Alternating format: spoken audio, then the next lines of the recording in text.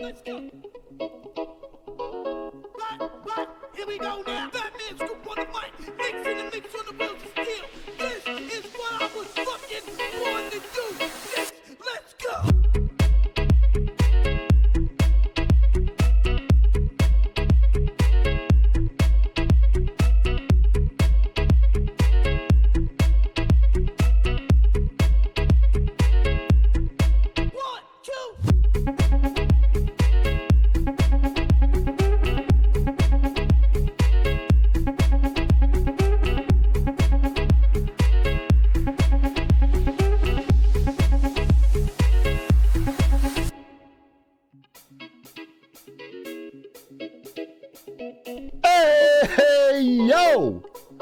What the fuck is good? Nielsy, welcome to your first stream.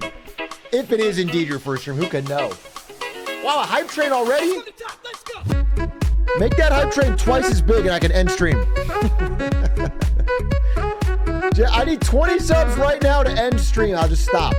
We'll call it a day. I'll go watch a movie with Ari. Fireball Sandy, thank you for the 17 months. Mobaz, thank you for this the 17 as well. Fireball, thank you for 29. I'm sorry. Rody, thank you for the prime. Off-brand, thank you for the 19. Marcos the Great, thank you for 29. 2. Hi. Howdy. Hello. I got this little ear hair sticking out. That Firestorm, they give the 25. The three-horned unicorn, they give the 13. 25 months and never thanked. 25 months and never thanked. It's almost as if he's not committed to his relationship. I'm not in a relationship with you. I'm not in a relationship with you. Okay? I do thank you for your sub, and I probably have in the past, but we are not in a relationship. I thought that was very clear. Okay? We went on one date to Chili's, and to be honest, it didn't go well. It didn't go well. It was not a great date. You ate everything. Yeah, you didn't even touch your food. It was weird. It was very off-putting.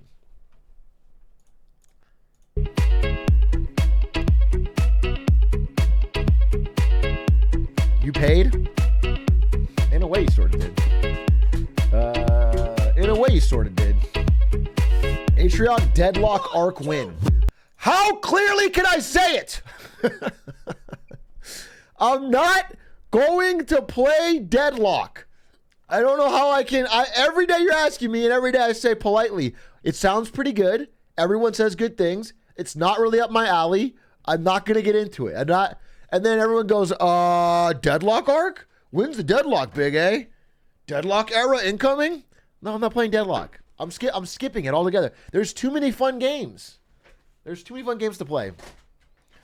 9 Souls is one of them, for example. Tears of the Kingdom. Astrobot. Age of Mythology again. I had so much fun playing Age of Mythology. I got a lot to play. Deadlock's not on the list, bro. Not on the list, little bro. I'm the bouncer at the door, and your fake ID, I see it. Sorry, what is this? No, this is fake, bro. This is fake, little bro. Hey, Atrioc. Yo, Atrioc. I'm a financial advisor at a big investment firm. They're telling us all to stay invested. Your bosses are telling you to stay invested, so do it. Your goal is to not get fired in that position. Move with the herd. EJ Hardy. Thank you for the... oh, sorry. No, wait. That was... What did Crane say? Something stupid, probably. Hey, Shrug. First-time chatter, long-time YouTube rock. You're not a first-time chatter. You're not a first-time chatter. And so it's obviously something stupid. Yo, Big A. Real quick, Absolute Radiance hit it. I did it yesterday. We're not going to start every stream with an Absolute Radiance. I knocked it out in 2 tries.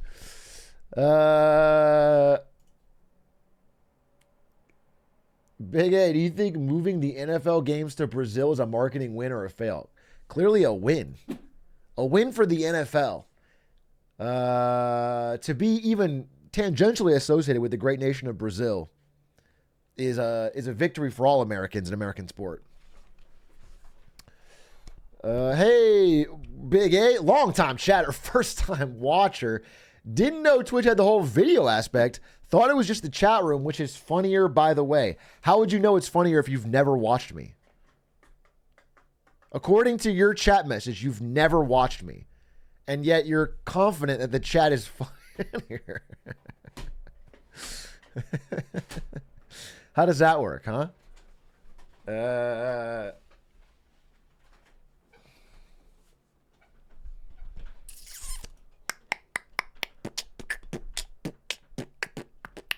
Hey, thoughts on Brazil trying to cancel free speech and shut down the internet town square?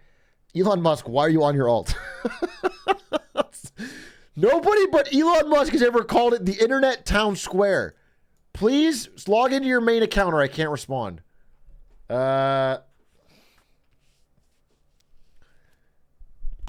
internet town square. That's so funny.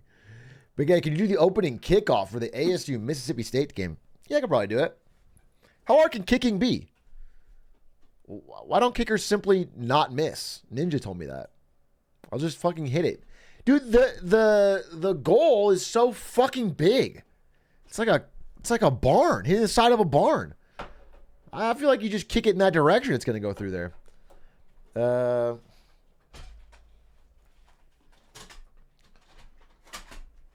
For real, for real. Compared to the size of a Peely head. What does that mean? Is that a Fortnite? Compared to the size of a Peely head. What does that fucking mean? Doesn't even respond. I said it's a big goal, and then you said compared to the size of a Peely head. Sure, I guess. Yeah, is it bigger than a banana's head? How is that a response? The goals are bigger than Peely's head in Fortnite. No, I understand that. What I'm saying is, why bring that up? We're all aware. That doesn't help. If I say it's as big as a barn, people get it. They don't need to be going, well, I don't understand. How big is it compared to Peely's head in Fortnite? They don't need to know that information because that doesn't help them.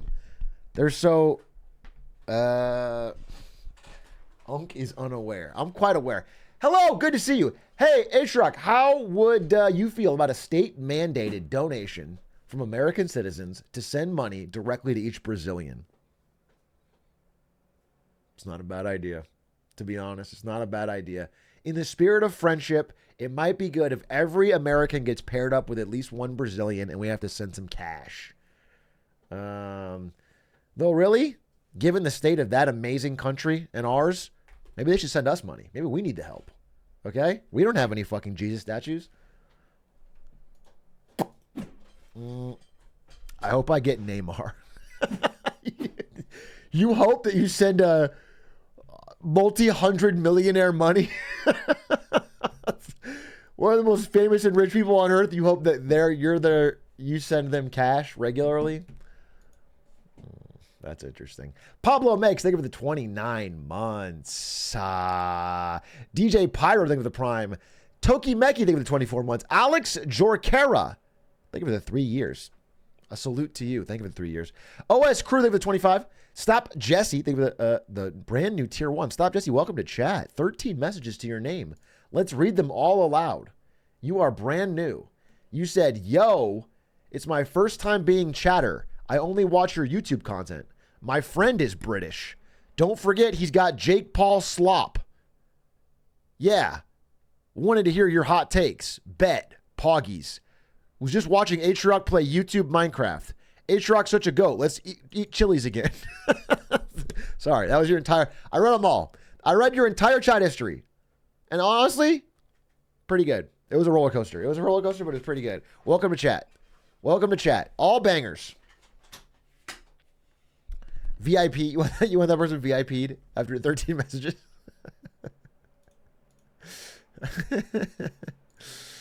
Quick, do mine. You have like 30,000 messages. I'm absolutely not going to do yours. Absolutely not on the table there, folks. We need a level between regular and VIP. We actually do. We actually do. I wish I could give someone like a...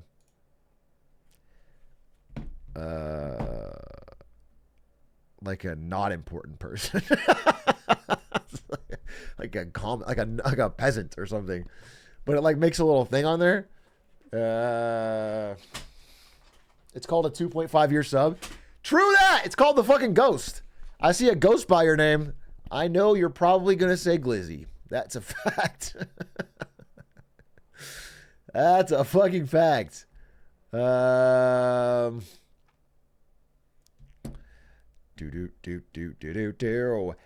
Atrioc, I loved the Age of Mythology stream yesterday. I used to watch the AoE VODs and repeats, so it took me back. Bro, I had a blast. I actually had a lot of fun playing it. And today, while I was working, I opened on this monitor Age of Mythology competitive matches that were happening live on Twitch, and I was watching them. And it was thrilling. The game's fun. I think if I had a few more players, I would try to dive the ladder, but it feels like it's very insular. I don't know how much I could grind it. But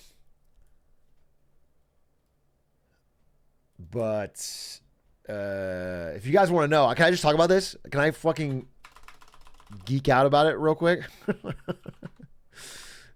Can I just geek out for 1 second? Just very briefly. Why is Big A so bright? Dude, it is kind of bright, huh? Wait, what the fuck? Why is it so bright?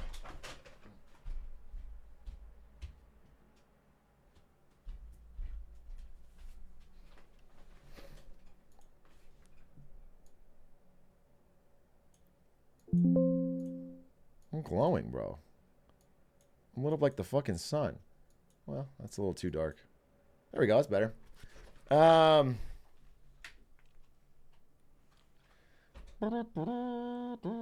Just the hat? Yeah, it's this baby blue hat.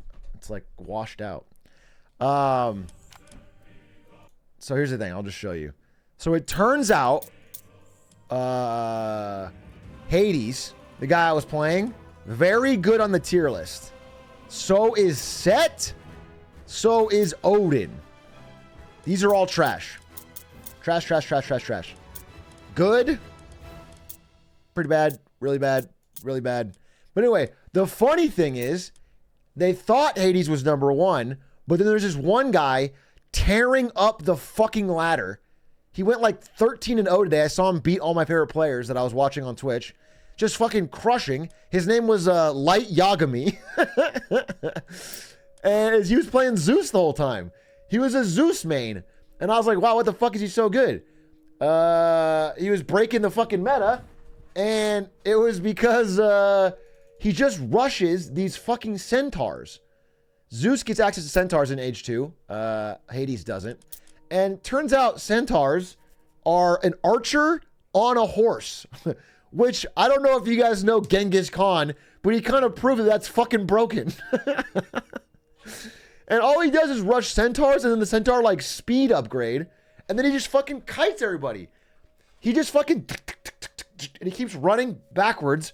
And apparently these fucking horse archers are impossible to fucking catch. And you can just keep picking off villagers, and he just spams these. And then eventually plays the game well after that. But, like, this is his start every time. And he's only Zeus. Just Zeus, Zeus, Zeus, Zeus, Zeus, Zeus. It's crazy. So he might have broken the game. This might be the fucking busted strat needs a nerf. Anyway, thought I'd tell you that. It was very fun. But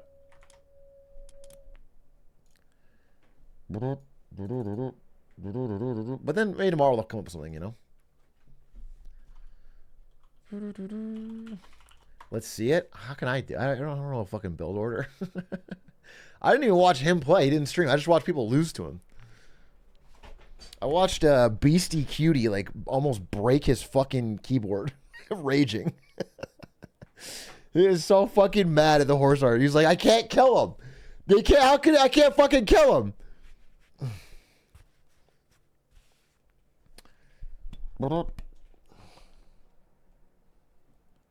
Quick game for the boys? No, I'm good. We got a lot to do today. We got a lot to discuss. Historically accurate horse archers? Well, they are commanded by Zeus, casting lightning bolts from the sky alongside them. So I don't know if it's 100% historically accurate. Sucks for you, nerd. Think of the 28 months.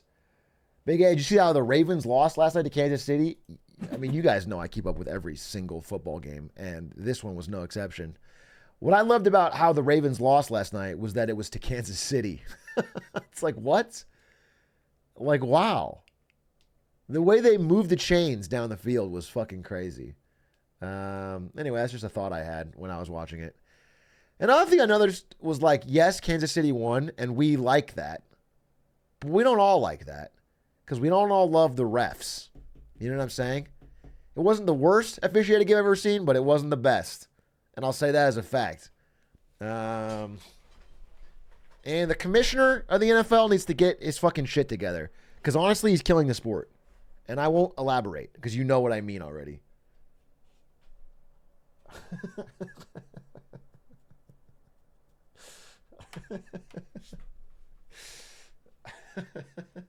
Oh, there's a new Arcane trailer. Bro, we got to watch that. Arcane Season 2. Can we get our bat chests on? Jinx from Arcane?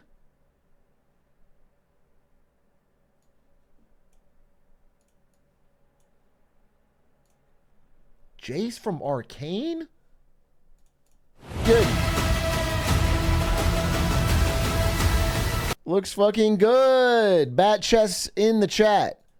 Yeah, I love the first one. I mean, it was really enjoyable, so I'm sure I'll enjoy this.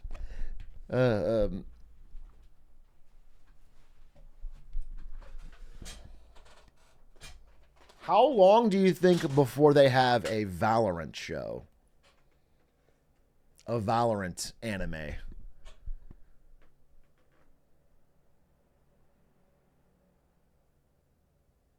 Three to 4 years? I think that's probably reasonable. I actually think that's reasonable. I would lose my mind. Yeah? Are you guys big on the Valorant lore? My beard's thick. My beard is getting kind of thick. I do need to fucking trim this bee.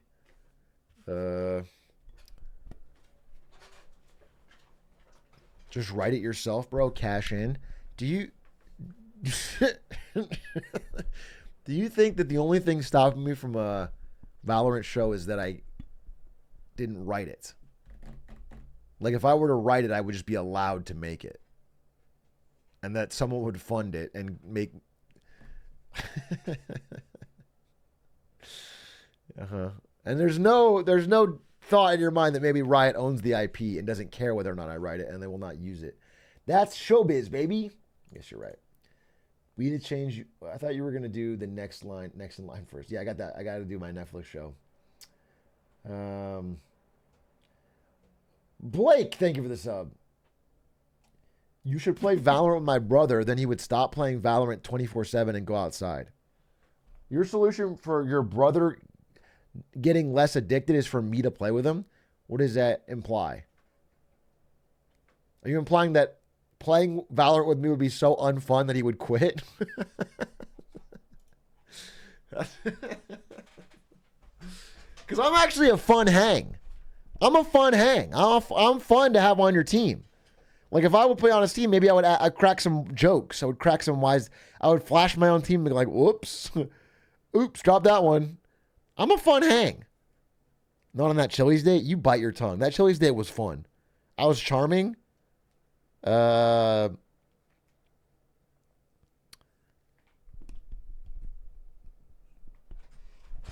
Let's ask Squeaks about his least favorite Diana. I'm Squeaks' favorite Diana. Baby gay, I think a good way for me to raise my grades is if you help me with my homework on stream. I hope you know how to do some circuit analysis stuff. Yeah, dude, I know all that shit. You take the circuit, you loop it closed. Easy fucking clap. Don't even slow it down.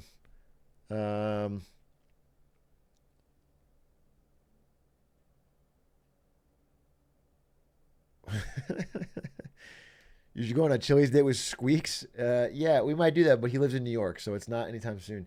Hey, Big A, if you have to make the presidential candidates play any game, who decides who goes into office? And from now on, both parties will choose candidates based off this game. What game would you choose, and why is it League of Legends? A world where the best League of Legends players are our national leaders would be very bad. We would not get good candidates. Korea would. They'd get Faker. And they'd have a great leader, a wise ruler. But like we would not get it. We would get awful candidates. We'd get like Double Lift, or we'd get like Tyler 1 running the country, bro. And that's just not, we need, I don't know, what game would you pick if you had to do it? It's an interesting question. It's an interesting thought experiment. I think it would not be Genshin Impact. I don't know. Chess? You guys want fucking Hans Niemann to be the president of the United States of America? You want fucking Hikaru Nakamura to be the president of the United States of America? No. No. That's not what we want, dude. It's Magnus, little bro. It would be by country, little bro. So Magnus is an American. He would not be our president. We would get fucking Hikaru Nakamura. Or we would get fucking... what about... Dude, honestly, it would have to be athlete. It would have to be an athlete. If it was esport, we're going to get somebody terrible every time. We're going to get someone terrible. It would need to be like LeBron James. It would need to be Braun.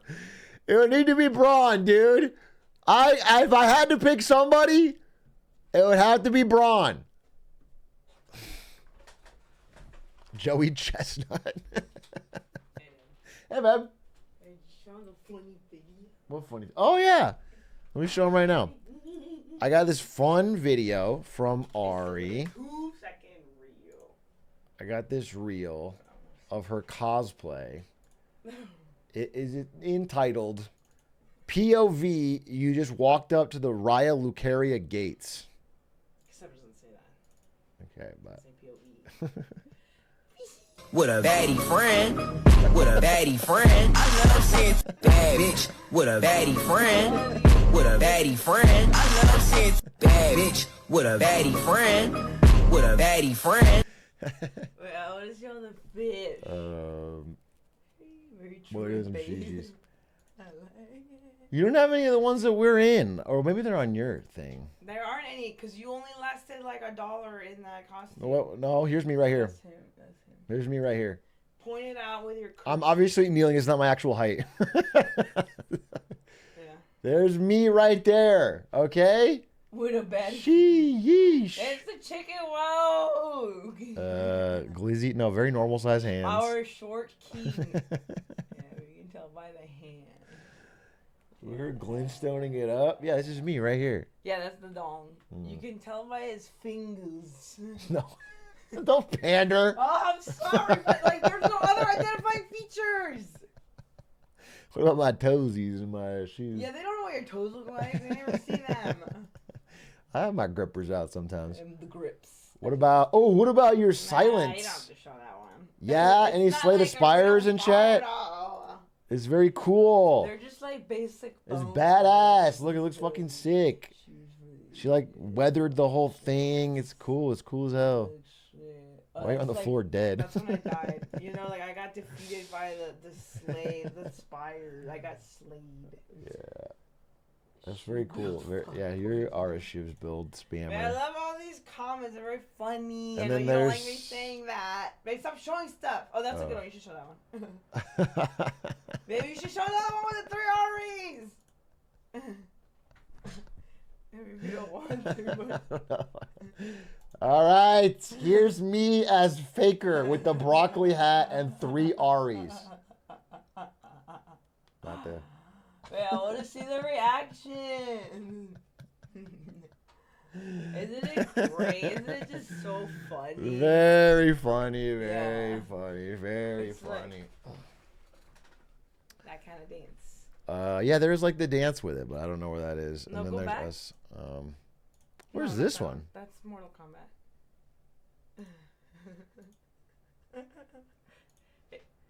There's like another funny glint photo in the Ari post. Wait, look, is Ari doing "Get Over Here, Scorpion"? As a yeehaw. Yeehaw, Which cowboy is Ari, scorpion. which is big A. That's That's kind of funny. good question. Can you go Um, back to that one? Go here. Like, again. I think that's funny. oh yeah. Or like, it's Is just this another- you dead? That's Cat. That's Cat dead. Yeah, that's you. And there's that's me. And we're shooting our spells at him. Yeah. Yeah, it was fun. It was a really It was fun fun. time. It was You know, I liked the You whole stop thing showing and Nathan stuff Fillion. now. Yeah. There's one more of Ari as Ari. No, because it's not even Ari. That- It's like Ari Ross. As Ari with the Rasta thing. Yeah. Anyway, Yeah. very fun. I just wanted to see the real, you know. Yeah, it was very fun. It was a good time. Okay, cool. Bye bye. Got to figure out a new thing for me to cosplay. I still have to make an iron platform. Oh, an ironclad. I got to work out more if I'm going to be ironclad. Ironclad Slay the Spire. I got to bulk up. Or take steroids. Wait, why don't I just do that? Wait, why don't I just take steroids? Oh, Quincy? What would a Quincy cosplay look like? Quincy Bloons Tower Defense. Man, I don't know. Kind of tough to pull off Quincy. Kind of tough to... I guess I could be like this Quincy. I wonder if anyone would even recognize it. I mean, I wouldn't... You know, it would look like a monkey. Agent 47. Dude, I was talking with her about that. We saw 0 Agent 47 cosplays, and she's never seen one, and any of the ones she's gone to. Because I think to cosplay as Agent 47, you just have to be like 6'4", shredded and bald. Who looks like that and is at a cosplay convention? I know like nobody. You're a third of the way there. Thank you. I am 6'4", but I still got to work out a little bit more, and then obviously I have too much hair. Northern Lion? No. I mean, Northern Lion could do it. He wore a suit, and you could say who it is, but like to really pull off, oh, that's Agent 47. I think you have to be. It's all physicality, and people don't have that. It's like 0.00001%. Yeah, you have to have a jawline. You have to be white because people aren't gonna guess it if you're not. Like it's just fucking hard. It's like the number of people on Earth that fits the fucking. It's just not possible. Steroids fixes all 3 problems. Steroids does not make you taller. It does make you balder, I guess. Balder like the gate.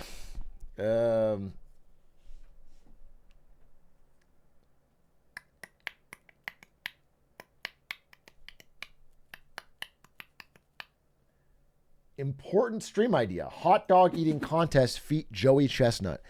He won, right? Big J, he won the Netflix Ultimate Showdown Worldwide. 83 dogs. That's disgusting. That's so fucking gross.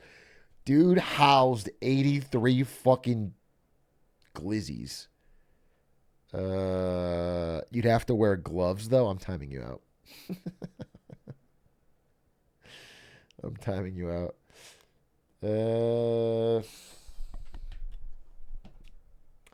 I didn't watch it. Was it a thrill ride? Was it worth watching? Was it a true epic sporting contest? Did they do it live? My understanding was like you could watch it live on Netflix. There was like simulcast. Everyone could just tune in. Was the people gathered their family around? That's kind of cool.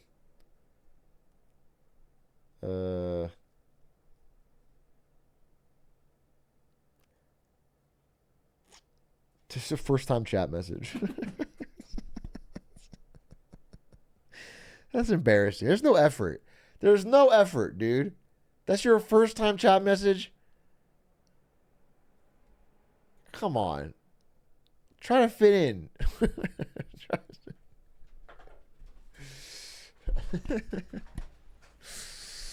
Oh, lordy, lordy, lordy, lord.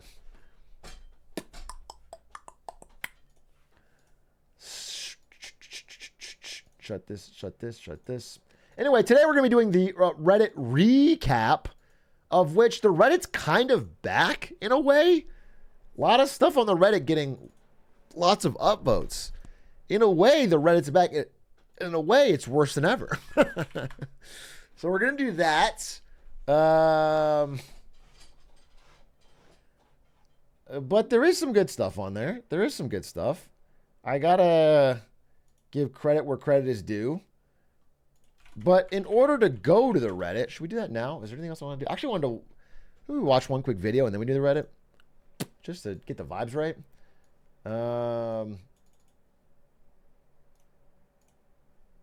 There was a video that I did want to watch with chat. And it was about Disney vacations. How Disney vacations became too expensive for many Americans. I wanted to see this. And I was going to watch this. And then I'll do the Reddit. Disney World and Disneyland. The quintessential American Disney World and Disneyland. The quintessential American vacation. There is something about the energy in a Disney park at dusk that is... I hate... Lil bro just used Klarna. Oh, the reason I was thinking about this video is because I saw a tweet that made me fucking laugh. Oh, I hope I can find it. I hope I can find it. Fuck, I hope I can find it. Wait. Just give me 1 second. Can you search your likes? I'll know exactly what it's like. I can just scroll. Wait. Oh, did you see that they're making a SKT1 movie? I'm fucking stoked about that. Also, all right, one more thing. One more thing about Ari. I watched this thing out loud on my phone. I was watching it like a boomer. All right. So I had my phone with the volume way up, and I was just sitting on the couch watching fucking reels, watching shorts, and she overheard me. Okay. I think my favorite movie is probably The Shining. Okay, Nice. I'm 500 Days of Summer, which That's is a good cheesy, pick, but too. it's very good. Very good. Mine's I like Cabinet of Dr. Caligari, easily my favorite. And apparently she has seen the Cabinet of Dr. Caligari and knew about it. And she's like, yeah, it's a great movie. Why are you watching something? Wait. I thought it was made up. I thought it was made up for this fucking short. Yeah, everybody knows that movie. Nobody knows that movie, babe. Normal movie. It's from like the 1920s. How do you know that movie? The 20s. Yeah. It's 100 years ago. Yeah, do you think people know Charlie Chaplin and shit, you know? He's not crazy. Whatever. I don't think I've heard of that one. What was it called? Oh, I thought you were fucking with me. I never heard of that. No, it's like it's That's literally the response I got. Like the first one of these clips, I got the exact same thing. It's like every time I watch an Almost Friday clip, it happens to me in real life. I watched the first one, and then Nick literally said, hey, you fucking Deadpool-loving sycophant. You don't even understand real film, uncultured swine. And then I watched this one, and Ari was like, you never seen Cabinet of Dr. Caligari? a movie that does like a lot of experimental work about like mortality, and it kind of clashes a couple genres together. Do you like any films? We go to the movies all the time. Okay, I love movies. It influenced that movie that you like. What movie do you like? You like Inside Out? Yeah, it's a good movie. I like the movie about anxiety. My favorite movie is Sonic 3. Is that Liam? That's Liam. My favorite movie is Jaws. I like the movie with the big shark because it's got the big teeth. Jaws is like people say it's a great movie. It's just such like it's such a NPC pick. A lot of people like Jaws. Oh my god. I like the fish and the movie. I think my favorite movie is probably...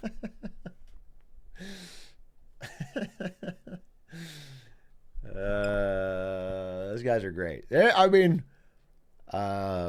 doing really well, but they're like one video from just going to like RDC World level, multiple millions and everything. They're like so close. Oh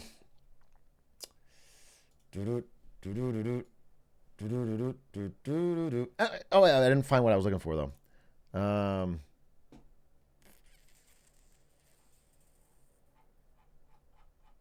Hold. Dude.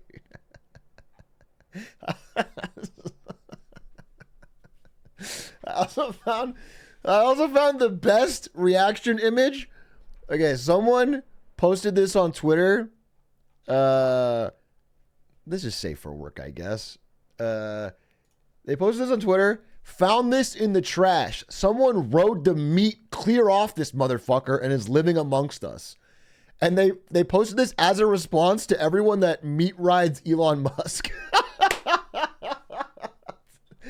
Elon is a hero. Without him, Lord knows where we'd be. It's my favorite response. I saved it, and we're just gonna have it for any time someone jumps on a fucking grenade for a man worth $100 million.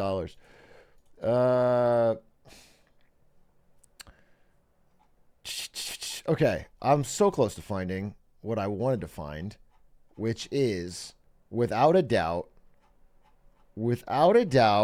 come on, Brandon.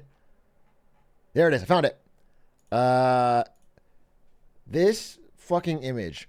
When the mom guilt sets in because you're going to Disney without the kids. But then you remember why you booked a trip without the kids. Millennial parents are going too far. Millennial parents are going too fucking far. Who the fuck is leaving their kids at home for a trip to Disney? That's crazy.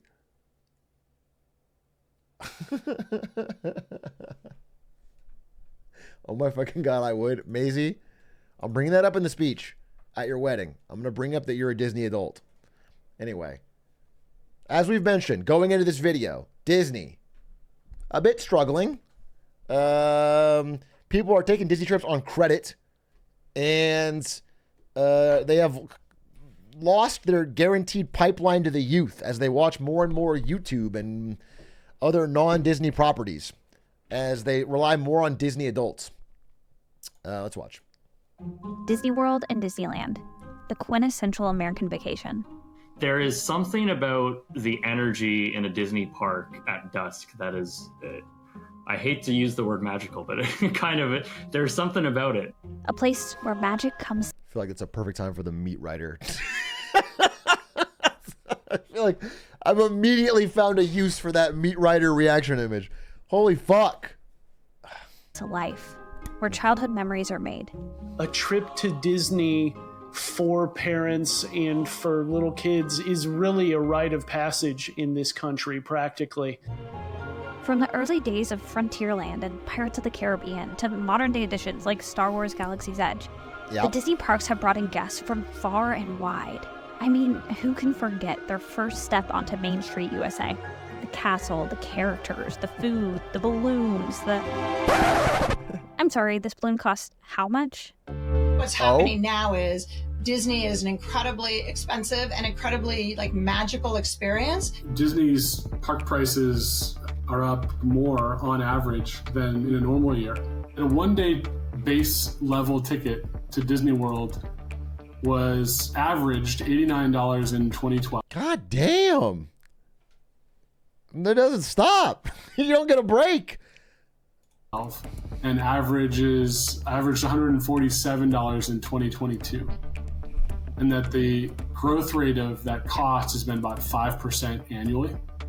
But in its Q3 2024 results, Disney reported disappointing park numbers, with operating profits dropping 3% year over year, a concerning trend from one of the company's biggest moneymakers, and another blow to a stock that's down more than 15% in 6 months. The price hikes at parks was enormous over the last few years. Same for some of the food, just every time they could, they would either make packages smaller, higher price, whatever.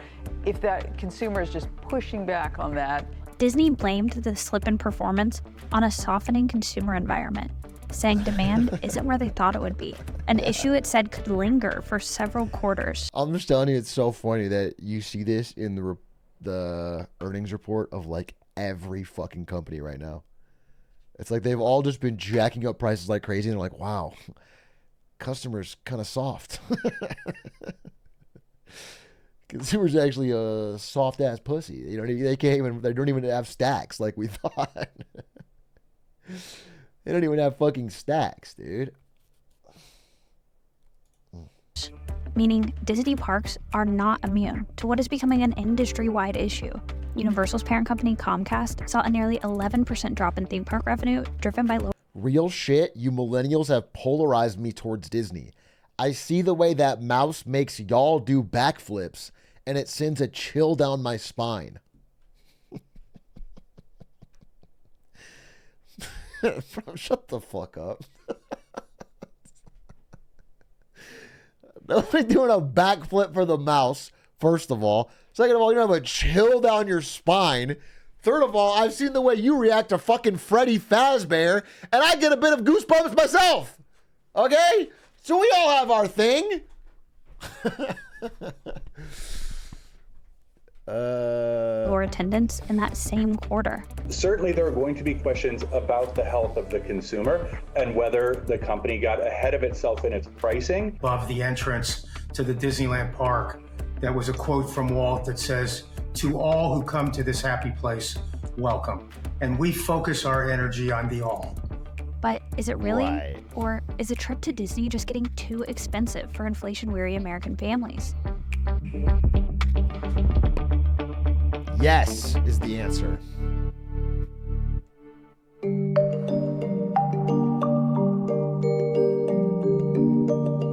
Parks is huge. Well, I want to pause real quick and just talk about, Disney's declining stock and all these problems they're encountering. It's just so funny that Bob Iger had the chance to leave at the exact perfect moment and did leave.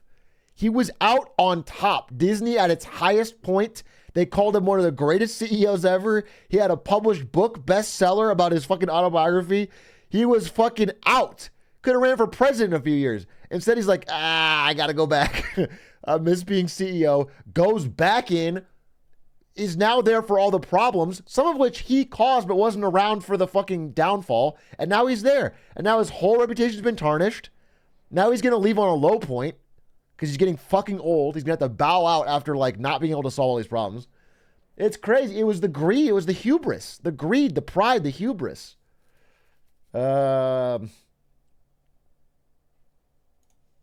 As an investor for Walt Disney Parks, because it's about 40% of their total revenue, but it's 2/3 or 65% of their total operating profit. When it comes to Disney's profits, its park business plays a huge role.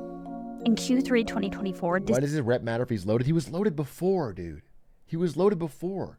In fact, you could make the argument that once you get to that level of wealth, your reputation matters even more.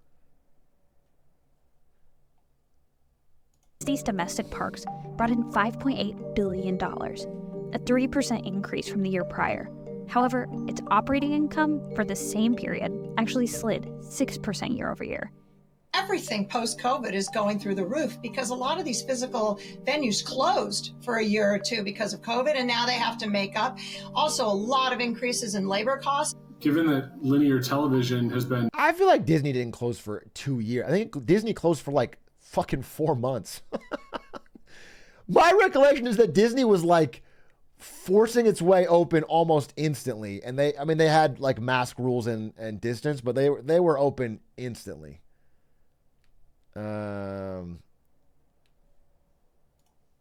Disappointing Disney and everybody else in that business for the last decade. It stands to reason that Disney might have responded to that by pricing at parks a little more aggressively in order to prop up its financial results.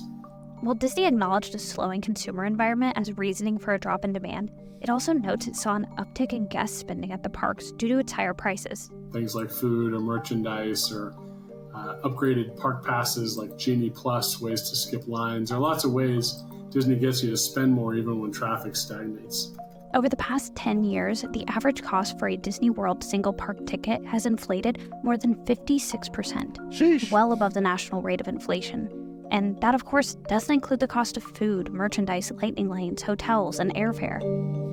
At a glance, looking at how the Disney experience has evolved, it's gotten a lot more difficult for the average person to jump. I'll never forgive Disney for what they did to the Fast Pass. Wait, what did they do? Well, what did it used to be? Drama. Fast Pass was free? It used to be free? I'm not going to watch an hour plus vid. I don't want to watch an hour plus vid. I just want to know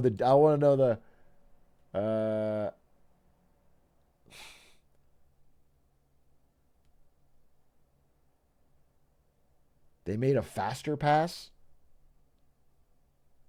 It used to. Oh yeah, you could like reserve it, huh?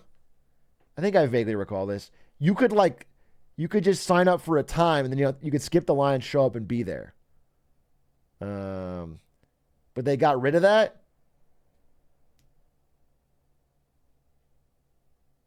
Before that, and now it's just pay to win, right? It's pay to win now, I assume.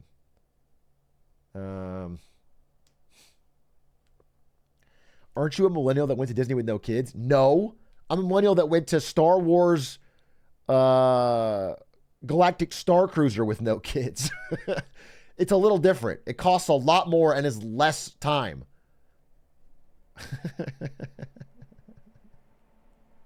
Okay? There's a difference. And then it got fucking canceled after, less than a year. Due to insufficient demand. So. Jump into. This is Jake Williams. He's a YouTuber and travel blogger and set out this year to answer the same question. Has Disney gotten too expensive? So he went to Disney World and compared the price of a one-day trip in 2024 to that same trip in 2017. So when we add everything up, the hotel, the park add-ons, all the food, the total cost for a single day at Disney for 2 adults came out to a jaw-dropping $886 USD. The exact same trip in 2017 would have cost a total of $567. Oh, I see. FastPass was free in 2017.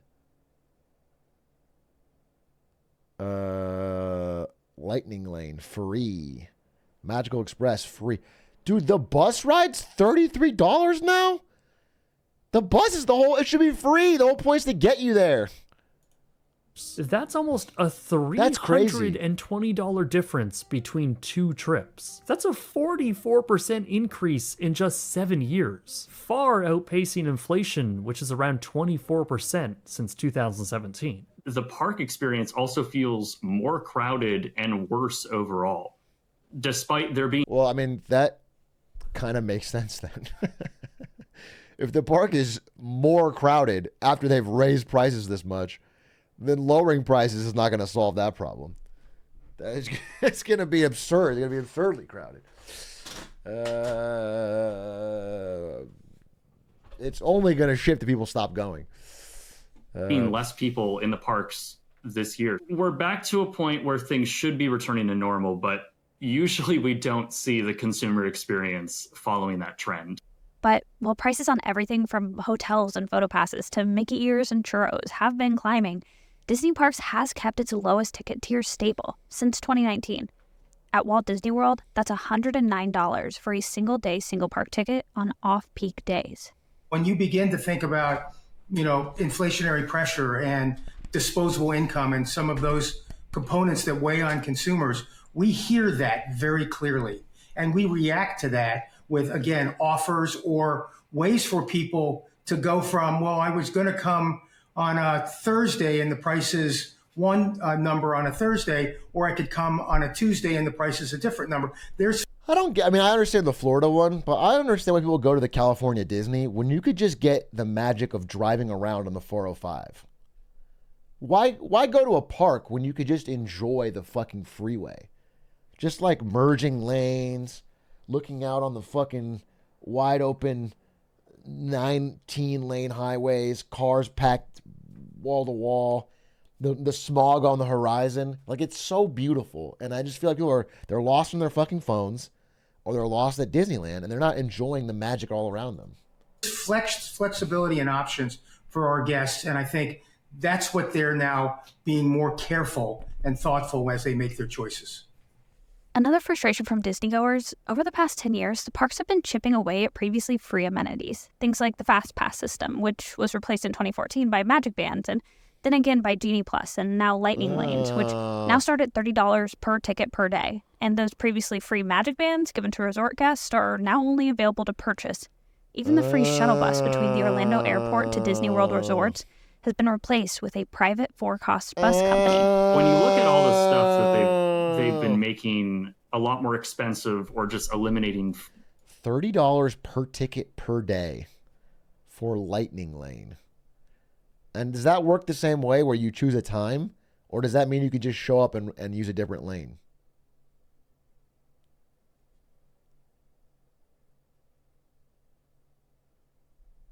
Kinda. You get a specific time. Okay. They have time slots. You can only use it twice? You only get to use it twice?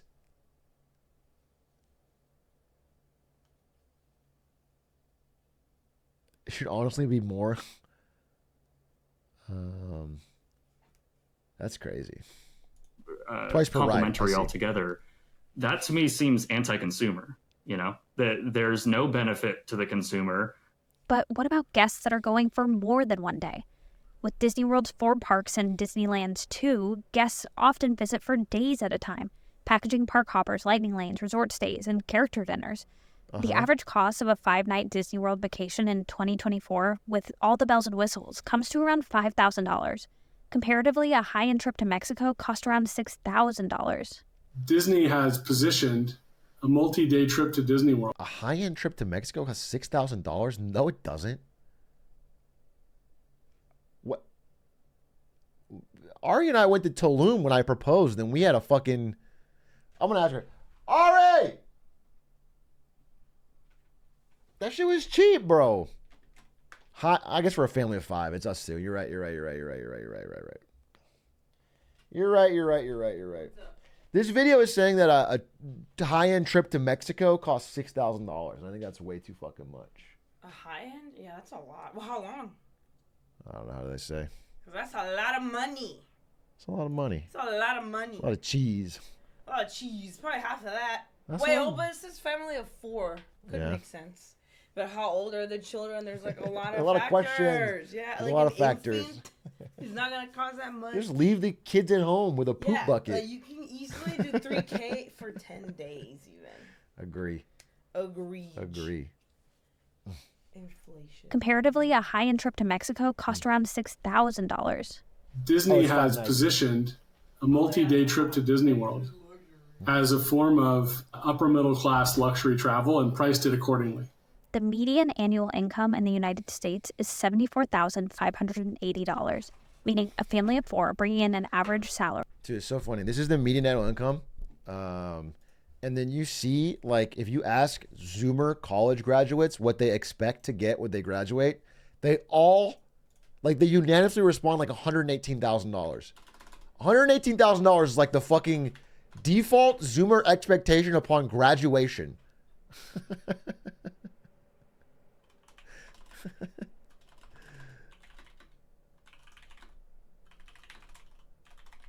Let me see.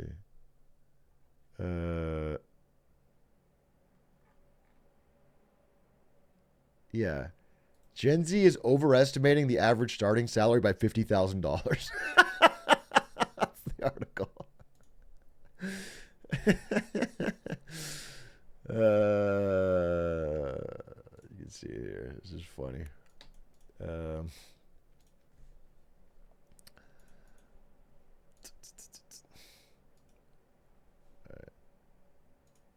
$180, meaning a family of 4 bringing in an average salary would need to pay almost an entire month's income for a multi-day trip to Disney World. Continues to be a premium experience that puts pressure on the more price-sensitive cohort of customers that want to go there and struggle with the cost. Of course, Disney isn't the only theme park to raise prices. A one-day single park ticket at Universal Studios Orlando now ranges between $119 to $179, an increase of up to $20 in just 1 year, keeping pace with Disney World's one-day ticket average of $147. And an average 3-day, 4-night trip for a family of 4 to Universal Orlando comes in at around This is going to sound crazy, but what if we collectively made an Atrioc theme park? Because I think the reason Disney can get away with this is they can charge, they don't have much competition. We can drive the cost down. I wouldn't call it Disneyland, because that sounds like we could get sued. Maybe like Big A World, all right? But here, how do we keep the cost down? Here's what I'm thinking. All meals are called the Stand Special. just beans and rice. So no churros, no turkey legs, no restaurants. Just you get a fucking bowl of beans and rice. Okay. Upcharge for hot dogs. Sure, there'll be hot dogs. Can't really get around that. There will be hot dogs. It's a slop bowl of beans, rice, and hot dogs. Afterpay? Yeah, Afterpay and Klarna are available for all purchases. We're supposed to keep it cheap. So I think there's no rides. There's no roller coaster. There's a projector playing Big A Clips VODs 24/7. And then a couple buckets on the ground you can sit on to watch. So you bring your family, you sit down, you watch Big A Clips with other people. You get a bowl of rice and beans. Yeah, there's a quack pond. So we'll have a little duck pond with ducks. And you can either feed them bread, gross, or you can throw rocks at them, hype. In fact, maybe one of them will just be Quack in a duck suit. Because I need to get him working. I'm paying him a full-time salary, and he's only not editing all the time. So there's that. Where can I invest in your park? Just showing up is the magic that we need. Just you being there. A Colt's royalty-free music is playing. I was hoping to maybe we get them to perform live. And we'll have very reasonable hours. So they'll perform live 16 hours a day from park opening till closing every day. There'll be a basketball court where you can play one-on-one with me, but the only rule is that I get to have like that Space Jam thing where you have like chains attached to your legs so you can't beat me. Because I don't want to lose, And then walk, how like Goofy and Mickey walk around the park? We'll have like Houdat and Psychic and Evan Gao walking around the park. And they'll take pictures with you and like say their catchphrases. Like Psychic, he can't do the squeaker voice that well, but we'll get a voice box and be like, "Hey, I'm Psychic." It'll be awesome. There's huge money in this. So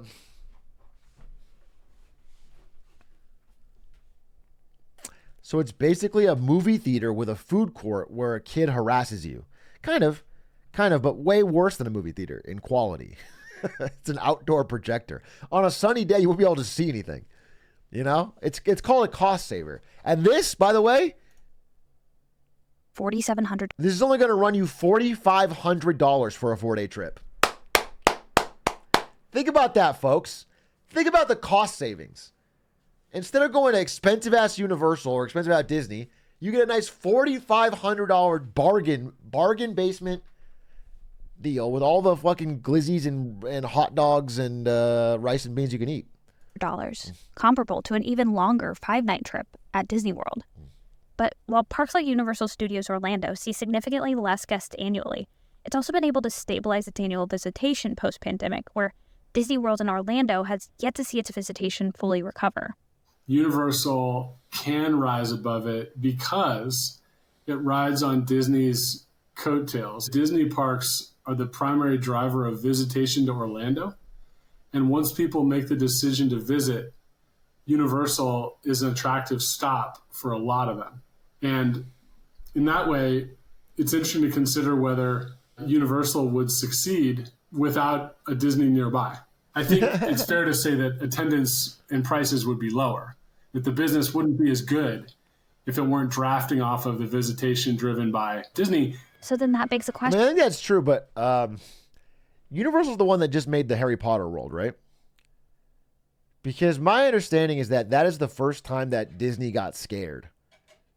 That's the first time where, like, they kind of out-Disneyed the hut, as they say.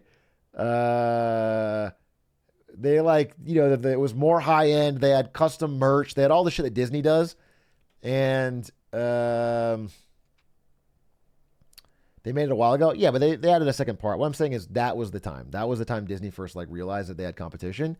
And then also I believe Universal was making a big push to launch in 2025 an entirely new theme park with all custom areas. They had we looked at it on this. There's I think a Minions World, yeah. Yeah, it's got the Mario world. It's got the Harry Potter world. It's got the horror film world. They got all the... They're making it big. So it feels like Universal's kind of stepping up and trying to like muscle in on Disney's territory after they've kind of, they're getting attacked on all sides, really. Question, if it's gotten too expensive to go to Disney, how are people paying for this? Yeah, How to Train Your Dragon Land. Like, think about that. Think about all the people who are not Disney adult millennials who, as we've mentioned, a lot of them are growing up in a less Disney-dominated world. Obviously, Inside Out 2 was a hit, but like they have fewer big hits for kids. And then they're going to have a How to Train Your Dragon world, and like, they're going to start putting things in there that younger generations maybe more appeal. So it's just like Disney's definitely under threat in a lot of areas, in streaming, in parks, in merch, in children's content, and everything. They're under attack. The power of the Disney brand and their connection with so many American families is so strong that there's always going to be people who are willing to go. A Shrek swamp? What about, someone said like a Skibbity toilet land. You imagine? A Skibbity fucking toilet land? It's just the worst place on earth. They would just give you an iPad when you enter. They wouldn't even build any rides. Every ride would be you sit down in a corner of a room and they hand you an iPad. And then there's unrestricted screen time for fucking 3 hours. They have fucking Kai Cenat. It's like the entrance to City 17, and instead of Bream on the screen, it's fucking Kai Cenat playing. You just have to watch. Go into debt to go to one of these parks. A recent survey of 2,000 people by LendingTree found 45% of parents with children under 18 who visited a Disney park took on debt to do so. If we broaden that out to all Disney goers, almost a quarter of all visitors take on some form of debt to visit the parks, a trend that's actually not exclusive to Disney parks. Another survey found 36% of U.S. travelers plan to take on debt for their summer trips this year. There's so much pressure to a degree that parents put on themselves to make this happen. And there's also kind of the keeping up with the Joneses thing as well. It is expensive just to get in the park at Disney.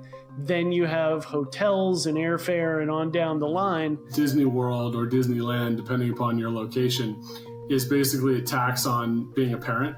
But, bro, I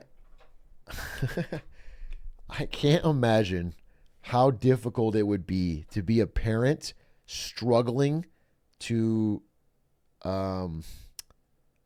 get the maximum amount of joy out of a trip you put on debt. Like if your kid drops their ice cream and starts crying, it's like it would make me break down.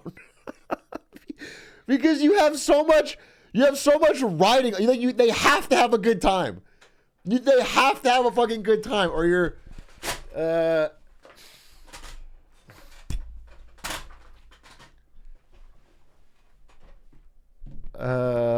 my parents had, like, I remember we'd go on vacation. Like, I remember, especially when we lived in Europe, when we lived in Germany, because my dad was stationed on the base, and we would go to a trip, and, my mom was like, this is the only time we can make this trip. Because while we're in Germany, it's the only time we can, like, ever go to France and, like, see the Louvre or whatever. And I'm a kid, I don't give a shit about the Louvre. And then we go there, and I'm not having a good time, and I'm kind of bored, and my parents would get so fucking mad. They would get so fucking mad. Like, do you understand what a rare opportunity this is? Like, I don't know. It's boring, dude. I didn't have a good time. The Louvre is sick. Yeah, I sure enjoy it now. I'm fucking young. I wanted to play GameCube. Just how much debt are people taking on? The average family with young kids is taking on a little less than $2,000 in debt, and all Disney goers who are taking on debt are taking on between $1,600 and $1,700. For many park goers, the added debt is worth it. 59% of those who took on debt for Disney said they had no regrets, with a Disney trip falling into what some would consider good debt. For a lot of people, the pandemic kind of changed their views on things, and they made them think of how fragile life can be. So if there's something that they want to do, whether it's going to Disney or starting a small business or anything in between, a lot of people are still saying, you know what, I'm just going to jump in. No better time than now. And this brings up another question. There is a better time. Do higher prices actually change people's minds about going to Disney? Yes, well, of course. According to that same survey, yes. When it came to people who had never visited a Disney park, over half, 60% of respondents, said cost was the number one factor. Most of the spending at Disney World is done by middle and upper middle class families. Clearly, a lot of Americans are willing to take on a little bit of debt for this sort of trip. For anything. We also see that for we'll go into debt for anything, bro. Maybe more Americans, that extra cost, that extra debt that they'd be bringing on is just a bridge too far. But what about Disney superfans, the diehards, annual pass holders, Disney Vacation Club members? Are higher prices turning them away? A devotee that would take several trips to Orlando every year. The math would work out to where it's a better option for me to be a pass holder. Get some discounts on dining, I get free parking. So the perks times the number of days going, made it financially viable. Yeah, you're practically making money. You really pulled one over on them. By fucking looping the perks, you found Disney's really fuming right now. Bob Iger's in his office. Oh, he's furious at the way you pulled one over on him, dude. Holy shit. At least until this past year, when he decided not to renew his annual pass. Then they took the fast passes away. Then they took the extra magic hours away. And then suddenly you wake up one day and you go, the 10% refund that I'm getting on discount at restaurants isn't necessarily adding up to the value when all... It never was. I mean, you're right that it's worse, but it never was. It was never like you had a fucking amazing deal. Come on, bro. They weren't... they didn't fucking misadd it up. What's crazy is... I thought when he said, one day you wake up and you realize... I think you should realize that you've been there 60 or 70 times. I feel like I could remember what every ride is like on Disney World right now. And I've been there, a few times in my life. But how many times can you do Haunted Mansion or whatever before you're like, all right, I get it. How is it? All those other things have gone away. There is a sunk cost fallacy with Disney where people have put so much time, so much of their identity is associated with Disney and the parks. It's hard to admit when the company is diluting what you loved. And after canceling his annual pass, Brennan has started using his money to travel elsewhere. Lately, I've found a lot of value in going on a cruise. I'm going to go on this beautiful ship, and they're going to give me all of my meals and all of my drinks, and they're going to take me to Bermuda. And I couldn't even, get into a Disney moderate resort. Forget the food, forget the tickets, on the same price as that. If you have enough money to afford to come to the Walt Disney Parks every year, you also have a lot of other choices, so you're probably not coming every year. And that's the problem for Disney. Catering to wealthier travelers means catering to people that often have more options when it comes to where they travel, meaning Disney parks are now competing with luxury vacation spots, places like Vail or the Bahamas, where a high-end vacation costs just a couple $1,000 more.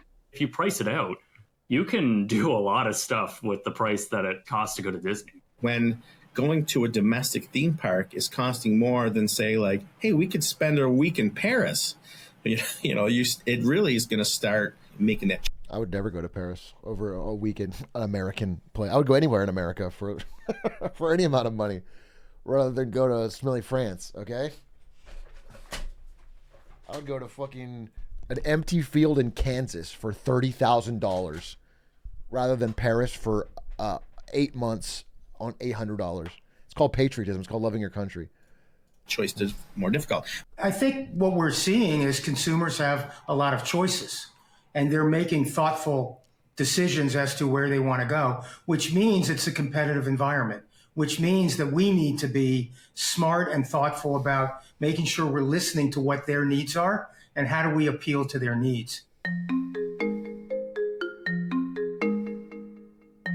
What's next? The idea here is to make this wonderful, beloved resort, or really any of our parks around the world, accessible to as many people as we possibly can. There are areas where Disney parks have started to make changes. Every decision they make at this corporation is what would Walt do? And so when Bob Iger answers that question, Walt would not do that. He changes something. Hopefully, with regard to the Jewish faith, they don't have the exact same. You know what I'm saying? Maybe they don't do exactly what he would fucking do. But everything else. Since returning to the helm of Disney in 2022, CEO Bob Iger has already made steps to reverse some COVID-era changes that weren't the most popular with guests. Things like bringing back free parking for resort guests and retooling Genie Plus into Lightning Lanes, with the new app offering additional perks to guests staying on Disney property. The notion that we give more privileges to people who stay in our resort and stay 7 days than we do people who don't stay in our resorts or only stay 2 days. Like, that's really smart because it keeps money in the Disney ecosystem. And at the end of the day, they're trying to create Disney super fans. Disney is playing an extremely long game, a generational long game, with the end goal of making lifelong Disney fans. And if families are priced out, that means less trips, less magic, and less lifetime super fans. Disney already announced it is raising ticket prices again by $5 to $10 for some tickets in 2025. If you have 7 days with your kid in a Disney park, the odds are you might be a super fan, but more likely your kids are going to be super fans forever. And that's what they're going for. And that's one group. Yeah, that's the problem. So there's one great part of Bob Iger's book. He talks about, I think I mentioned this a long time ago, but I'll mention it anyway. He's in Bob Iger's book. When he first takes the job, all right, to be CEO of Disney, and they're watching the Disney parade, and there's all these floats for all these characters, Simba and Aladdin and everything. And he notices that all the characters that the kids love, there's nothing from the past 10 years. There's like, for example, all their movies at the time, even though some of them are good, they didn't hit in the way that like those movies did.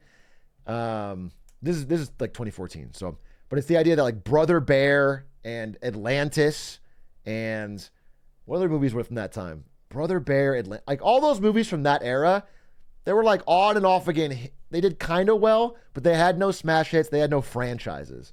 This is before Frozen. They had Treasure Planet. Anyway, those movies didn't hit. And so he was like, the first thing we need to do is like we need new content. He said basically the lifeblood of Disney is good new content for kids. Like we have to have franchises that they fucking love and want to watch and talk about for decades. And so from there, he realized we can't fucking do it. So they just bought their way in. They bought Pixar. They bought Marvel. They bought Star Wars, right? Basically in the book, they realized like we can't make that good shit anymore. We can't make Aladdin. So they just made money moves and then bought the companies that could, Pixar, Marvel, Star Wars. And then now we're later on, and that worked for a time. They got a bunch of Pixar stuff, but now Pixar's kind of entering a fall off era, like a repeat 9 sequels era. Star Wars is in a fall off era, and Marvel's in a fall off era. So now all that buying worked for a bit, but now they've kind of Disney-fied it, and they need something new. And if they don't get some new franchises or new hits, the way that like Bluey is, like if they don't buy Bluey or something else that gets kids, then they're in a tough spot. Like they need the pipeline of kids wanting to connect with the brand. They had that with Frozen. Like Frozen was a huge hit, but they haven't had a Frozen. What about Inside Out? Inside Out 2 was a smash hit. I mentioned that. Inside Out 2 was a smash hit. Pixar's biggest hit, maybe ever. or number 2. Inside Out 2 was a huge hit, but I think it kind of hit at the right time. People wanted a family movie. There wasn't a lot of competition. Inside Out 2 doesn't seem like a franchise that you can build around the same way as you can other ones. Lilo and Stitch live action. I mean, yeah, that's their creatively bankrupt idea now. For the past few years, they've been, okay, well, we don't have anything new. What if we re-release every single 90s Disney movie live action? If we do Aladdin and we do Lion King and we do Little Mermaid and we do... That's what they're on now. But even that is going to, fucking run out. So, Disney parks are actively working not to price out kids. We have a $50 kids ticket. Children under 9 can come to this park for $50. We have our lowest entry point ticket is $104. And by the way, hasn't changed in 5 years. The reality is Disney parks are still the most visited theme parks in the world, with 142 million visitors across all its parks in 2023. That leads us to the big question. Does it matter? Disney is still the top global theme park operator in the world. So are rising prices enough to make a serious dent in their visitation? One of the things that we're getting time and time again is our guest satisfaction is terrific. Our intent to return, our intent to visit. People want to come here because of the totality of what we offer and the value that we deliver. Our bet is that there is not a breaking point, that people will continue to pay the parenthood tax that is Disney. If people don't vote with their wallet and aren't vocal about these changes across the industry, not just Disney, across the whole travel industry, then nothing's ever going to change. We'll see. I think oh, I don't want to watch this. I think the Universal Park is going to be an interesting bellwether. We'll see what they price it at and how good it is, but it looks like it's a big fucking build out. The parenthood tax that is Disney. That's a very funny way to put it. Unless, of course, you're this woman. Then parenthood has nothing to do with it.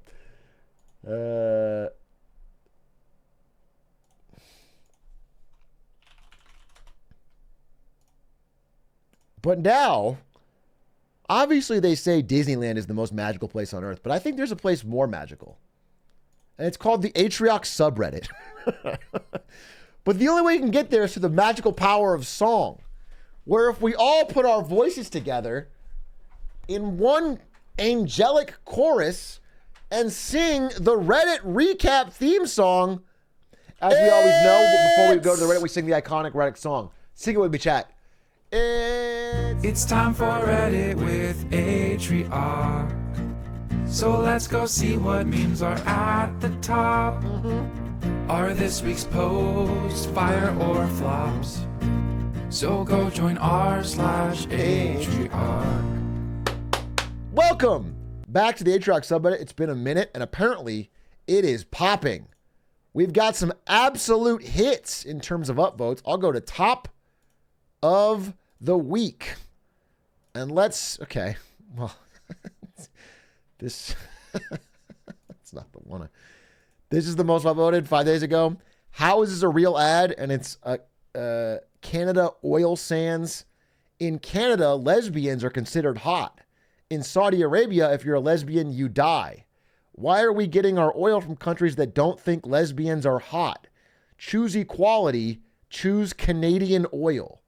Like us on Facebook to help us reach our goal of 100,000 likes. Canadian marketing strikes again. Canadian marketing strikes again. There is no better way to fight for equality than by buying your oil from a different multinational oil company, one based in Canada. That it truly will win the right for sexual freedom. Powerful stuff. I have never said that. Get fucked. We didn't talk about titles today. One of my big points I want to talk about is titles. These titles are not appropriate. I've never said, hey, can you guys... Let's see what this is about. I've never said that. said, hey, can you guys see my screen? No, I don't. I mean, I'm saying it now as a joke. That doesn't. You can't count that. Damn, I'm wearing a different shirt, but it looked like the same shirt. It's a different shirt. It's just the same. It looked the same. No,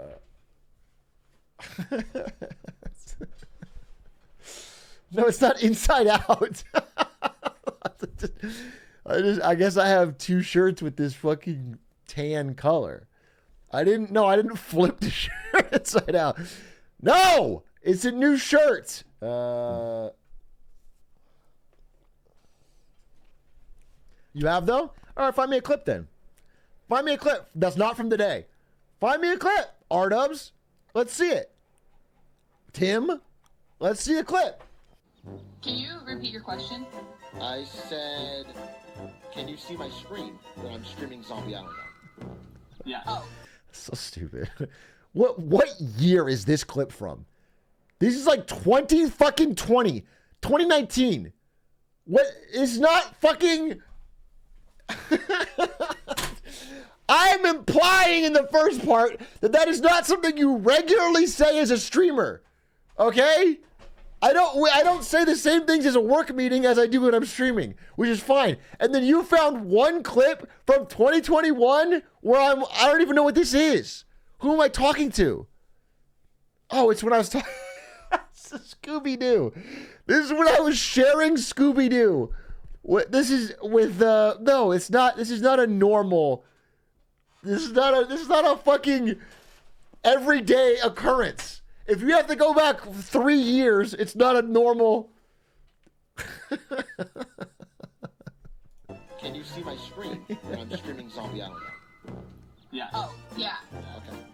And also, just if we take the full sentence, I can promise you at workplace at NVIDIA, I never said, can you see my screen that I'm streaming Zombie Island on? I can tell you, if we do the sentence, it certainly isn't the same. Okay? I never fucking brought up Scooby-Doo to my fucking VP of finance.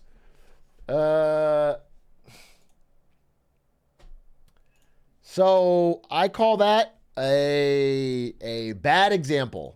A bad example. I call that an L. All right?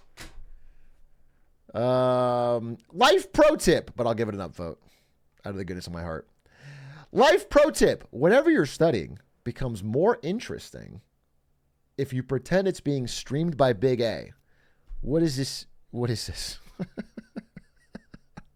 Why did you use the photo of me as the fucking McDonald's? Same shirt, by the way. This is actually same shirt. Is it all going to be me in this fucking shirt? Okay, so what I'm understanding here is you are reading about the Safe Drinking Water program, and you have a photo of me up to help you pay attention to it? That doesn't seem like it's going to help. That doesn't seem like it's going to help. But if it works, it works. If it works, it works. Can't argue with results. It's like I'm reading it to you through this little microphone. Upvote. Met Ari last night. She was super sweet, but I hadn't slept in 36 hours, and I was very drunk, so I kept yapping my head off. And there's Ari holding a Bacardi, and you holding a fucking Stanley or something full of drinks.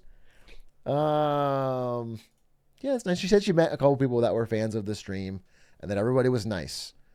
So upvote that. Although I don't know why you haven't slept in 36 hours and are getting drunk.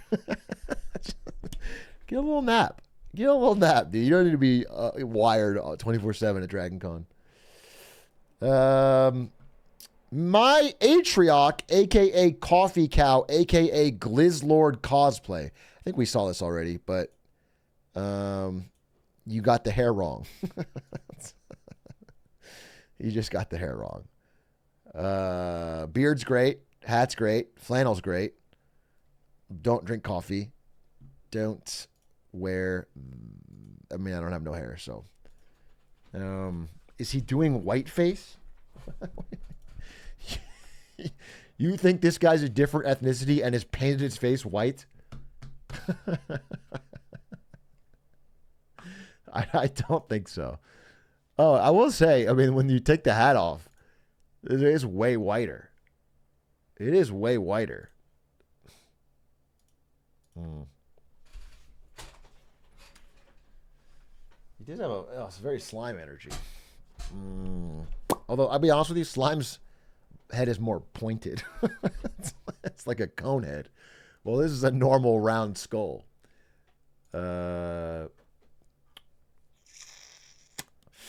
Introduced my girlfriend to Big A. Upvote, by the way. Fire post. Introduced my girlfriend to Big A 2 months ago, and she sent me this yesterday. She unironically loves that video and have watched it at least 3 times together. Your girlfriend sent you a photo of Chili's. Should I go on a date here by myself and bring my Twitch chat? You and your girlfriend watched me eat alone at a Chili's 3 times together? Fucking put a ring on it. Marry her. You found a keeper. She's got a great eye for content. That's so wild to me. That is so wild to me. There's 2 people I've never met that are sitting down and their love is blossoming as they watch me eat alone at a Chili's. What a 2024. Oh my God. What a year. That is the unique aspects of everyday modern life. Upvote. I wish you guys the best. If you want me to speak at your wedding, I won't, but I would like to be invited. I would like to be invited. I think that'd be really cool if you invited me. Wish you guys a long and happy relationship. How I look at Atrioc when marketing Mondays aren't on a Monday. This already looks horrendous.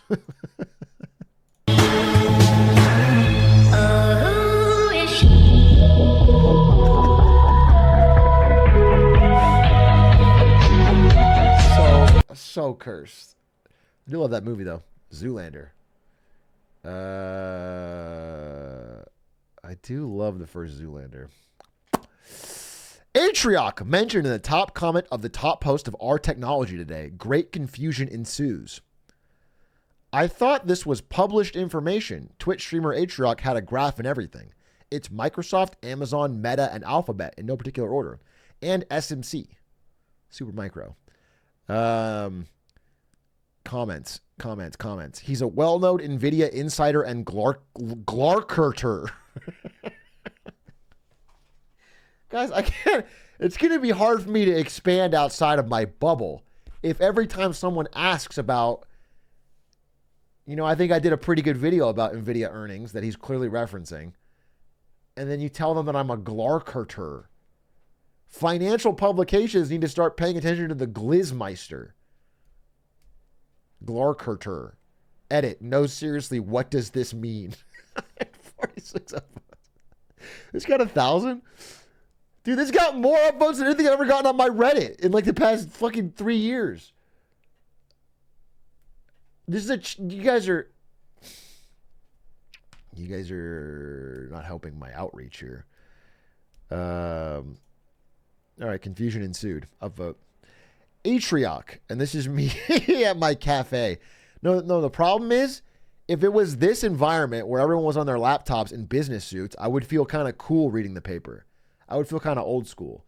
Instead, it's like a bunch of cool people, like actors and people that work on movies and like hipsters and fucking rich kids. And then they're all in there either on their phones or talking about their band or talking about how they have to fucking film on 70 millimeter instead of whatever. And then I'm on my fucking Financial Times. And I look like a fucking old ass man. Mr. Hollywood, it's not fucking Brad Pitt. It's like it's like somebody talking about whatever their fucking short film is. No.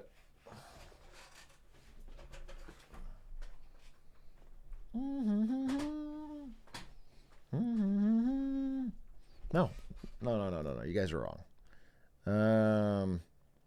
They're talking about their band. I'm talking about getting bands. We are not the same. That's what I told them.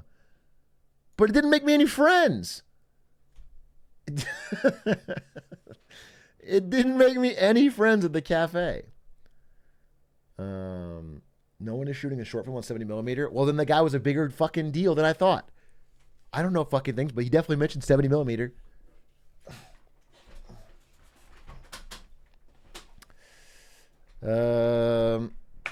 You and Ben Affleck could probably connect. He seems like he reads a physical paper. Ben Affleck looks like he sits in his room in the dark and taps a loaded gun on the side of his head.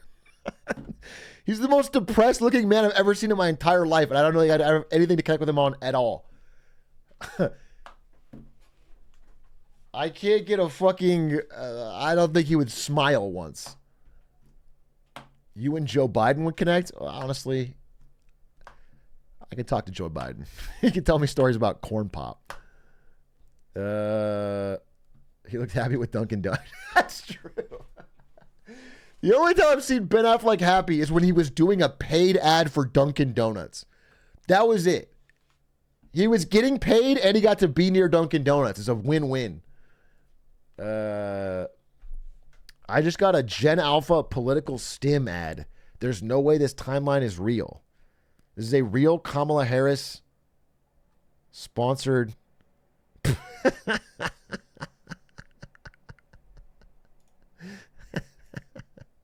I get a link? That's fucking funny. Wait, let me make sure. Because unlike Donald Trump, Kamala Harris knows from experience. When our middle class is strong, America is strong. Because unlike Donald Trump, Kamala Harris knows from experience. When our middle class is... Bro, they got the brain rot at the bottom. Yeah, dude, that means we are there. We are there to the timeline where... we're like an inch from a timeline where presidential candidates are putting their policies over like Minecraft jumping footage, over like GTA 5 car crashes.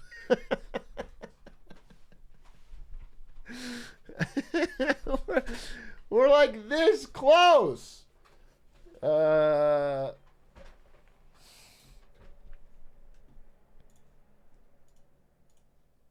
shit wild.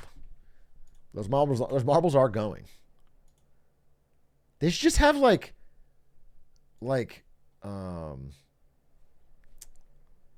they should make it themed, where it says like the economy. Like each ball says the economy, and they're like going up or something. I don't know. They just make the brain rot and then cut out the video. Just make this, make it this. You know what I'm saying? Just cut out the video and make economy up, paid for.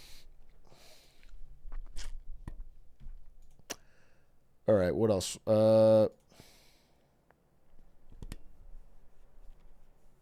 Or, yeah, what they should do is just, instead of any discussion at all of policy, cut this out, just keep the paid for by Harris for president, and it's a 30-second Family Guy clip. Just play 30 seconds of Peter Griffin doing something funny, and then paid for by Harris for president. And that association, okay, by that alone, we can start making real fucking gains here. Although they're not going to register no matter what. So they're not going to vote. Landslide victory, 400 electoral votes. Okay. Top of the week. Let's see.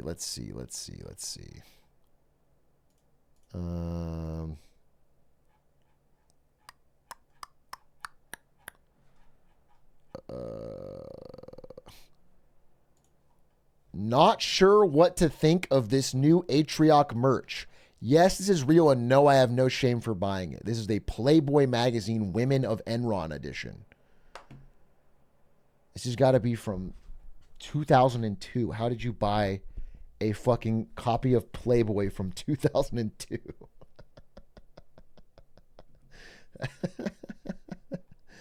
That's crazy. Looks like the... Okay. This is about... Okay. Well, crazy fucking transition, but I do want to talk about some of these. Okay. Here's a post about, I think, my video on the Big A Clips channel about the UK riots. And I just want to bring this up in general. How do I talk about this? Okay, here's the deal. Discussing the economy in general is a polarizing topic.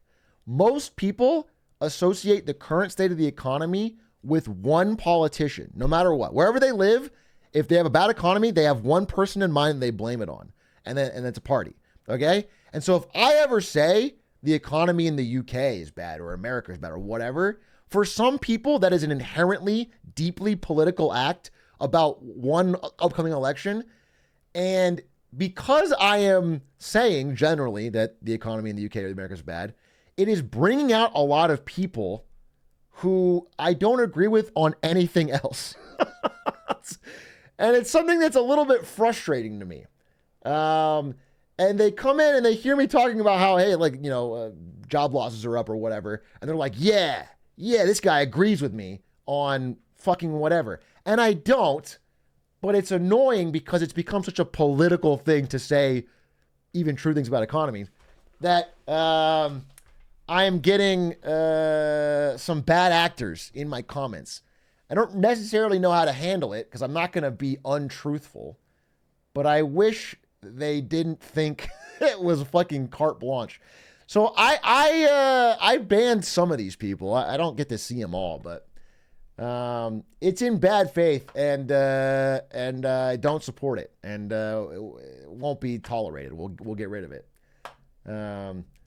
And especially in this community, we have zero tolerance for racism. Just zero. Like, it's not. So, yeah. If you have any thought that you came here because, like, oh, this dude made fun of Joe Biden being old, now I can be racist. It's like, fucking find a different community. I even responded to some of them, but like then you can't get it fucking out there. So, yeah, it just needs to be said, right? It's not. It doesn't come up a lot, but like because my videos are getting more views now. Again, we just had like a couple back-to-back number ones on Clips channel, and then the main channel did really well. So we're getting some new people, and they might not know the fucking vibe. And again, the whole point, especially, I mean, there's always going to be dumb YouTube commenters, but especially for live, it's very important that we keep a good culture here. Otherwise, there's no point in you.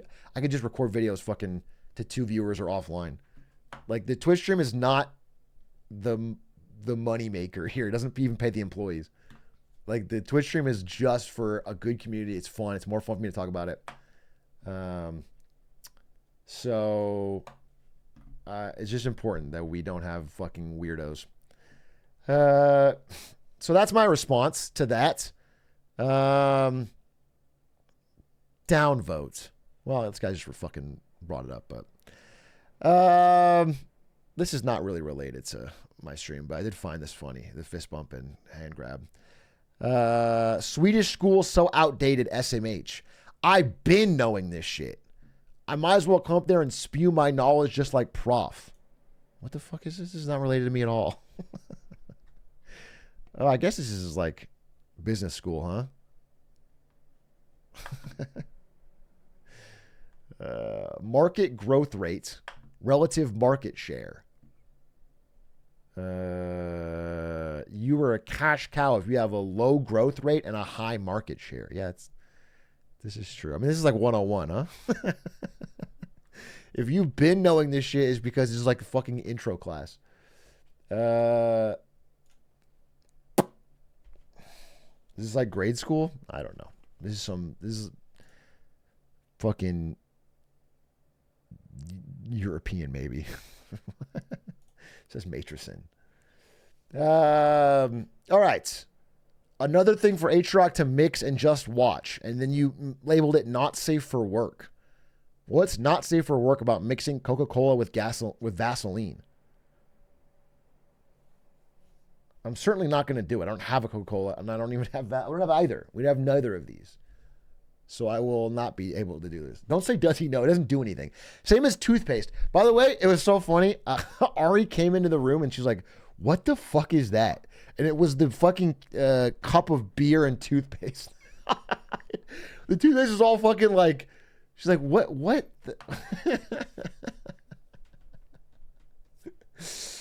It's hard to explain, babe. It's hard to fucking explain. Should Big A be updating his LinkedIn? Jinbei Shen says, I'm excited to share that I've recently reached gold rank in League of Legends. For those unfamiliar, this milestone, this is LinkedIn, represents a significant commitment to strategy, teamwork, and adaptability. All crucial skills in both gaming. That's fucking crazy. What's crazy is to post on LinkedIn thinking League of Legends would help you. That's one. But far crazier is to do that with just hitting gold. Just hitting gold doesn't. That is, you have a little bit of time. Actually, too much time on your hands. SBF was bronze. I guess facts. If it had been 2021, she could have dunked on SBF in lane and gotten a $3 billion funding round. By the way, quick check. Stans check. Is Nathan Stans a gold level player? I've been trying to help him. I'm playing with him every day. Is he a gold level player? The answer? No. But if he doesn't get gold, he gives 100 subs. So I'm very excited. Maybe I'll play one with him tonight. Maybe we'll join in. You watching T1 tonight? Yes, I am watching T1 tonight. Wait, what time is it? Should I stay up tonight and watch T1 with chat? I bet they don't even care if I restream it because it's Korea. It's 11 p.m.? Wait, what time is LCK? Oh my God, it's just 11? Yes. Yes, I will. Okay, we'll stay up. 11 p.m. we will be watching T1 versus Hanwha Life Esports with chat. If you guys want to know what that means, if you want to understand what's at stake, I will explain it to you, okay?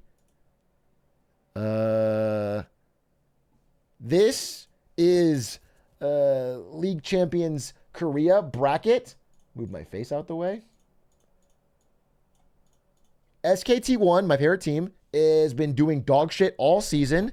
They barely made it to playoffs. They beat KT Rolster. They made it to Hanwha. They lost. They went to losers bracket. They won barely. And now they're back. And if they beat Hanwha, they go to the finals against all fucking odds. Against all odds, after being trash all season, they'll be in the finals. If they get to the finals, it doesn't matter. They're going to Worlds. So they can lose the finals, which they always do anyway. And then they get to go to Worlds again and probably win Worlds. It's such an amazing comeback. They just need to win tonight. It's going to be so important. Gen G, just a better team. Gen G is a bunch of fucking choke artists. And they will win Korea, as they always do, and then lose in groups at Worlds, as they always do. Okay? So we don't need to worry about it. Not this year, as we said last year, and the year before that. Fucking chokey, dude. Get more CS, dipshit. All right? T1, baby. And I'm going to watch tonight. And it's going to be an important thing. We'll watch together. I'll do it live. It'll be awesome. How's that tattoo going? The tattoo's going damn well, bro. They're the current champions. It hasn't even been a year since they won. The tattoo is still fucking relevant. How's that tattoo going? That's so dumb.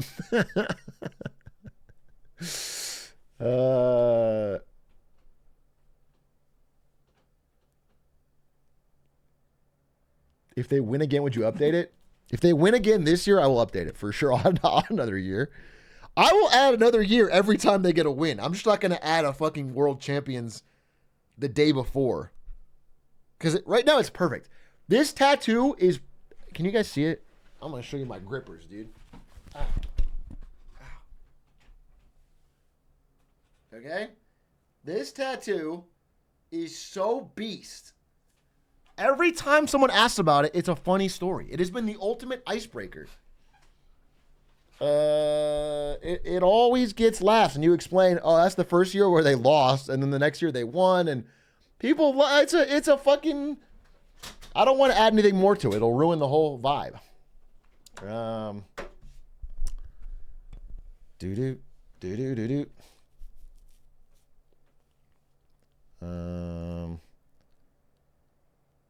Okay, continuing down. This came to me in a dream. Brandon Ewing, on brand. Atrioc works in the marketing business, hence being on brand, keeping up with the trends. Ewing, E-Wing. E is short for electronic. Reflects on Atrioc's life as a streamer. You've underlined. It's just like me in a presentation. You just underline every fucking random word. Wing refers to the Trioc's popular catchphrase, wing it to sling it, and indicates his daredevil lifestyle. I do say that a lot. I can't argue with the fact that I'm always saying wing it to sling it. And it makes so much sense because wing it to sling it is a totally real thing people say. Well, can't argue with this. I'm glad you're having normal dreams like this. No, I'm not. Stop posting things for me to mix. And spell my name right. It's got 170 upvotes. The Reddit's fucking back in a bad way. It doesn't even tell me to just watch. Mix Vaseline with lemon and just watch. Why does this work? Why does this formula of mix stupid household item with other stupid household item and just watch work? Why are these? They wouldn't do that many of these. It didn't work.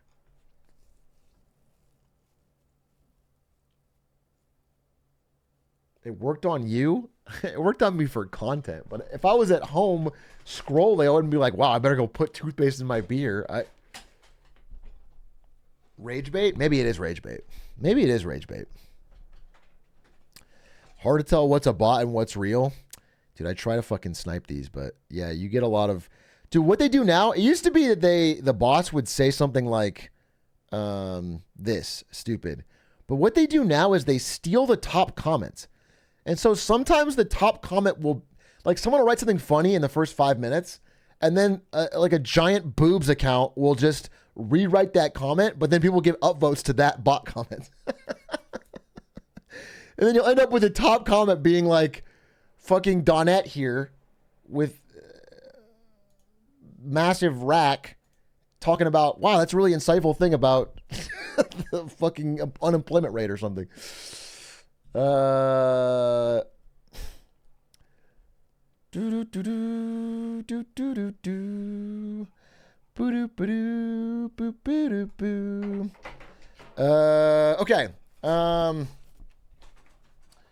Atrioc hates women with big naturals. I don't think that's an authentic woman. I think that is a bot, unfortunately.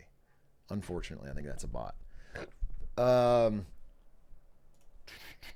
Okay, there's so many other ones I want to talk about, but I have to find them now.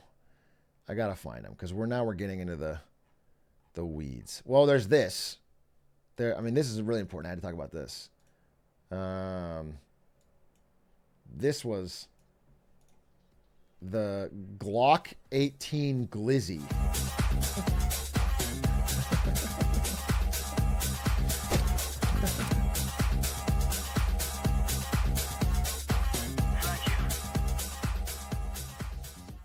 Yeah. So there you go. That was truly impressive. And then someone made a Doom version for Atrioc.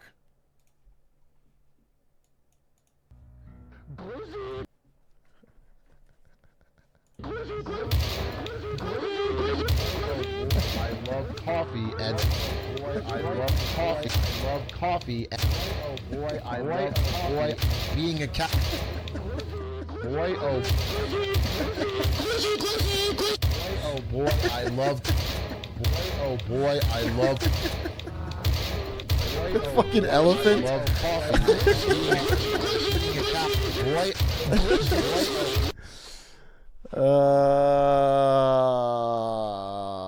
I know it's stupid, but it does have potential for Game of the Year.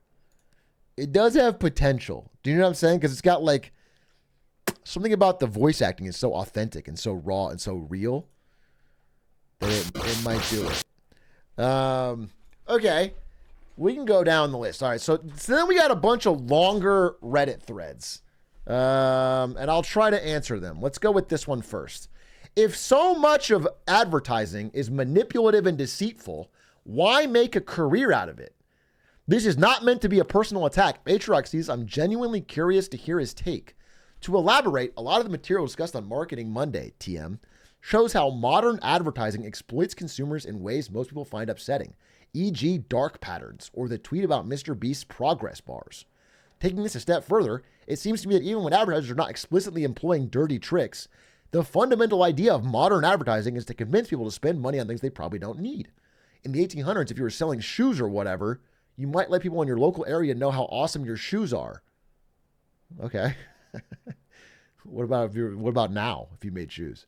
Modern advertising, at least at the highest level, is about brand identity and image. For instance, Coca-Cola fostering its brand image over the course of decades so that as many people as possible worldwide shovel their brand of bottled high fructose corn syrup down their throats. Okay. I've been a viewer for a while and have come to really appreciate and respect Atrioc's thoughts and opinions on a lot of things, but this is something that always confuses me when watching. In particular, it's hard for me to watch wins and fails segments without some kind of confusion along those lines, as Atrioc will often give a win to a company for smart advertising. Okay, well, I can clear this up for you. Sometimes in wins and fails, when I say something is a win, I'm doing a cheeky little thing where I actually mean it's a fail. This is a little, only the real fans picked up on this. It's very subtle. Sometimes I flip them. Sometimes I'll say it's a fail when really it's a win, and it's a win when it's a fail. It's a little thing I do to keep it, it's manipulative. It's a manipulative marketer tactic of mine. Anyway, this is a finely written message, and I have no problem with it, and I think it's a fair question. And I think this guy had a good answer. Version 467, who talked about, I'll summarize it. Like, essentially, the fact that there exists both good and bad marketing is not indictment on marketing as a whole. The idea of needing marketing is very obvious. And I would say an example that I would give is that let's say tomorrow you cooked up and made an indie game, okay? If you made an indie game and you released it amongst the other 30,000 indie games released on Steam and said, well, that's it, I've made a good product, the chances of someone finding it are zero, are like non-existent. So what you generally have to do if you are trying to make your product successful is find some way for people to at least hear about it, even if it's a good product. And what I would say in general, from my experience working in marketing, is that whether or not you have to do deceitful or whatever things just depends on the quality of the product that you're marketing. And people in the industry all want to work at in-house teams on good products, because then it's actually pretty fun. You're just being honest about having a good product. It's not, you're just letting people know about the advantages, the unique advantages that are great about your product. The problem comes when you have to market something that's deceptively bad or worse than its competition or extra expensive or hidden fees. But, that is just the nature of different aspects of business and not necessarily a impossible unovercomable black mark on the business of marketing. So yeah, I hope that helps answer your question. I mean, the reason I like it, the reason I liked marketing when I was working in the industry is that it is one of the areas of business where you get to be creative. It's not just spreadsheets. It's not just sales. There's a little bit of creativity involved. And so it's fun in that way. There's a bit of human psychology involved. There's a bit of, they can't math it out. Something entertaining might just hit. Sales is creativity. I mean, there's creativity in everything if you want to go down that route. But what I'm saying is, like, as a day-to-day practice, you have less rote requirements in marketing. But it's also a skill. So it's just fun. I found it to be a fun area to go in. If you are this skeptical of it or you don't think you'll like it, I'm not pressing you into it. I'm just covering it. You don't have to make a career out of it. I'm not forcing you. But I found it to be quite enjoyable. And hopefully that helps answer. Hopefully that helps get to the bottom of it. But there was some good discussion in this comments. Like, I like this. Let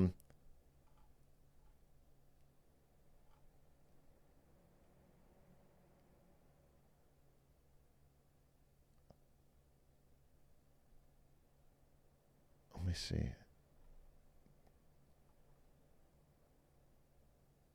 Anyway, you marketed marketing, and now I'm a marketing major. Well, there you go. Now you're in the lifestyle. Pretty soon people will be on your Reddit telling you to fucking stop.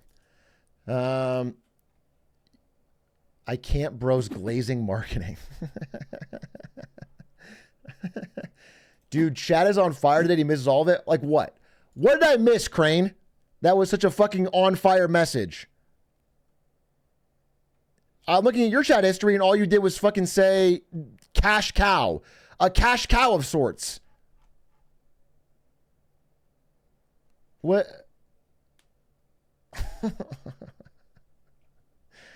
What am I fucking missing, bro? God, I'm mad at Crane every day now. Timing you out for 2 weeks.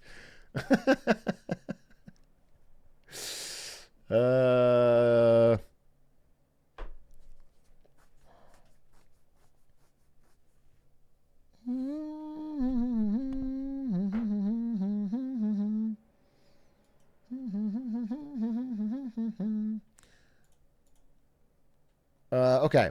What was the next one? What was the next one? We talked about the racism one. Yes. We talked about the is marketing bad one. There's the video on esports I want to watch. There's where else I want to talk about. Kratz did better. I'm scrolling.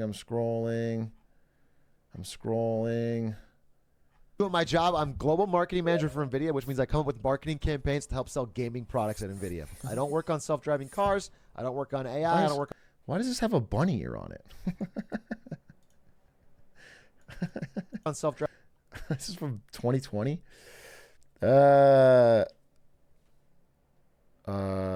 Mexican drug money. No. Dude, there's like the Rocket Money one I thought was on here. And then there was someone responding to my fucking economy video that I really wanted to talk to. I can't fucking find it. Maybe it's not top of the week. Top of the month, maybe? Top of the month? Oh, I didn't talk about this, did I? Look at this guy. Repping the Enron hat at the 2024 Copenhagen Ironman. Sheesh. Good shit. Good for you. Looking fucking ripped. Chatted is all hell. Weakest chatter. Yeah, least athletic Atrioc chatter. Wait, is this the same fucking guy? Is this the same guy as the other guy that did the cosplay? Are you just posting different photos of yourself in the fucking hat and the... I just realized it's the exact same man. Stop. I thought we'd already seen it, but we hadn't seen it because it was just this old post. Stop posting yourself, bro. Okay, let's find this right now. Oh, I saw this one too. Dude, some dude made a deadlift ETF with only companies with CEOs that lift weights or do fight sports, and it outperforms the S&P 500. And I was like, oh, that's kind of interesting. And then you find out, you look into it, and they just fucking pick the top tech stocks. It's just NVIDIA and Meta or whatever. It's fucking, there's nothing special about it. It's not like they found a fucking secret formula. They just hit the same thing that every other fucking ETF is picking. And they branded it as the deadlift ETF. It's fucking stupid.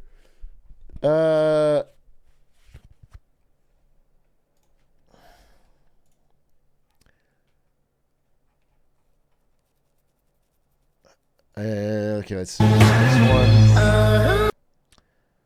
This one. I'm gonna find it. Okay, Rocket Money. All right, Rocket Money. I'll post. I want to talk about it. Okay. PSA: Rocket Money is a scam. Again, titles. I usually don't have a problem with any of these posts. I hate the fucking titles. Every title is designed to be clickbait incendiary. Okay? So, I'll go through this post, all right? I figured I'd give this company a try since Atrioc endorsed them. I was wrong. Do not do it. It's a scam. Atrioc really should have done more research before endorsing them. I made an account after checking my bills through there. I was prompted that we could lower your internet bill for you. So I decided to try out their bill negotiation service. Long story short, they log into your account with your password, impersonate you to the company, and threaten to close the account if they don't get a deal. Let me just explain what's happening, okay? Here's what's happening. Rocket Money has a service, which is essentially Zoomer Fear of Phone as a service, okay? The idea is you don't want to call the company and get on the phone and cancel. You don't want to threaten. Everybody knows that if you call your cable company and say, hey, I'm going to switch somewhere else, they'll offer you a deal. It's well known that you can do this, and if you do it, you can get a discount. People know this, okay? Rocket Money knows, especially for the young audience that Rocket Money attracts, they don't want to do that. They don't want to call the fucking company and do it. So they'll do it for you, okay? That's the idea, is you can put it in, and they'll have some fucking probably minimum wage worker with a script call, say, hey, I'm so-and-so, I'm Jane, I want to cancel my thing unless you give me a discount. That's the idea. Now. In this case, this person called, got a notification that they got a discount, and then found out they didn't get the discount. So they got charged for something they didn't get. That is bad, 100%. I even asked Rocket Money about this, and I looked into it. Here's what's happening. Okay, number one, many people have used this and got the discount and worked fine. It is not some plan by Rocket Money to constantly tell you you're getting your discount when you're not doing it. Here's what's happening. The cable companies recently have figured out what's going on here. It's not just Rocket Money. There are other services that do this where they'll call for you. The cable companies have figured out what's happening because the number of cancellation threatens has gone way up. So what they do is they just lie. They'll tell you it's a discount, but they'll flag it in their system and they won't give it to you. And then you blame the Rocket Money system. Okay?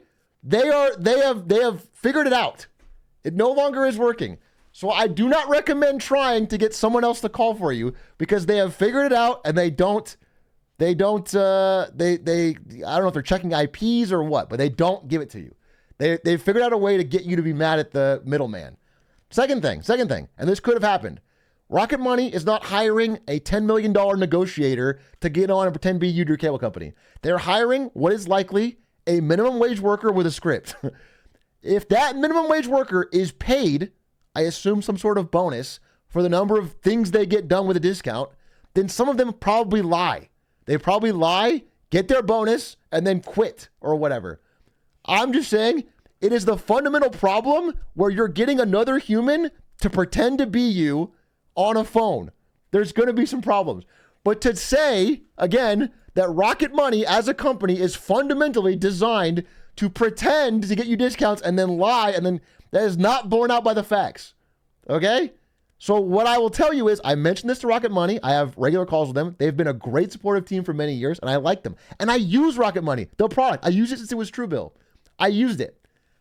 I said, I'm not going to mention this phone service because if you can't guarantee me that it's going to work, then I can't mention it. And they were fine with that. So I don't mention it.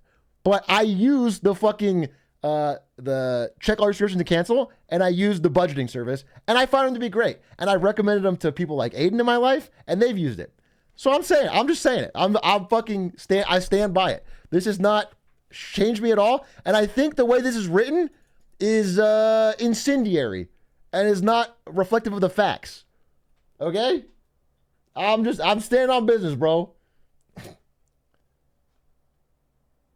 Isn't there a responsibility to install fail-safes and not charge you? My understanding is that, did this guy mention that he fucking called them or like asked to get the money back? Because he doesn't say that. He doesn't say that he got his money back. I feel like you can just get the money back. You can just mention to them, show them proof that your bill didn't go down, and they'll refund you.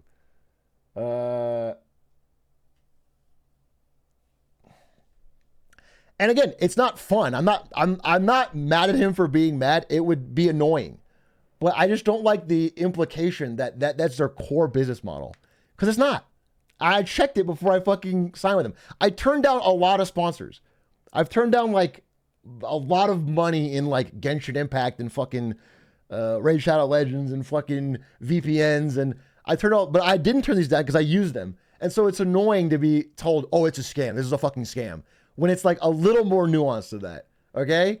A system where you are so in need of someone to talk on the phone that you hired someone else is going to have issues. So that's my response. That's my response. Take it or leave it. If you don't like it, it's fine. But I'm just telling you, that's where I stand on business. And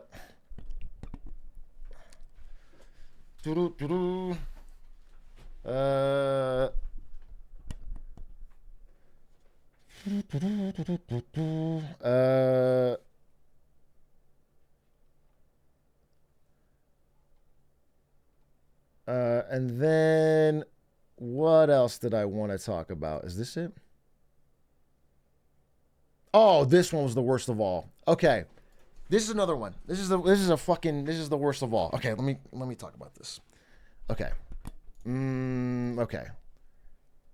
This one is the worst of all, and I really need to fucking talk about it. Okay, wait. What is this called? One second. It's called...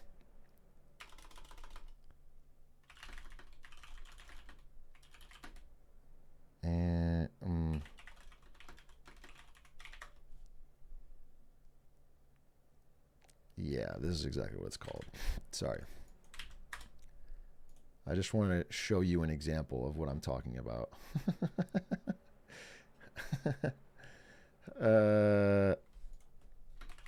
Okay. Sorry, 1 second. This is gonna be worth it.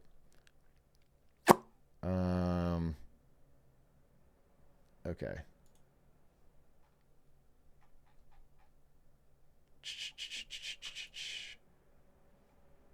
Would someone in chat beat cancer? Is that serious or a joke? Excessive drip, you beat cancer? That's awesome. Is you joking or doing a bit? You're 100% serious? Well, congratulations. That's awesome. Huge dub. Why would someone do that as a bit? Why would someone do anything in this chat as a bit? Potato Growls? I don't know. Okay. All right. So this is the one I want to talk about. This is the one that bothered me because I felt like it was so poorly done. But I want to.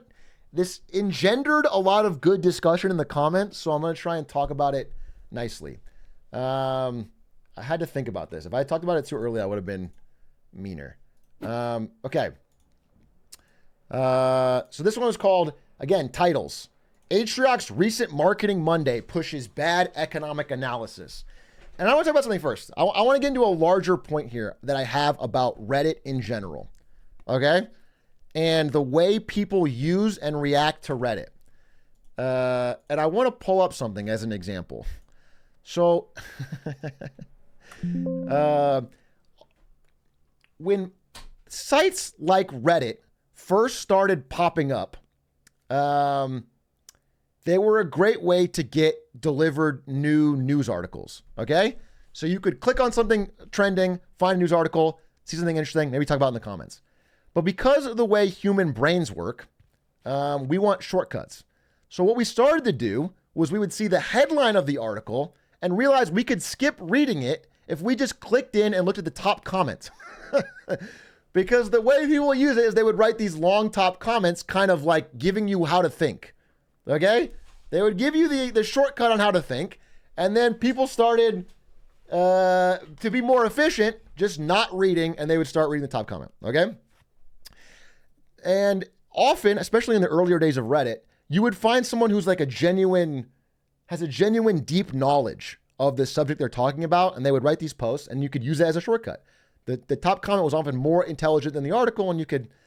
The problem is there's this thing called Bayesian mimicry. Bayesian mimicry in nature is when an animal like this toad pretends to look like a predator to scare people off. It's an animal like this pretending to look like a snake or a frog. You know what I'm saying? They pretend to look different to scare people off.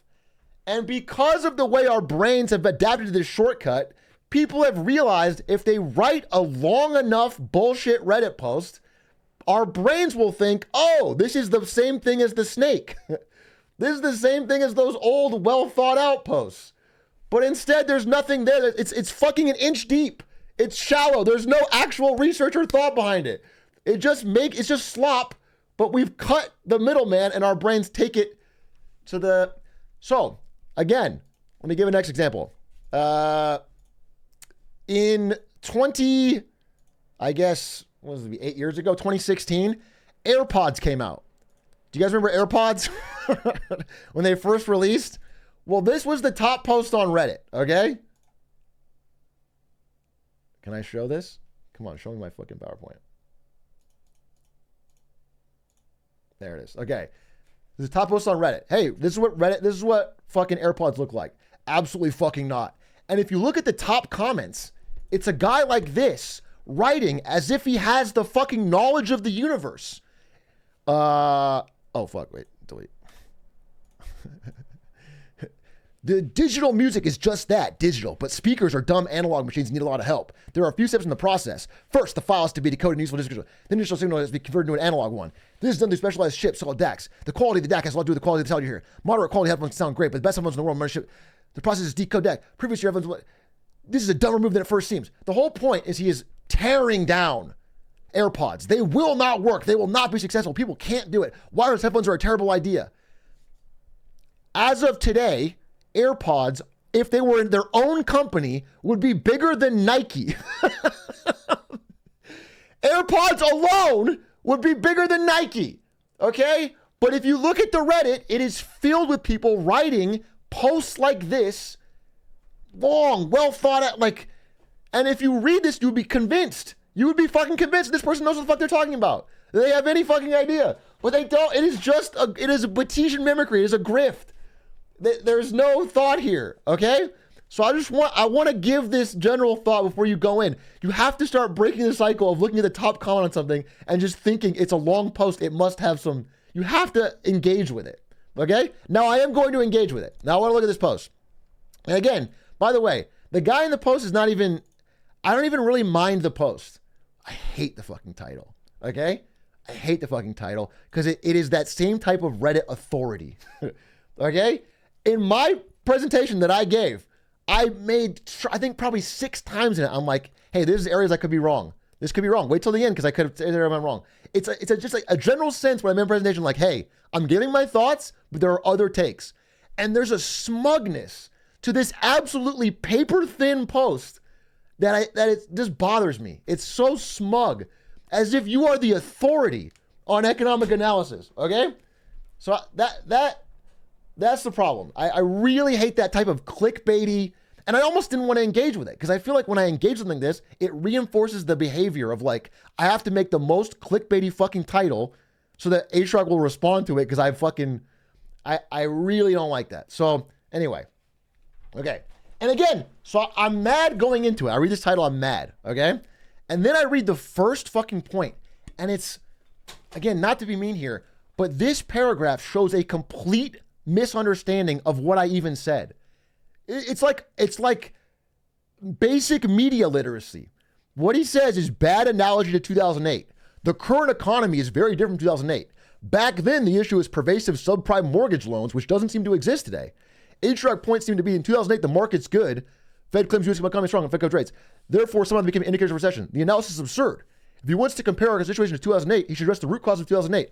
It's so fucking, it's like I just watched The Big Short and I want to let you know I know what fucking 2008 was.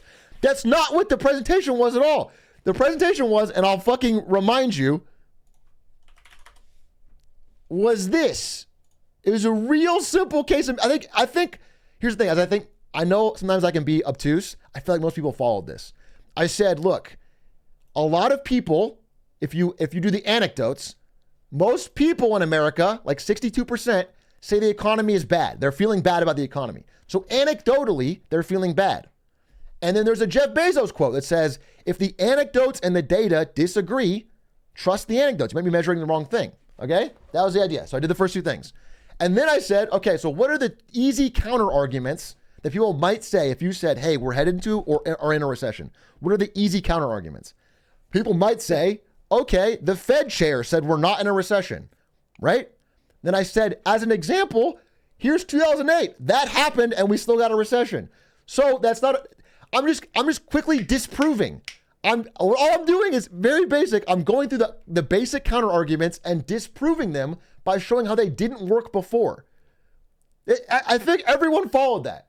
I was like, or for example, the unemployment rate is low. Okay, so let's look at 2008. The unemployment rate was low and we still got a recession. We fucking racketed up.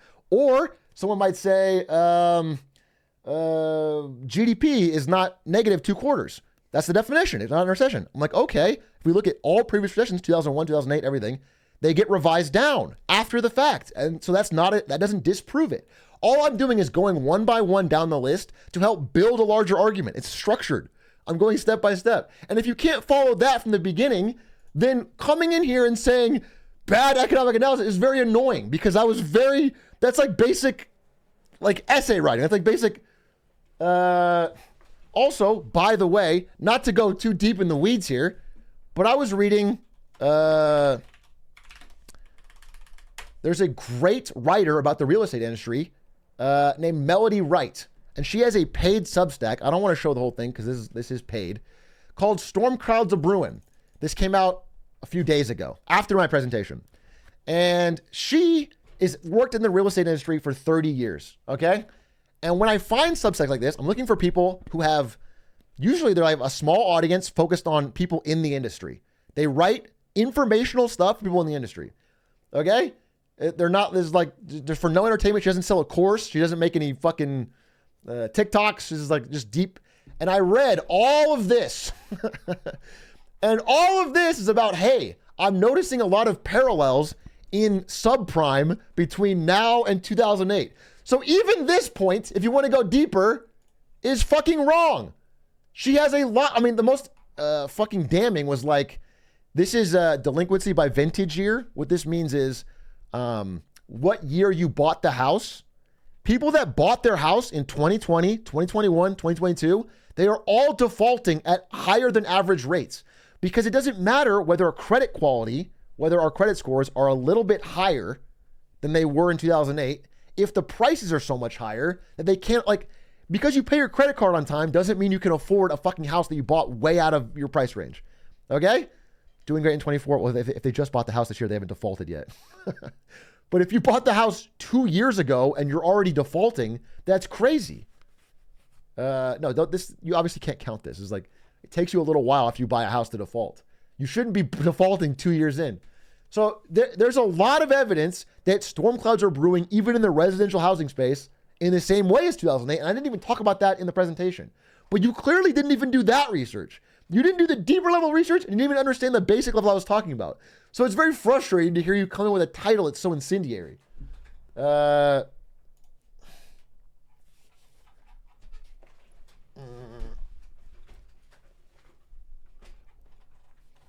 Non-prime mortgages exist. Exactly. Non-prime still exists. And then what people don't talk about as well is that while the banks have better balance sheets than 2008, they're not stuck full of subprime mortgages.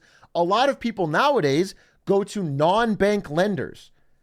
If any of you tried to buy a house, you might have noticed how you got outbid with cash. It's not always cash. It's people going to non-bank lenders to get cash-like equivalent to be able to overbid for a house. There's a lot of people who are actually in debt that aren't on a bank's books that we don't know about. So there's more going on, but I didn't include this even in the presentation because it's still breaking down. There's still much to learn, but a frustrating lack of depth again on that one. Then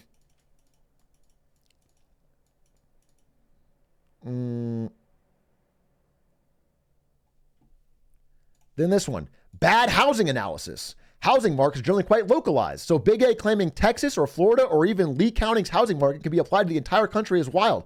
Again, I didn't do this. Did anyone watch the presentation? I said there's 8 states. There's 8 states where there's a clear problem. This is so fucking stupid. Now, it could spread. Obviously, it could spread. And again, the housing market is not entirely localized. There is localized pricing, but we can have a countrywide problem, especially if they all have the same basic inputs, which is off-books mortgages and declining employment. That's all problem. I mean, the house pricing is very high all over the country, and unemployment's rising. Very simple. Very annoying way to write this. Bad AI analysis. This one, I got something for you. Atrioc seems to be critiquing 2 opposing ideas. Number 1, AI boom is purely driven by hype, and NVIDIA is the one bidding from it. Number 2, AI will cause mass layoffs for its ability to replace human work. The problems of these claims is if AI can drastically replace human work, by definition, it's increasing productivity and not driven by purely hype. No! You can't just make them opposing ideas because you feel like that. You know why? I'm not even going to say it. I'll take my name out of it. Let's pull up the exact same thought from fucking Google executive James Manyika from, again, after my presentation. After my presentation, he says the same fucking thing. People are putting out these extraordinary economic potential numbers. The productivity gains are not guaranteed. They're only going in a cost-cutting direction. It's like a normal thought. The idea is people are putting in billions and billions and billions of dollars and expecting trillions of global output, but all we're getting is basic cost cutting. Okay? These are 2 completely in the same realm ideas. The cost cutting is not enough. It doesn't make enough money for the AI companies to justify the huge valuations, and it also loses jobs, so it hurts the economy. They both can be true at the same time. You cannot make them opposing just because you said it in a Reddit post. Very frustrating. Very, very frustrating. Oh, sorry, I'm not showing this. And then he hits me with a fucking student 101. Also, every invention machine ever caused old jobs to disappear. For example, cars make carriage drivers obsolete. Tractors make farmers lose their jobs. Bro is hitting me with the fucking John Henry. We're talking, it's so basic. And then what's frustrating to me is people in the comments are like, wow, good points. Like, this is what a fucking grade schooler might say, and you're hitting me with good points. Yes, I know. I'm well aware that cars have made carriages obsolete. We're talking about something real happening right now with a huge fucking hype bubble and what it's actually being used for being far smaller but far more damaging to employees. Anyway, I was very frustrating. Deceptive graph use. He intentionally chose to start the deficit graph at the 2000s where we have a surplus. However, if we expanded the graph, we can see the US regularly has a deficit, albeit not as much. Okay, let's expand the graph, bro. Let's expand the graph. I did it for you. Here it is. Here's the fucking graph. Okay? So I started it here. But sure, we can start it back here in 1971. The trend is the fucking same. I started it here because this is the last time we had a politician that got a surplus. Bill Clinton got a surplus. He didn't lie. The whole point was during our lifetimes, the past 30 years, politicians have lied about fucking getting rid of the debt. But you're like, oh, fucking, you didn't go bar bucket. If you go back to fucking before this, we don't have deficits at all. So again, frustrating. Again, and you can see, again, I don't think this guy's a bad person.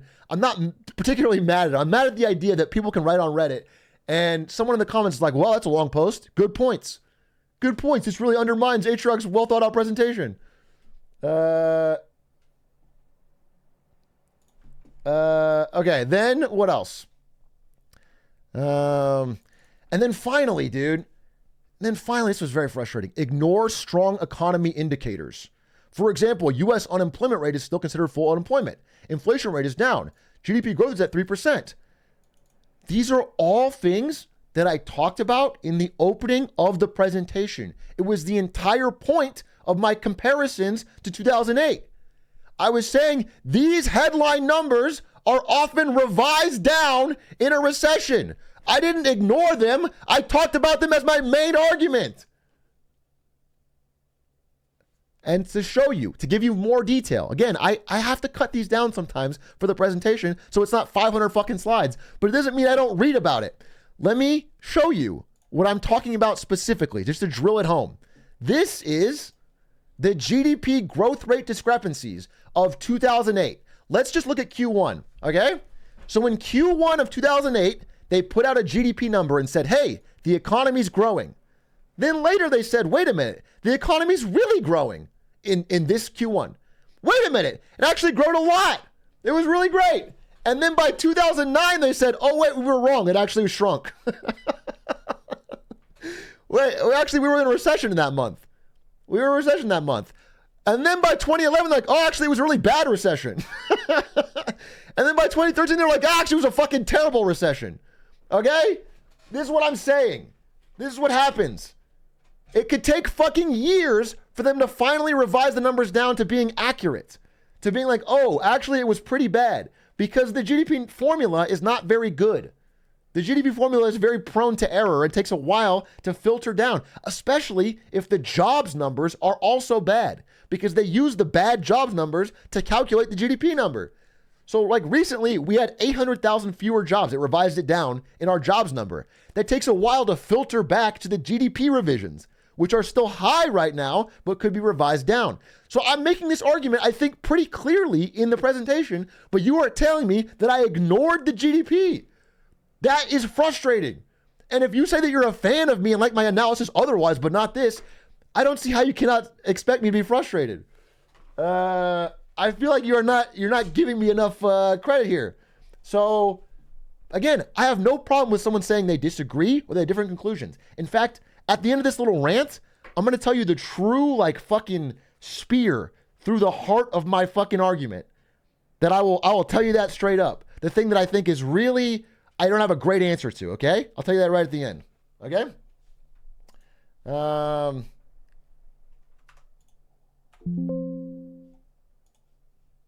But that type of analysis is not in your post, okay? And then at the end, TLDR, Atrioc pushes bad analogies and bad analysis while ignoring strong indicators for a solid economy. Again, this is a fucking incendiary way to write it. I have no problem if you wanted to bring this all up as questions.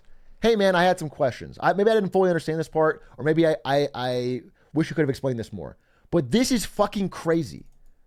Especially when your post is this. When it's this paper thin.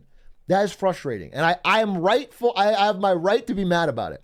And what I was impressed by and happy by is that one guy was actually fucking smart in chat. I mean, some of these people were smart. Maybe it's Paul O'Shanter. Yes, Paul O'Shanter. Paul O'Shanter, if you're in chat, you're a hero because you kept me from throwing my keyboard at the wall. Paul O'Shanter went point by point, explained all of this clearly and simply, and then said, TLDR, you misinterpreted the whole fucking point. Thank God. It was not, he wrote not even long paragraphs, just simple and clear and explained it. And I was impressed, and I was glad something got through to somebody. So, anyway, thank you. Thank you for that. It was a good comment. Anyway, what I do want to say is, here's the deal. Here's the real fucking arrow through the heart of my presentation that I think is a fair counter argument if someone wanted to make it.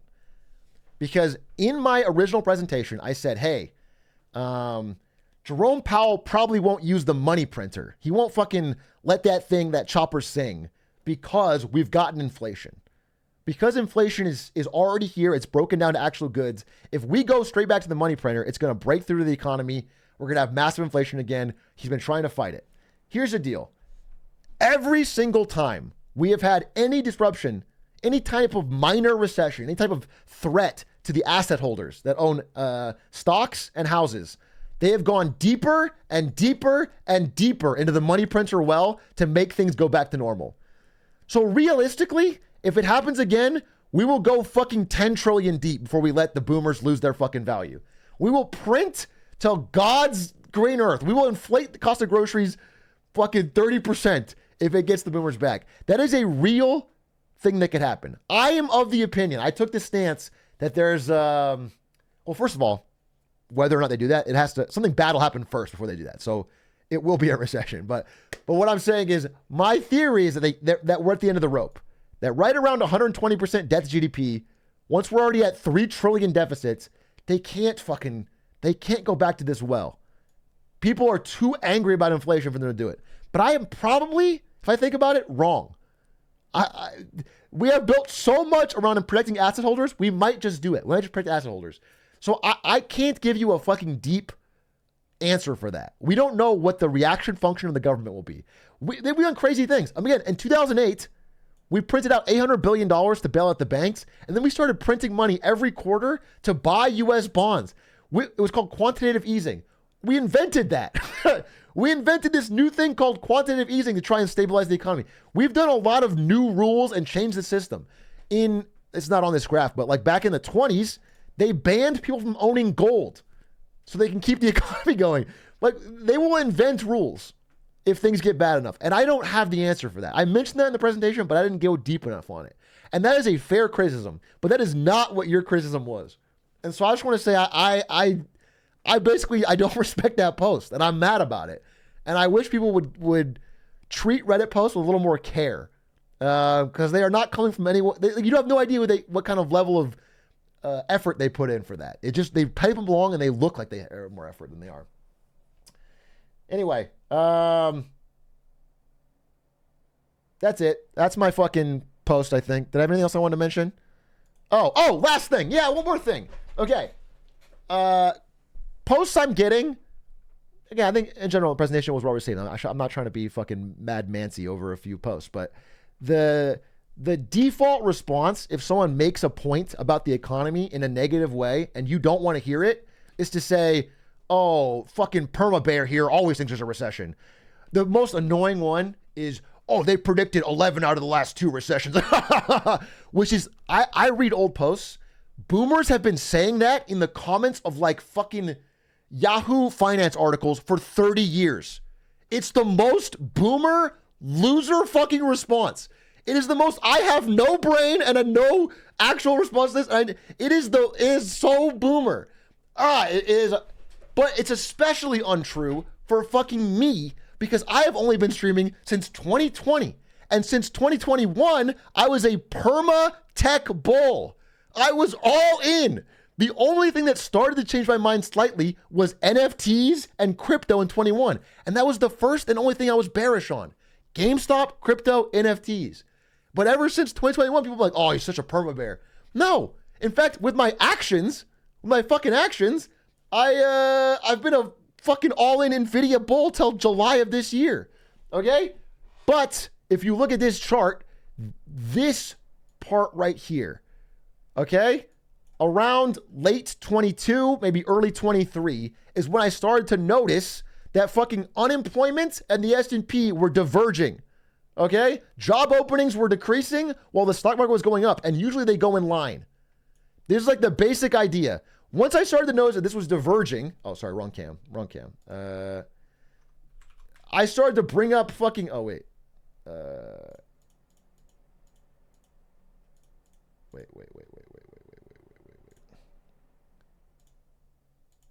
There it is. Sorry about that. I started to bring up that there might be something wrong, but I've only made one recession call. One. I said Q2 24 in August of 23. That is the only recession call I've made. I fucking was in the comments spamming. Show me one video from 2021 where I call a recession. Oh, he's been called a recession for 3 years. I have not. I've been saying GameStop sucks for 3 years. I've been saying crypto sucks for 3 years. I've been saying NFT sucks for 3 years. But it's very frustrating to be mischaracterized. Okay?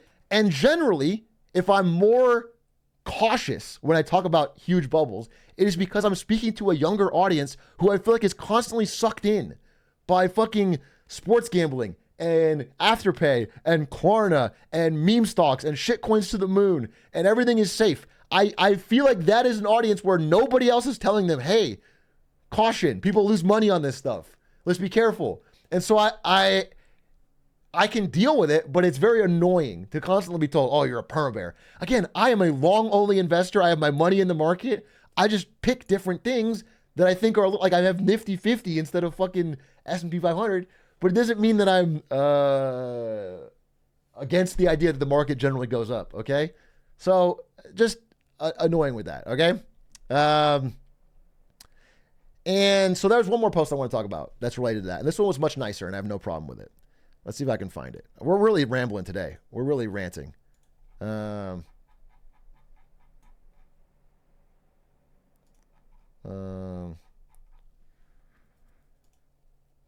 more. One more is this. It was like timing the market. Timing the market.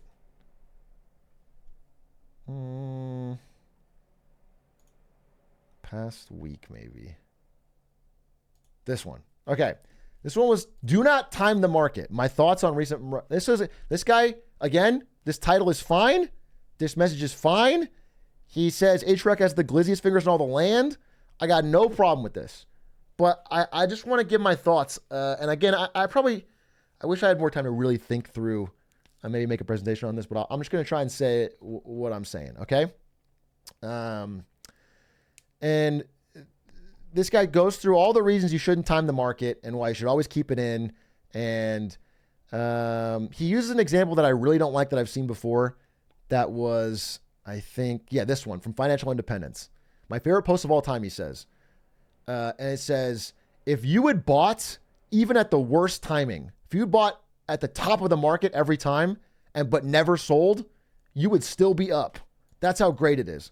And that is true for the time frame they use. They use the last 40 years, which again, the last 40 years, this is post 1971, have been a period of constantly declining rates and constant government deficits.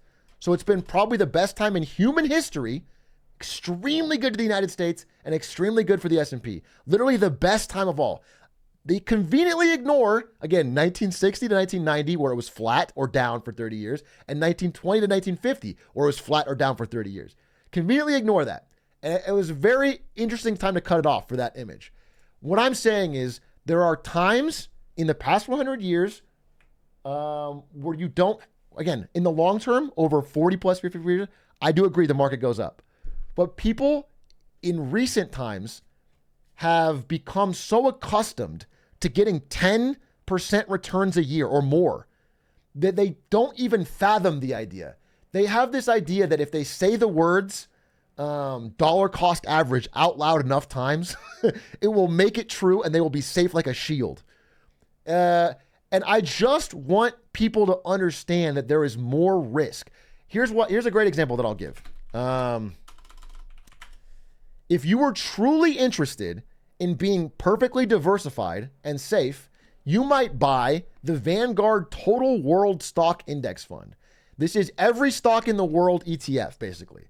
It's the idea that the total world global market will go up over time. It's very diversified, extremely diversified. And over time, over the past, whatever, I mean, this goes farther back, but it's always gone up, right? It goes up over the time. And you've gotten over what? 20 years, you've gotten 120% returns. And if you look at the S&P 500 ETF,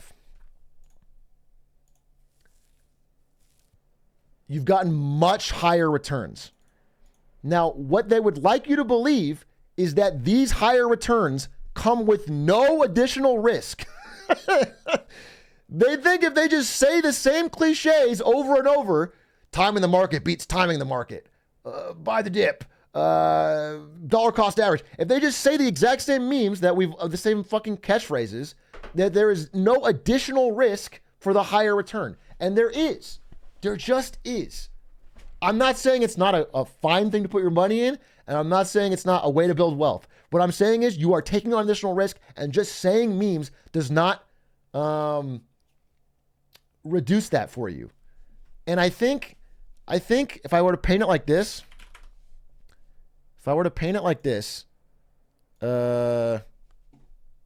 if it was like a fucking financial fucking pyramid, if I am making fun of people at the fucking bottom who are buying crypto or gambling, and they say like, all in on Doge or whatever, everyone laughs. It's hilarious. Ha ha ha ha. These guys are so stupid.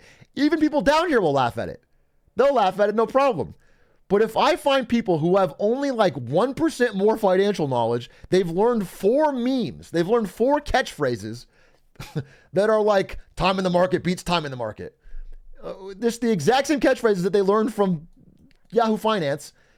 And I make fun of them at all or imply that, hey, there's a little more risk than you're saying. They get fucking furious. They get so mad. They think it's the fucking, I've broken a social contract. And it's, I just want you to know that, like, these are often the same people. Like, if you actually read Wall Street Bets, they're like, I have 90% of my money in the S&P 500. And they just assume it's 100% safe. And over a long enough timeline, maybe. But there will be periods where it's not. And if you're looking at only recent times, especially pre-COVID, 20 years, that's a very unique time for government deficits. Okay? So I just want to get that across. And without knocking this guy, which I think is fine. I think it's fine to do this, but I just want to, when I stress about the S&P 500, I'm just saying, like, nobody knows, but it is very uniquely concentrated right now. It is very frustrating to be like, hey, man, this entire ETF is dependent on the performance of NVIDIA, Apple, Google, Amazon. It's like whether or not you have any profit on the year at all is dependent on 5 companies. It's like extraordinarily concentrated. People are noticing. And all Americans, by the way, are predicting at the highest level. Oh, sorry, you can't see it. Let me show this. Stock price increases. This is consumer confidence expectations. So consumer confidence is at like an all-time low, but consumer expectations that stock prices will go up is at an all-time high. Can you see a disconnect there? Can you see that there's a problem? Like maybe there's a again, if you ask people how they feel about the economy, if they own stocks, they say it's fucking great. If they own stocks, they feel much better. But the only people that own stocks are the top 10%, bro. Look at look, we have this is consumer sentiment. Now you'll notice we are nearing the 2008 recession lows in consumer sentiment in late 22 when we first started raising rates. And it stayed low if you don't own stocks. But if you are one of the brown bar here, if you're a stockholder, you're like, hey, things are great. That's the K-shape I'm talking about. Okay? And so I think people that are in this area just have this expectation that like this will never catch up to them. The fact that the regular economy is doing bad will never catch up to the fact that the stocks are just going up and up and up. And I just want to flag that disconnect. And the second thing I want to say is all of this stuff that's like dollar cost averaging always works is fine. And I do agree that people like getting panicky and taking their money out is a bad idea. I totally agree. But what I also have to understand is that what happened in 2008, for example, let me just show this, is that when the market goes down, you can't keep putting the same amount into your retirement that you were doing before. People that were like 42 in 2008, okay, they're paying into their mortgage, they're paying into their S&P 500, they're paying them in. Then it crashes, so their retirement is 50% down, plus they lose their job. Now they can't keep putting the same amount in, so they're not buying the dip. It's not averaging out. Instead, they've only bought the peak. They're not buying the dip. They need the money. It's like they're selling at the dip. That's what happens, okay? That's what happens in the real world. I know it's easy on Reddit to be like, oh, just keep putting the same amount of money in dollar cost average every month. It'll work. But it's very difficult in the real world to stay employed at the same rate. Or if you have a contractor business, your business goes down. You're not getting as much work. So you can't put as much into your retirement. So in the real world, you need to be a little bit risk averse, especially around extraordinary stretch periods in the market, if you want to make sure to protect your purchasing power. So you can still be in the market, but you could have a higher percentage to bonds, or you could have a higher percentage to the world index instead of the local US one, or whatever. All I'm saying is like acting like all in S&P 500, 100%, 100% equities all the time is 100% safe is crazy. It's not true. It isn't borne out by the facts. And just because you have 4 cliches as armor does not make it true. So that's all I'm saying. I just want to be clear on that. Okay? And now I'm done rambling. I'm sorry. That's That's all I'm saying, okay?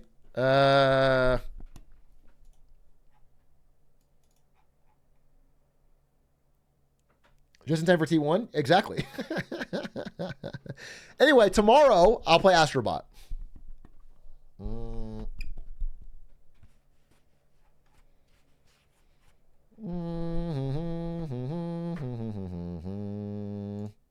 Rap God, more like Yap God. I'm sorry. I went too deep, but I just wanted to give a response. Because I feel like if I don't respond, people are like, oh, he doesn't have an answer. I do have an answer. And by the way, I'm saying this now. If this happens in the future, I'm either going to probably ignore it or maybe even delete the post. Because I don't want to incentivize every fucking response to a video being as incendiary as possible to try and clickbait me into reacting. It's the thing as a streamer is if you react to someone, then they're like, oh, I have to do it more. I'll respond to the good, well thought out stuff.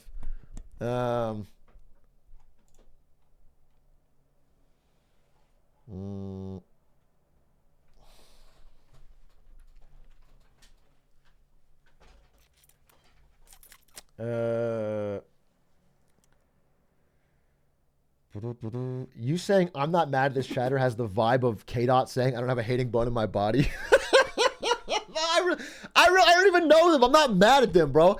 Actually, if I'll be honest with you, I read that post, I'm not mad. Because if you're a content creator, you get dumb comments all the time. I'm not mad. The thing that made me mad was somebody commenting on that post saying, wow, good points. Atrioc should address these. It's like, I don't mind the person saying the post. I hate the reaction that's like, wow. No, seriously. Because that person clearly didn't understand my post or his. That's the person I'm mad at. He didn't understand either one, but he's like, yeah, it's the person who falls for the Reddit Batitian mimicry is what I'm saying. Anyway, enough of that. I'm chill. I'm excited to watch Faker. Although I will say this. If I get heated about Reddit and then later on Faker loses 3-0, I'm going to fucking have a tough night. I'm going to have a tough fucking night, bro. We need a T1 win. We need a T1 win, big dog.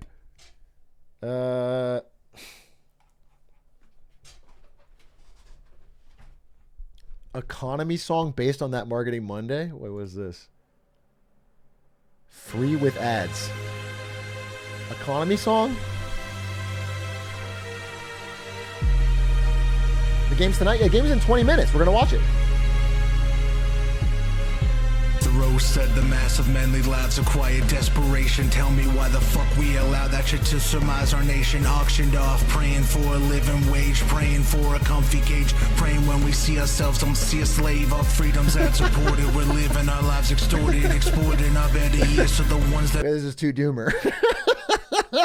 This is too doomer. Mike's hardest. It's hard, but it's too doomer, dude. Although I'll put this on at the gym, bro.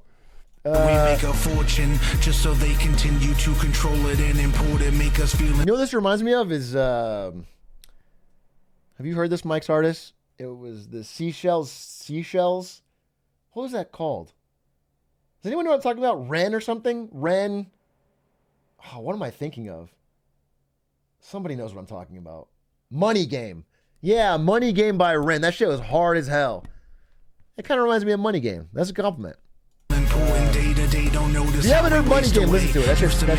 Lives tending livestock and crops. Now we interview for servitude for those at the top. Traded away our independence, man. If only we knew that it was rigged from the start to only benefit few. But a man on TikTok saying that his course can help me out. I won't be cost this opportunity if it means an overdrawn account. Now how when promised riches did I end up in rags? Please, for the love of God, give me a break from the ads. But we like marketers, though. But we love marketers. And we like ads, too. Especially for Rocket Money.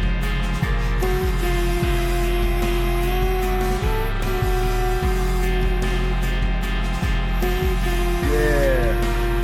Big A. Should be an elastic in a house of representatives representing those without a house checks to live or change to give you checks and balances fall to checks from unbalanced books. So unchallenged wealth arrives in the hands of the crooks that went and bought the nation for cheap. So when you turn on TV, the only problem you hear is how it's you against me. At this job we're a family, we promote unity, but unity don't mean to unionize, that shit is heresy.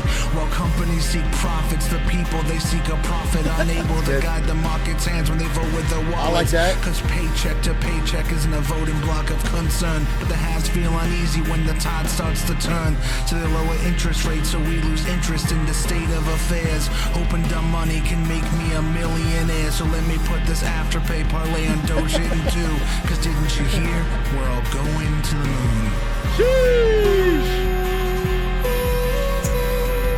Good shit, Mike. But hopefully we can another upcoming promise you made that happens soon. What is this promise I made? Oh, I expect you to die. I'll have to set that up. We got to do that. We have 15 minutes until. Wait, have you seen this? A petition to bring back Concord? Wait, petition to bring back Concord. It would be the funniest fucking thing if they Morbius'd it.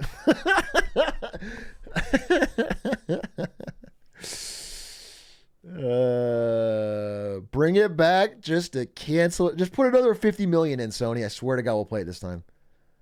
I swear to God. What's funny is maybe this is just the scarcity law in effect, but when they told me I couldn't play Concord, I kind of wanted to. I don't know if anyone else felt like that yesterday. When I was asking chat if I could play it for footage, and everyone was like, "No, it's down. Servers are down." I was like, "Damn, now I want to play it. It seems kind of fun." Like the idea of being in the ending of a dying, it seems special. It's like I could be there for a moment in time. They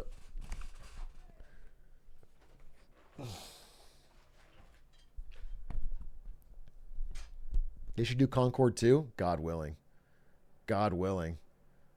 Yeah, I saw the grinding platinum trophies.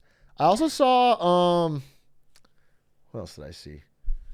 What do you think about Deadlock? Bro, I think it looks good, but it's not going to be a play for me. But it looks good. Oh, debate news? The debate is Tuesday. So we're going to watch the debate live. Kamala Harris versus Donald Trump live on twitch.tv. We're going to watch that. It's going to be a fun fucking time. Yeehaw! That's on Tuesday. Live at the Garden. It'll be fun, dude. What time? I'm gonna be live like 5 p.m. Pacific, so we can do a little pre-show. We can talk about it. We can jump in. It'll be a real shoot nanny. I'll get a haircut. What hair? And then I'll be ready. It'll be blast. And then I think the VP debate's soon after that.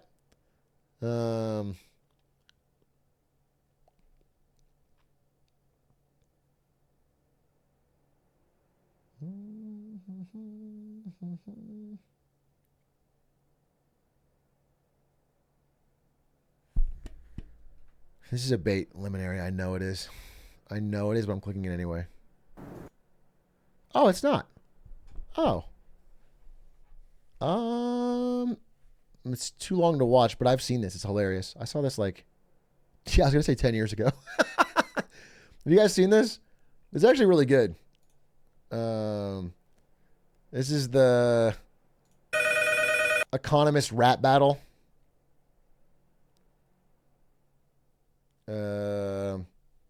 It's like old school YouTube, but it's actually pretty good. I probably use this in college, to be honest, in at ASU Business School to help understand things. It's good. It's worth watching, but I don't want to do it right now. This is older than most of chat. No, for real. It is old.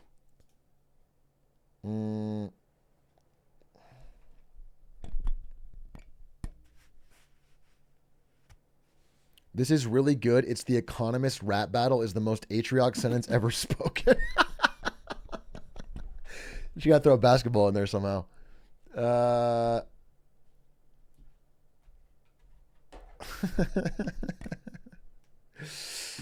Was there anything else on the Reddit? I wanted to end on one glizzy joke. Was my hope. That way we had a fucking. I needed one more glizzy joke. You know what's funny? I'm kind of scrolling the Reddit. There's a lot of dumb stuff, but I don't see any glizzy. Oh, well, there you go. Atrioc reference in Astrobot, and it's a cow. So there we go. Upvote.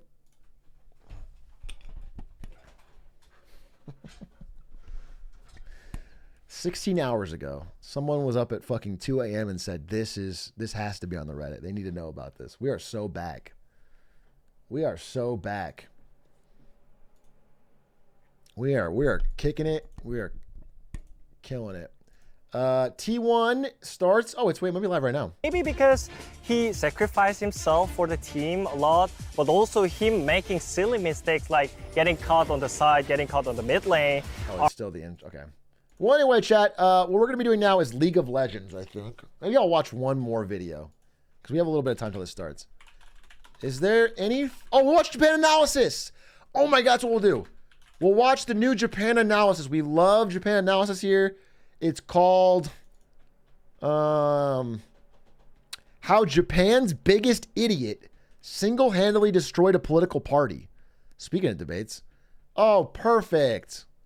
We will watch this.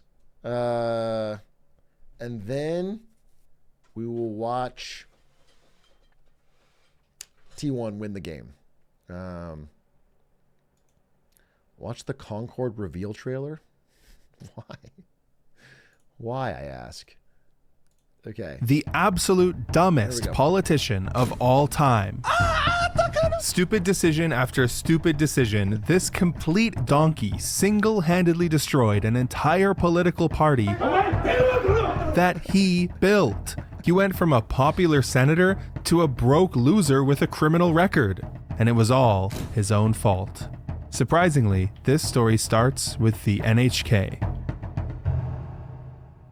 NHK is Japan's public broadcaster, essentially their version of the BBC. And while they're basically just a news station, there's a big movement of people who hate them.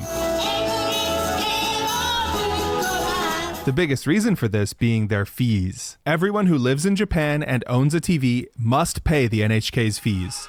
Doesn't matter if you don't watch their channel, doesn't matter if you just use your TV for Netflix, you have to pay. And if you don't... $200 a year. Interesting.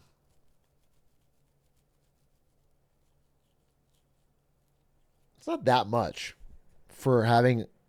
I mean, I kind of envy Britain. I don't know how good it is anymore, but the BBC in general was like better than American news. And so I assume NHK is probably similar, where it's like... Or like public broadcasting, where they don't have a profit motive. So they can at least like cover news that isn't...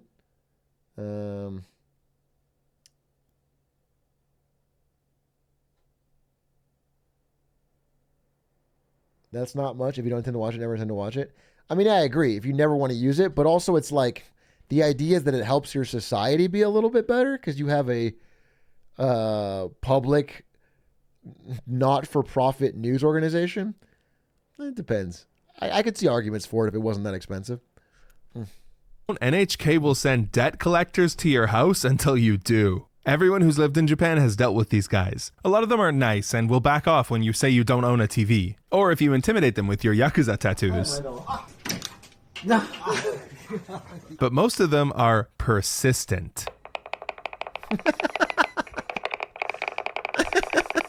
They will try anything to get you to pay. They'll come knocking every day, peeping through your windows, looking for anything that resembles it. I'm sorry. So it's a tax you have to pay in person? Someone comes to your door and demands the NHK fee? No wonder everyone fucking hates it. Just put it in their taxes like everything else. That's if you don't pay. Okay, I see. TV, or try to trick you that your computer monitor or even your cell phone counts as one. In the worst cases, they've been known to trespass or even get physical with people who won't pay. But eventually, one brave man stood up to the NHK and said, enough. His name? Tachibana Takashi, the man who hates NHK more than anyone. Tachibana was a professional pachinko player. Yes, that's a thing. But before that, he worked at the NHK for 20 years until he was pushed out following an accounting scandal in 2005. So he had more reason to hate them than anyone. And so he committed white-collar fraud after he was a gambler, then worked for the NHK, then defrauded them, but now thinks they should be taken down. With the rise of the internet, he took his vendetta to YouTube, where all he does is criticize the NHK and teach people how to get out of paying their fees. He's been doing that for 13 years now. Wow. But most importantly, in 2013, he started a political party called Party to Protect the People from NHK. And he had a genius advertising idea. The party handed out these NHK repellent stickers. Slap one of these on your door and bam, the debt collectors stop coming. It sounds too good to be true, but from the NHK's point of view, they know that whoever has these stickers is going to be a difficult customer in the first place. And even if they did show up, the sticker had Tachibana's personal phone number on it, and he would tell you exactly what to say to get them to go away. This was bold, and it worked. These stickers were popping up everywhere. Tachibana's strategy resonated with voters who hated the fee collectors. But this was also a wild time in Japanese politics. The first YouTuber candidate ran in 2016, and he was, well... トランプ、プーチン、キンペイ、ジョン、ムンジェイン、シンゾン、6人が六角形の円になり、握ってシェイクハンドはもう古い、シェイク。 Thousands of people had to suffer through that because Japan forces TV stations to give political candidates airtime, which is exactly why he was doing it in the first place, to send people to his YouTube channel. Although some of his speeches were so bad, NHK had to censor them. He ended up suing them, but he lost. Tachibana saw this guy, a complete loser, and thought, I'm a YouTuber too. I can do way better than that. So he decided to take a big step and get into national politics. He was going to run for the House of Councillors, basically the Japanese Senate, on a really simple platform. And you know what? It went better than expected. People liked him, or at least they didn't like the NHK. He got 1 million votes, and he actually won. Oh, damn. This was his dream. His the people platform? elected him to fight the NHK from inside. It felt like the beginnings of a real political movement. The NHK party was extremely popular if you polled high school boys, and their slogan, Destroy the NHK, was the most popular phrase on the internet in 2019. But still, it wasn't enough. If he wanted to keep growing, he would need to fight the NHK even harder. Luckily, he had the perfect plan. Step 1. Become a criminal. Tachibana had recruited a mole, an NHK fee collector that was loyal to him. But instead of playing it slow, Tachibana immediately went nuclear. He took the names and addresses of 50 random NHK customers and posted them to YouTube, with a blur over top. And he made a demand. If the head of NHK doesn't meet with me within 2 weeks, I'm gonna remove the blur. Yeah, he was literally holding random Japanese citizens' personal information hostage. How would that be popular? And that's how the court saw it, too. Both Tachibana and the mole were found guilty for this plot. Tachibana was given a 4-year suspended sentence. How does that hurt the NHK? Well, that didn't work. Better try something else. What about expanding to other issues? I mean, the party didn't have a platform outside of simply hating the NHK, so maybe some new policy positions could help. After a lot of thought, this is what Tachibana came up with. Dumber countries have more children.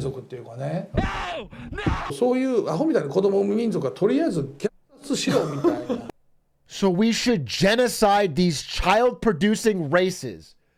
Jesus Christ! Dude, is this casual Japanese Hitler? Wow, that got dark really fast. But that's not all. This was his new right-hand man.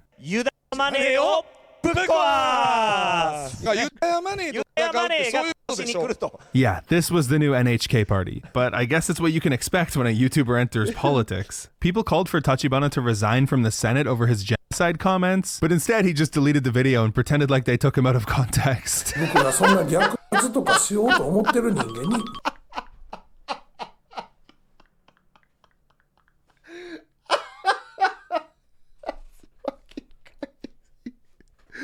Do I look like the guy? That's fucking wild, dude. Tachibana was clearly bad at this whole politics thing. He needed a new strategy, something flashier. Unfortunately, someone else beat him to the punch.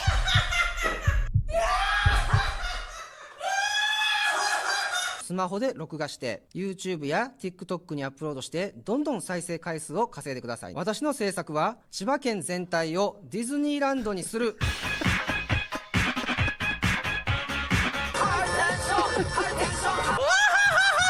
This makes me feel better about America. This makes me feel a little better, honestly. You know, I'm more excited for our debates coming up. A new Joker candidate was making headlines not just in Japan, but worldwide. Tachibana realized he had it the wrong way around. He was a YouTuber trying to fit in with the politicians, but he needed to bring YouTube to politics. Luckily, he knew the perfect guy. It was time for step 3, Tachibana's biggest mistake yet. More YouTubers. Over 11 years, Tachibana had gotten around 400,000 subscribers on YouTube. But this guy, Gashi, or as I like to call him, Gassi, had over 1 million, and he built it in less than 2 months. Gassi was basically Japanese Keemstar, but instead of internet figures, he exposed A-list celebrities' darkest secrets that he learned over the years managing a really high-end bar. And somehow, Tachibana convinced him not just to join the NHK party, but to run on their ticket for a second seat in the House of Councilors. And yeah, Gassi easily won. But wait, why isn't he there celebrating in person? Well, Gassi is a criminal, and he's on the run from the law. This is dangerous. We're getting to this point, dude, because YouTubers' audiences are getting too big, and nobody pays attention to smaller politicians anyway. We're getting to the point where they're just going to start winning political office. He's in Dubai right now. He ran away because of massive gambling debts. That's why he sold out his friend's secrets in the first place. He's also wanted by Interpol for defamation. But this might make you wonder, how is he going to serve in the Japanese House of Councilors from Dubai? And the answer is, he didn't. He never attended even once. Of course, he was still collecting his 19 million yen salary. The Japanese public hated this. He was asked time and time again to return to Japan. And by the way, once he was elected, he became immune from prosecution, so he easily could have, but he refused. Eventually, after many warnings, Gassi was forcibly expelled from the House of Councilors. The first time that's happened since 1951. Damn, in the end, Gassi, who don't cry, which is a lie, by the way,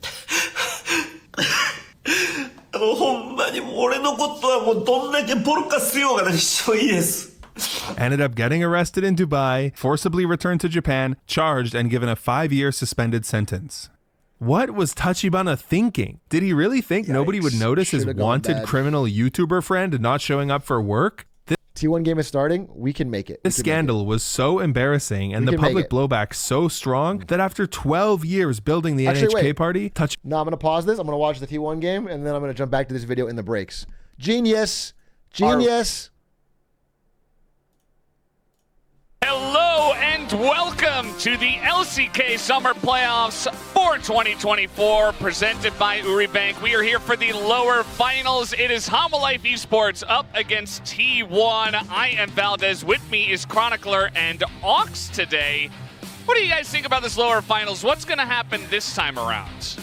That's a hard one. I think predicting this matchup's been difficult. Obviously, last time round, HLE kind of came out the clear winners, but it's T1, right? The expectation has always been T1 Gen G finals. Will it be broken this time round? I was already excited. It's also the first time that I get to cast with all. This has not started. It's not going to start for another 10 minutes. We can finish the video. We can finish the video, bro.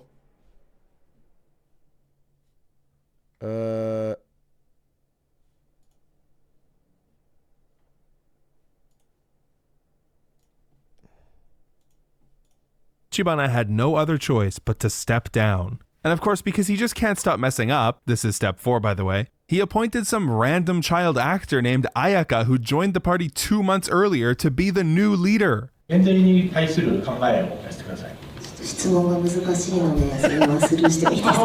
yeah, and the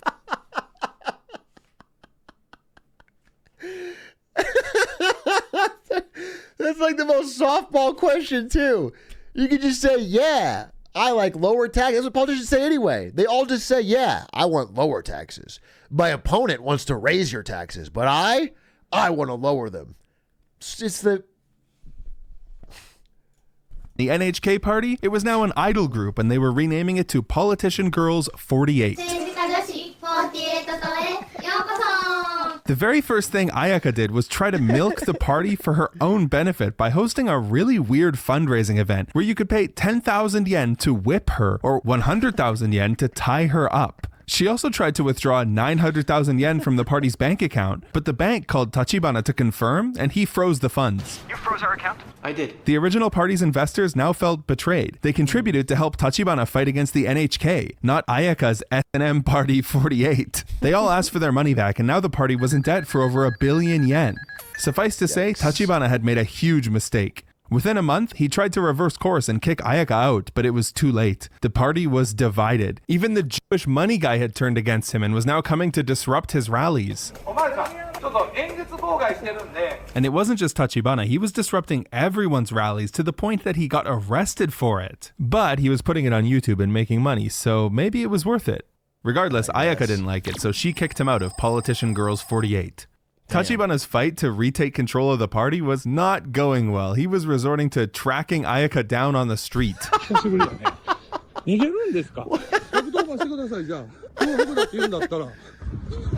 She calls the cops, he chases her for a few minutes until she goes into a building and he stands outside like an NPC.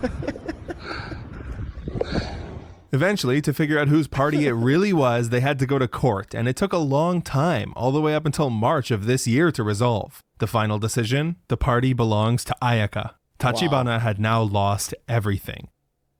But there was one sliver of hope, an opportunity on the horizon. The biggest election in the country was coming up, the Tokyo election, and Tachibana had an idea, a scheme, you could say. Let me explain.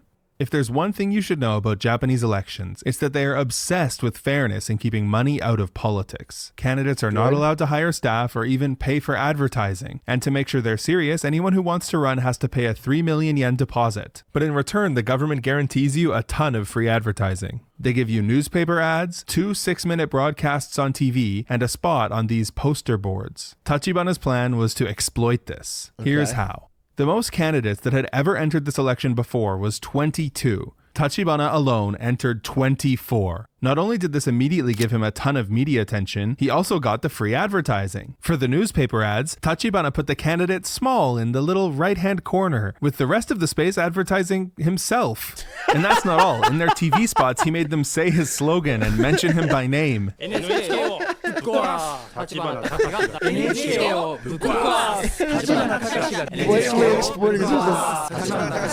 the crux of the whole plan lied in the poster boards.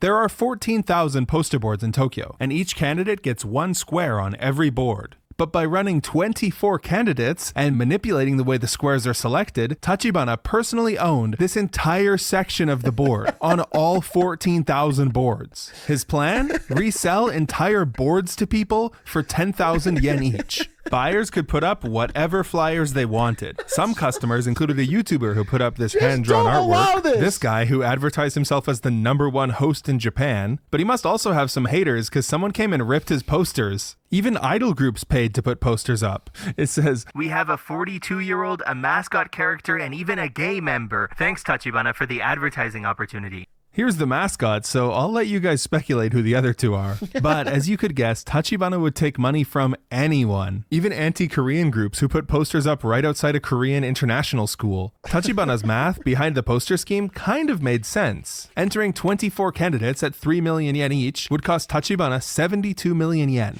Yeah. But if all the posters sold, he would generate 140 million yen, doubling his investment and getting tons of free publicity.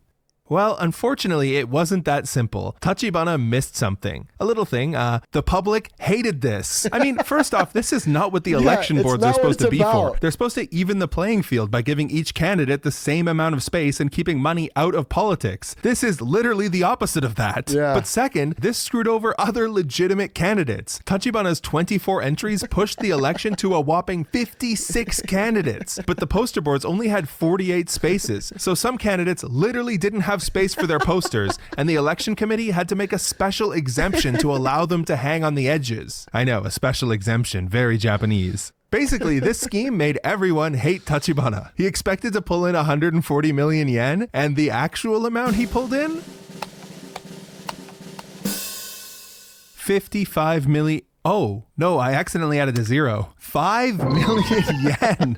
Tachibana did not take this very well. He blamed the media for making people hate his scheme and therefore not buy the posters. He wanted the narrative to be that he did this out of the kindness of his heart to prove how wasteful the poster boards are and to give a voice to the voiceless. And nobody believed that. The truth is, Tachibana was kind of right. Even though the Tokyo election got a ton of coverage, his scheme did get almost none. But the reason is, the media was preoccupied with something else. You see, both the diaper guy and the Joker built legitimate careers from their crazy performances. The Joker was even elected to a city council in 2022. And as a result... No fucking way was the Joker elected to city council. Society for real. Society for real. So this inspired tons of copycats. In the 2024 Tokyo election, there was a flood of joke candidates. Yes! 可愛いと思った？暑いね。This guy looks like a square. There was even an AI mayor who wants to make all of Tokyo's decisions with AI. Next thing you know, the city's gonna look like this. So yeah, it was chaos. The only people left talking about Tachibana's dumb scheme were the people criticizing it. Tachibana's story is that of a man who spent 13 years building a political movement, only to lose his party, go bankrupt, and end up becoming the villain. And you know, for a sliver of time in 2019, he was actually super popular, because he tapped into people's legitimate hatreds of the NHK fee collectors. And he actually won that fight, by the way. Since his election, NHK has mostly stopped sending them out. And they even lowered their fees in 2023. So he needed to just take the win. But instead, he spiraled out of control, trying everything to stay relevant. Without the fee collectors, though, he has nothing connecting him with the people. He can't channel their anger anymore. Regardless, he's still around, he's still going. He's not going to stop, so I expect to see more of him in the future as well. I heard he's going to try some other weird election scheme next year too. Which I'll be going over in part 2, along with his boxing match, his history of being a pachinko pro, and more. If you want to know more about Tachibana, this is for you. Part 2 is available. Check it out. Japan Analysis, amazing videos, really funny, and a nice guy. Now let's see what's going on in the world of Korean League of Legends. Might come through. Well, the Giga Chad in the bottom lane. Oh, it hasn't even started yet. He is the engaged support guy on the side of Papa Life Esports and in the support role. And they rely on him a lot to get the team fights going and to be... By the way, that's the end of stream if you're not a League fan. Thank you for watching today. It was really fun. Hope you enjoyed. I'll be back tomorrow with some Astrobot. It'll be really fun. 77777's very fun. But now we are all in on League of Legends. League of Legends, chill, react. Let's go, Faker. Faker fans only. HLE fans, dog.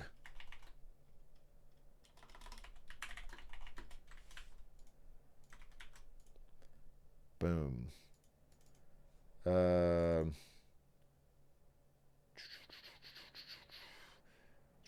Actually, I might end stream and come back even.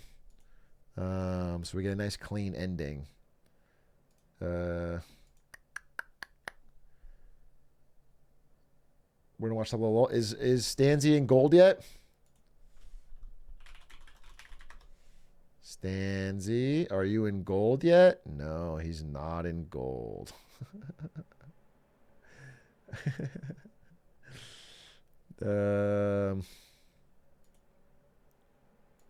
That reliable engaged support. How will he perform tonight? Arguably the best eye for engages within the LCK. When it comes to map impacts, Lehands obviously stands alone. When it comes to crazy cooking, Carrier's ahead of him.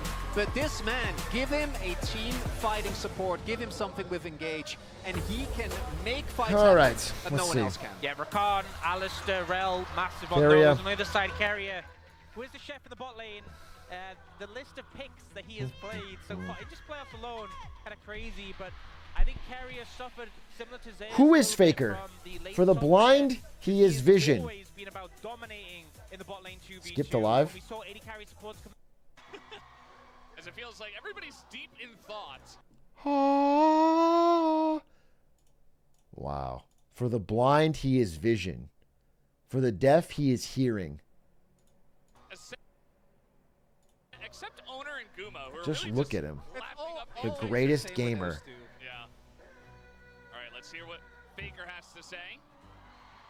For the bald, he is hair. I'm hitting the lights. We're going to relax. We're going to chill. T1 fighting. And that's it. Straight to the points. No revenge. And they're leading the fan chants, of course. You know, that's T1, they come to win. That's what they do. So he didn't really have to say much else, I suppose. For the glizzy, he is the bun. Skip to live. All right. Well, if you, I'm gonna post the link in chat. You might have to watch along. You might have to watch along because I may have to switch off of this scene to watch. We might have to live view sync. I don't have Cadrill's contacts, bro.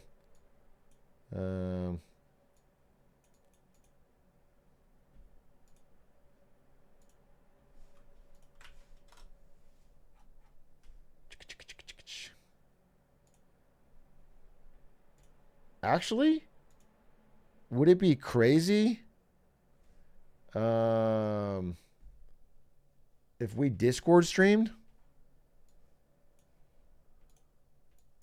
Thing to talk about drafts when we get.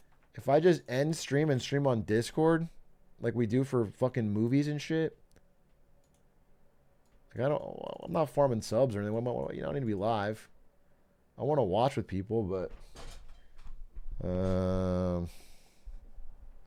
5 plays out. Also something where Genji has excelled in that. Well, upper we always bracket watch final. the intro anyway. As soon Let's as watch Hanwha now, Live we'll got a see. win, completely swapped the draft, banned what worked for them, and from that point on, didn't really feel like Hanwha had anything against them anymore, and we'll have to see that level.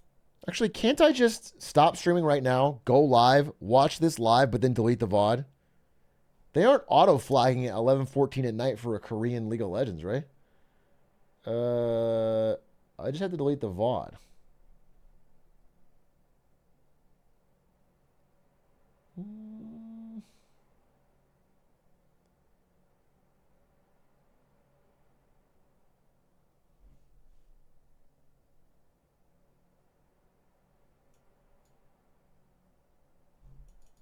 That's what you did for X-Men?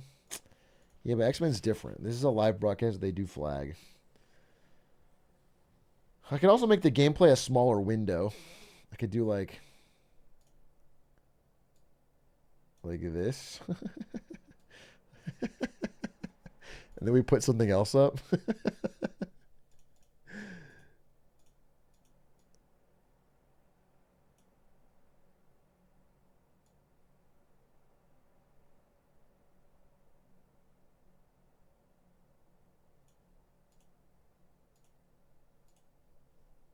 Yeah, I'll just show the scores. That's what I'll do. You guys can just sync. You guys can sync. You can open the YouTube video. I'm going to live. It'll be fine. And I'll show the scores. But we can show the pick order for sure. Well, that's a lot of time in League of Legends. 9 days ago, and we have a new Bestify for you guys. And this We'll show the time and the score. You can sync it. blue side, there's that Rumble, Perma ban, the Azir target ban against Faker, and the Lilia. All right. Azir ban against Faker because he's the No GOAT. big surprises thus far. Banning away Again, owners. setting the stage. T1, this is a must-win series. They need to win this series to get to Worlds, is my understanding. And if not, they're not making it to Worlds this year, which will be a disaster. They can still qualify? How? Isn't it over? Like, isn't it? Am I wrong? How do they make it if they don't? They can qualify. Oh, through regionals. You're right. Okay, actually, well, we don't want that anyway. We don't want it through regionals. We would much rather have it through as LCK qualifier. Yes, we would very much like them to win this. It would be much nicer for us without having to run the gauntlet. So, and also, it would just be incredible after all the shit they got this season for them to be in finals again. Because they lost to all these teams. HLA with 3-0, we'll see. We'll see, buddy. T1 constantly gets For anything, better. and Ivan. They take a while to learn the meta, but once they learn it good. Different look. but something that Peanut has run games on throughout the last couple of years. Yeah, technically could be a flex if they want to put a support. We've seen a bit of that, but not too much of it recently. But definitely a pick that Peanut's confident in. Often we see him leaning heavily into Figure side going lanes in the back Ziggs? of this pick. God so damn. ensuring you have a decent matchup is important. Now, I don't really like the Ashe here. Meta's so bad right now. Yeah, so if you don't know League, the meta right now is like AD carry mid lanes, which is so shit. You don't have cool, flashy mages. You have fucking 280 carries farming. And tops, yeah, everywhere. Ziggs Leona, it means even if you end up with like a ranged top laner, Leona is very good Or at Nasus stacking mid. up I've seen the that too, said yeah. I running saw Faker patterns do as Nasus well, mid, so actually. He You lost. have that lockdown, and the Ziggs is there for the follow-up already. For Owner and Carriot, gonna have to try their best to sync up better than they have in the past. And yeah, both these AD carries can be left Can you alone. explain like Obviously, everything? We are also big fans of It's just a bad balanced meta where but it does give you a lot of flexibility, and I think Jhin weird kind of stuff falls is in the really same good. vein. The Rel ban So everybody should not does it. come as a surprise. I imagine that they're gonna ban like Rel and Alistair. Alistair for sure. And then kind of go from there. We'll see, because Yeah. the top Here's how to lane explain it matchup simply. could If you don't know what's going on, you want this team to win. You want this weird-looking furry champion to win. You want this Ice Queen girl to win. You want this Sun girl to win. That's what you want, okay? Simple. If they win, you'll be happy and your day will be great and your life will go good. And if they lose, it'll be sad and depressing and it's a sign of the end times. Okay? Very simple. Heavily prioritized throughout the entire split for playoffs. But into Zaya specifically, he can really be problematic. We saw like Perfect struggle against that, going the Renekton and getting the Vayne treatment. But also if you have a Poppy, having control off the sides really elevates the power of this pick. So you are going to be blind, but you want to hopefully go into a matchup where you're going to feel comfortable. And really these bans are going to influence that. So we'll see if they opt to throw another one to the top lane. Yeah, definitely an important last ban. As the Corki comes out, note that Faker has not picked his pick just yet. They take the Tristana, Azir, and Corki away. Also could be flexed, but definitely feels like something Faker All right, would Faker, what do play we got? as some hovers coming in from Guma. We already have the Ziggs, and we're just thinking about what is Faker going to play, as they should be saving counter pick for Zeus in the top lane. And so, maybe it's Oh, he hasn't picked yet? Yeah, This is I Caitlyn imagine mid. it's the APA special, right? Yeah. Captain America showing his face here with the Ziggs coming. T1 not doing so hot, market not doing so hot. Coincidence? Not a coincidence. The world spends more money when T1's doing well because they feel more happy. They feel more confident in the future. When T1's doing badly, they save. They put it under the mattress. They hide it because they don't... Tower taking potential. You know, you have a Caitlyn lane in the bot lane. It's obviously not a hugely favorable matchup, but if you get an advantage there, if you lay a CC onto the Bard, get some kill leads, start taking plates in the bot lane, move the Ziggs over and secure. So clear plan coming out from T1 here. The Bard for Delight, they're pretty cool. Not something we typically see from him in terms of his wheelhouse. Not a big ranged support player. And then it will be that being locked in. So HLE's team looks really good. In a situation. Would be some poetic justice if Zeus ends up bringing out the Gragas. Definitely AP Gragas, one of the matchups that can really bully the Jax. I do like the Jax. I think both. Why don't you Dorn become had a league really good announcer? game on it, but I'm not also biased enough. plays well I'm into too a lot of the unbiased. bullies that normally Zeus It's all politics to likes become a go league caster. into, You and have to this like is a have a pick team that you're like that he has super obviously been, dick riding. All right, historically and I great just on something that unbiasedly say debuted and T1's the looked best. Incredible on, but that's not really what I think you were looking for with an R5 counter pick. Because this still feels like a skill matchup that can go either way depending on jungle intervention. Okay. Yeah, it kind of feels to Faker me that Ziggs. T1 with the flex of the Ziggs and the Caitlyn coming in want to direct a lot of attention towards the bot lane, and they're fine with Zeus. Just I really having a haven't matchup seen he a lot of feels Faker confident Ziggs, in. so I don't know how it'll go, Obviously, the but Narc can take he's the priority GOAT, so comfortably in I'm this sure it'll work. matchup, but I do not really something love... we expect to crush the I do love Zeus Gnar. Zeus has a beastly Gnar. I don't know how... I mean, Doran's Jax is also insane. Top lane's going to be fun to watch. Top lane's going to be fun to watch. I'm excited. Faker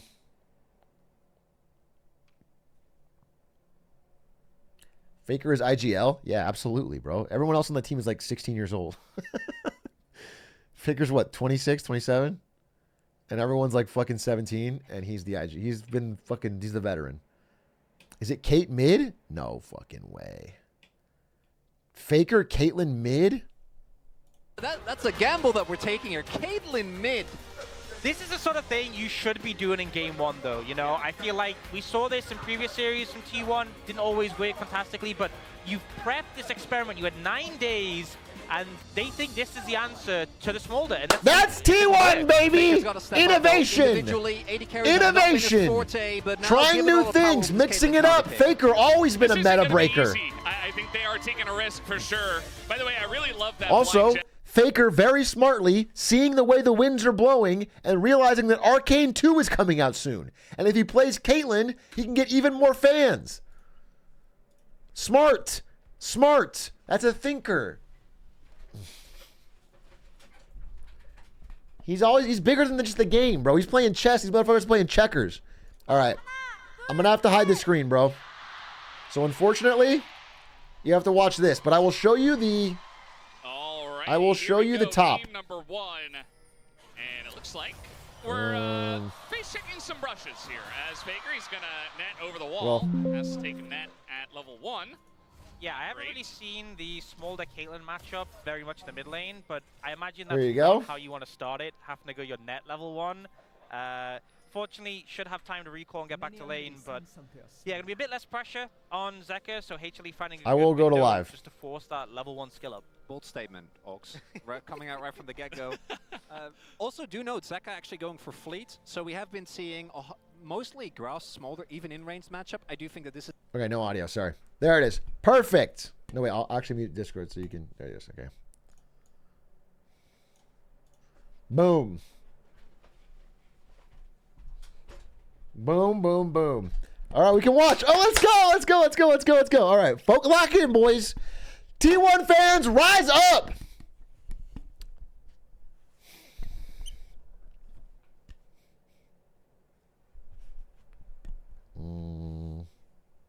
Can you 2x speed? Sure, I'll 2x speed. I'm catching up. Damn, I'm kind of behind, huh?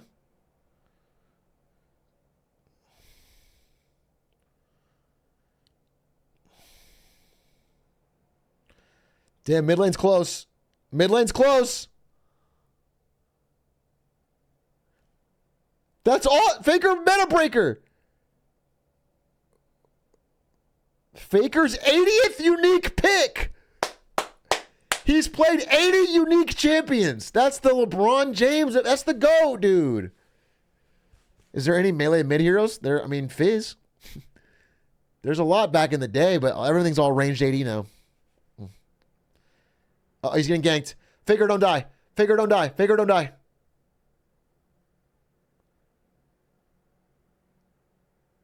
They're ganking him. Ah! Oh no! Good dodge! Good dodge, motherfucker! Yes! Wasted their time. Good shit. Good shit. Well played.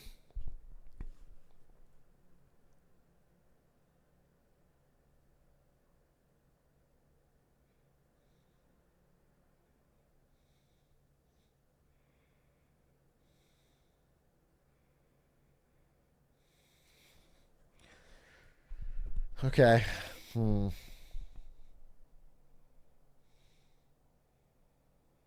So far, so good.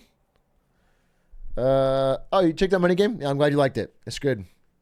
It's very good, Mike's Hard. It's very up your alley. So, Faker played that as well as you could. He's safe in lane. He lost his flash but didn't die. Why are they using skins? No, you can use skins. The only person who doesn't use skins is Faker. Faker uses no skins, which is ironic for a man with a $500 skin. Faker also missed the cannon minion. Maybe he's washed.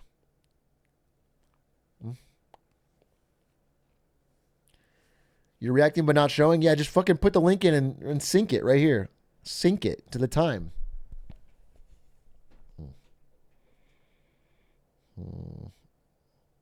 Dive on Doran? No, they don't go for it. That was dumb. All right, so it's dead even, no kills yet.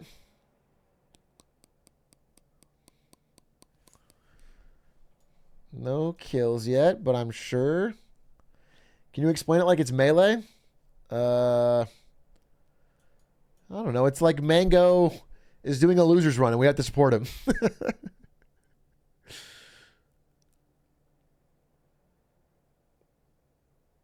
But I will say what Faker picked, what our hero has picked here, is a very non-standard champion for the role he plays.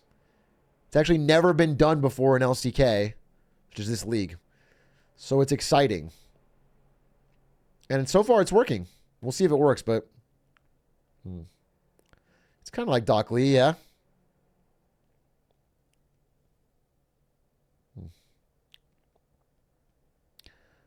Why are you reacting to this dog shit play? You should react to Stans plus Lud. That level of play is too high for me to understand.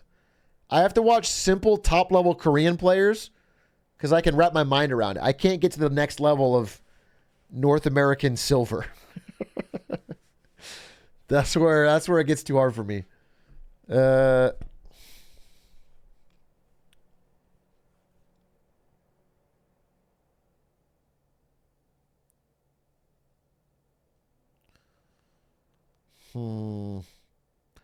This dragon fight's important. Oh no. Oh no. Oh no. I hate Zeka, dude. He's a cheater. He cheats.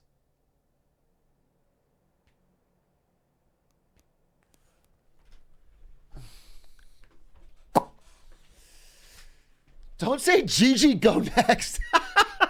Dude, you're the worst teammate ever. They get one dragon, they're up nothing. GG, go next. It's over. GG, FF15, team sucks. Struggler sucks. Quit. No, it's not over. Goddamn. Calm down. T1's still up in gold, by the way. Slightly. 100 gold. It's dead even, basically. Run, Faker. Faker, run!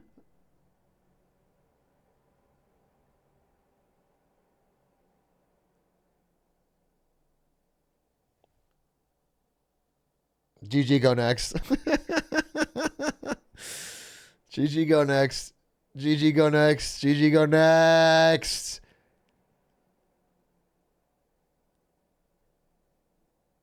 Damn, they did time it right before his flash.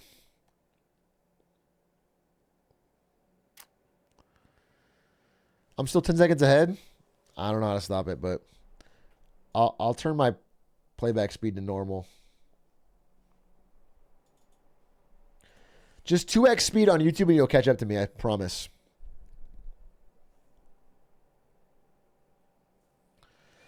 Tragic, dude. Yeah, you can't eat over the wall. I feel like Faker could have ran the other way. Maybe I'm wrong. Or if he eat, I don't know.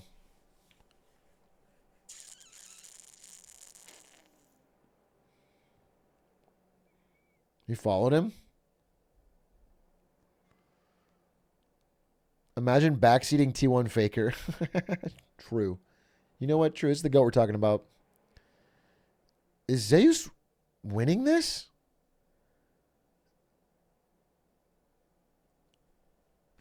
Let's go! I told you! Zeus Nar, baby! Let's go! Hey, good shit. Good shit, King. Yes. Beastly. Just fucking manhandle him under the tower. Good coordination, good teamwork. Still up gold. Up 400 gold. You know, Fake's still up in CS too by 1. Damn,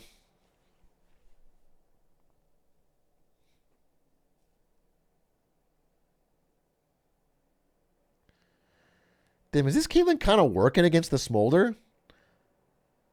Like, he gets to just farm. He's safe. Clear the wave.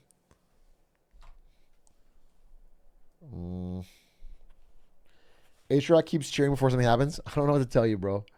I don't know what to tell you. I can't I can't restream or my stream will get in trouble. There's 2x speed on YouTube. I swear to God, you'll catch up.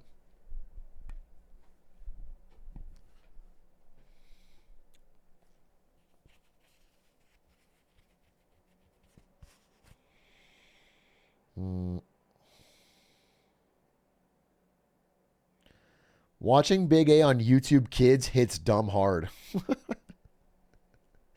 Whenever I upload a YouTube video, it says, check the box if this is for kids only, and I check it every time. All my videos are checked for kids only. I want it to be going next to like Spider-Man Elsa. I want my content to be next to Annoying Orange. Annoying Orange into into Slowly All at Once should be your algorithm.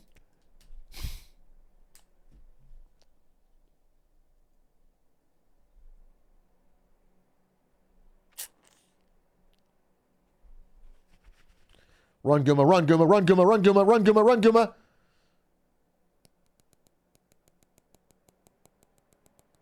Cringe. Cringe.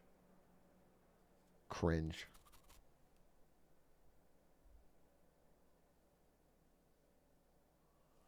Good call, Carrier. Okay, so Zeus is winning every lane that he's in, and everyone else is not doing good. Cool. Good shit, Zeus. Keep it up.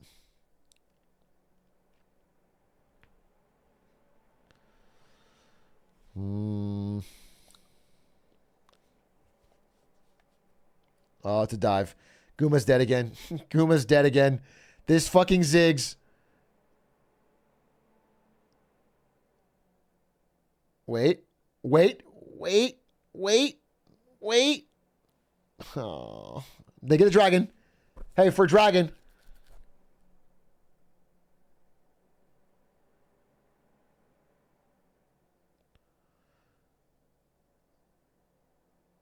Wait.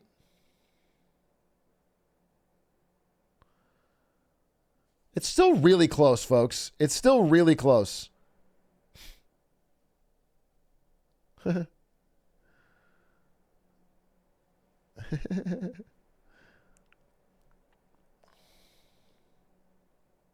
Yeah, I've never seen Guma do good on an AP champ. I don't know why he's not just playing AD carry. I don't like it. I guess so they can figure it could be Caitlyn, but...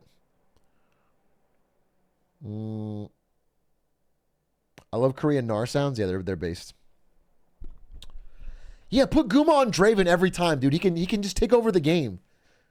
I love it when T1 just plays like Faker LeBlanc. Just fuck the meta. Guma Draven, just play hard carry good champs and then win one fight. And then all meta advantages are over.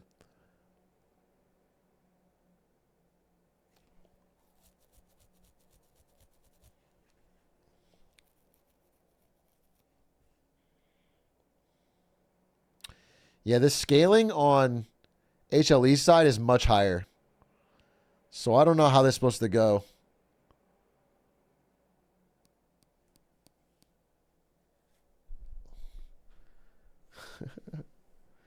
If T1 loses, they eliminated from Worlds? No, they can actually make it through the gauntlet, I guess. But they don't get an easy path to Worlds. Ideally, they just win this. And by the way, if they lose game 1, it's not over either. Fuck off. By the way, this game is still dead even on gold. So let's relax. Let's relax, folks. We got a lot to go.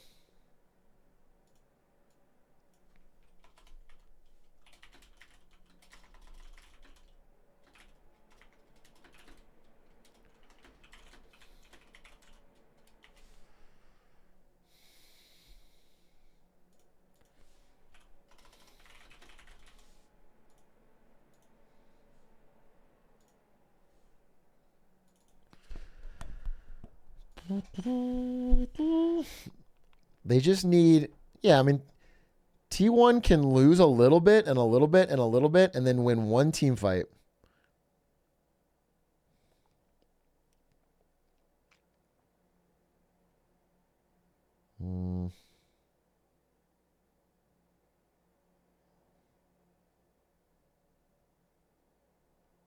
Wait, I'm sorry. Am I correct in saying that T1 doesn't have a single turret? They got their first, that's their first turret? That's T1's first turret?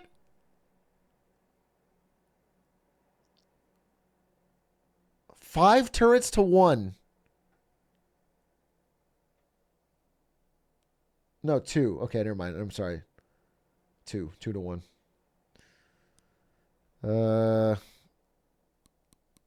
Five grubs. Yeah, I'm sorry. I misread. Okay, this is fine.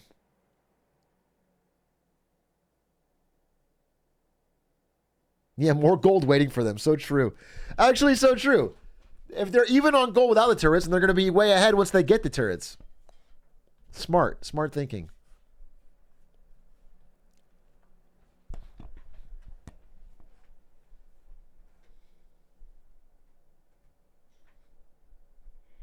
Yeah, Zeus needs to carry. Zeus needs to carry.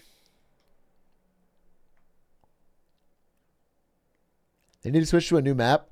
I do think it would be interesting if League of Legends had randomly generated maps like RTS games. Like every game was a little different. And some games you get bad maps and some games you get good maps, but it would be different, so you have to play on the fly. I think that'd be kind of cool. I think that'd be kind of fun.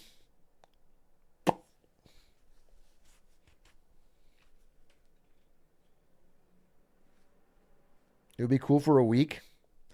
I mean, it's fun in RTS games for 20 years, bro.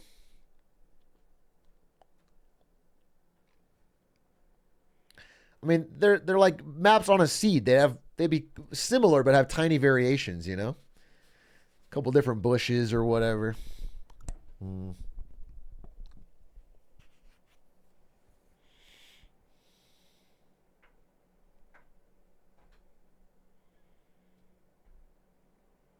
Then you could rage at map RNG instead of your team. Yeah, exactly.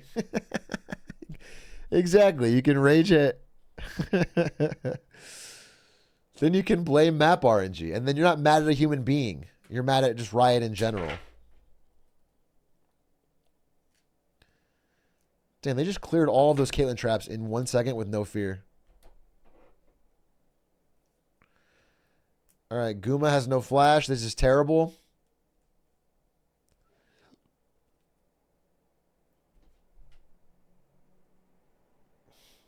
Yeah. I still think the trap lines are kind of sick. They're going for it. And I got to say, Zeus is still winning top. Straight up. Okay, this fight's important. Okay, this fight's important. This fight is important. No, Carrier, what are you doing? You wasted your ult before the big fight. Zeus winning, though. I mean, the longer they just make the game lane phase, Zeus is winning. Oh, no. Oh, wait. Hold.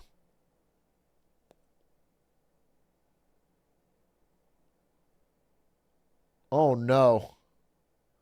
Okay, back it out. Back it out. Back it out. Back it out. Back it out. Back it out. Back it out.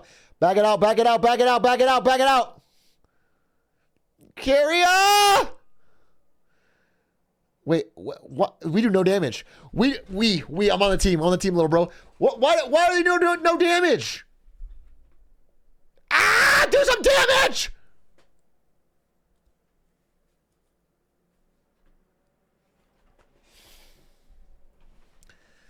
Damn, that was sloppy toppy. Nobody died, and HLE got the drag. Damn, they just didn't. That could have gone so much better. They should sub you in. Good point. Good point. The problem is I'm a mid laner, and I can't take Faker's spot. But he's playing AD, so put Faker in the bottom lane, take Guma spot. I take mid lane. I play Fizz. I go 14-0. That fight I would have cooked, dude. They're all low. I'm bouncing around, playful trickster. Damn, this was not coordinated. You notice it right here. How does Doran not die? How does Doran not die? Zeus, kill him! Oh, man. Are you a mid laner or a mid laner? Both. In 2024, bro, I'm both. I'll be honest with you. I'm not going to lie about it. A little bit washed in this game. It's tough.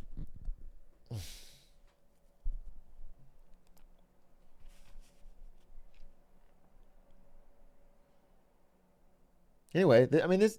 Oh, let's go, Zeus. Oh, damn. Oh! Oh! Oh! Come on, Zeus! Come on, let's go! Dude, he's such a beast! I love Zeus's Gnar. He's a master of Gnar, dude. God, he's turning this... He's helping his team. He's putting the game on his back.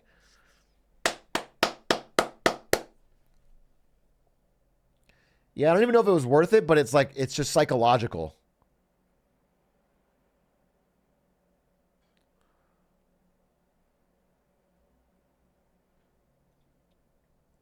Two towers to 3.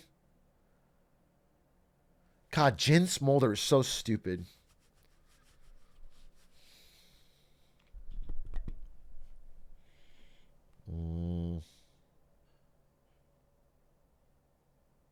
I will say, I mean, straight up, Doran, the god of Jax, is down 40 CS and 2 kills to Zeus. All right? This is a gap. Maybe we won't win this game, but top lane, showing you what it's all about.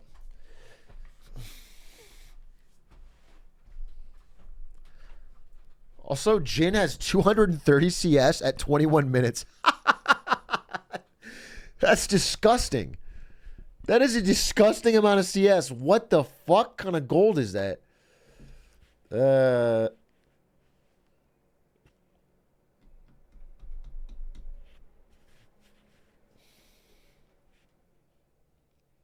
Hold. Carrier, hold. Okay, why does it feel like T1 does 0 fucking damage? Like, literally fucking 0. Why does it feel like they tickle? They tickle. Only Zeus does any damage. It feels like Zeus auto attack does 5 times more than Kuma and Faker combined. Oh, Faker kind of hit.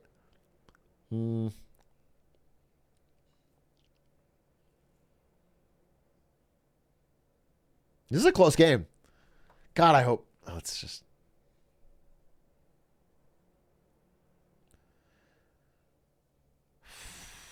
Gold diff, not much. Careful. Careful, Faker. Careful. Oh! Oh, good. Okay, I get it, Faker. I get the pick.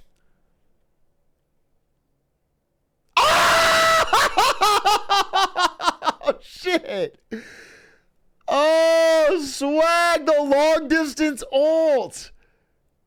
Oh, they're going for Baron. That's ballsy. Oh, this is so ballsy. Oh, I'm scared. I'm nervous. This is so ballsy. This is so ballsy. They're abandoning it? The Baron is just T1s? This team is so fucking swaggy.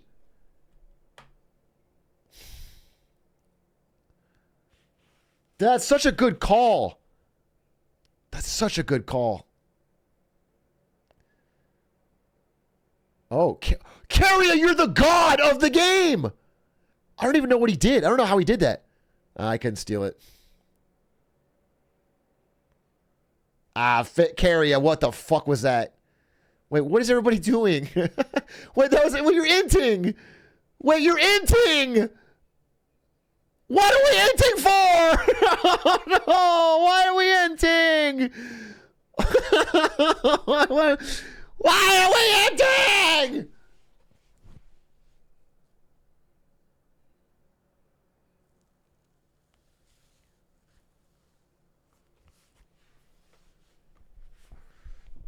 Damn, that was so good. It was just so point. It wasn't even...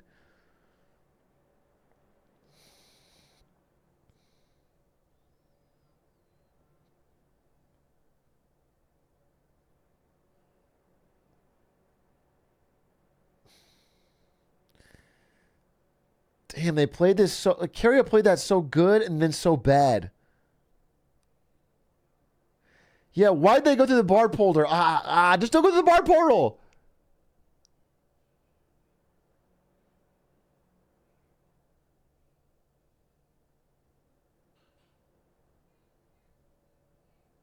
Damn, that was dumb.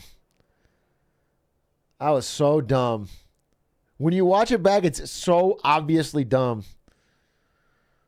Ah, tragedy. Yeah, they didn't listen to Faker. They didn't listen to Faker. He said back. It's like pressing Q2 on Eat Lee Sin. It is exactly like that. It's irresistible. Anyway, game's still doable. Game is still doable, bro. They don't have Baron, so it's kind of fucking whack. But at least they can't take Baron.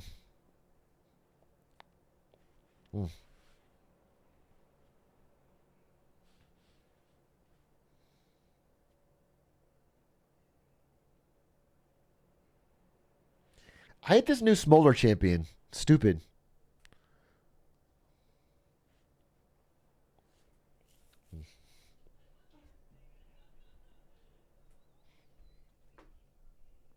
Quit adding new champs, especially ones that are good, and especially ones that are whack. I don't know. Fucking. They should start removing a champ. Every 2 weeks, they should have a champion removal patch. Or they just keep taking one out. Let's get back to like 40 champs.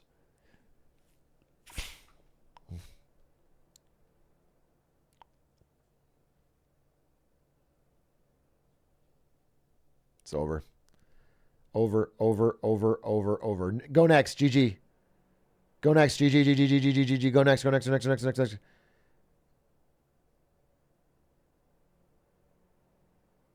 It's terrible. This is tragic. All right, go next for your mental. Surrender. They do 0 damage, like literally 0.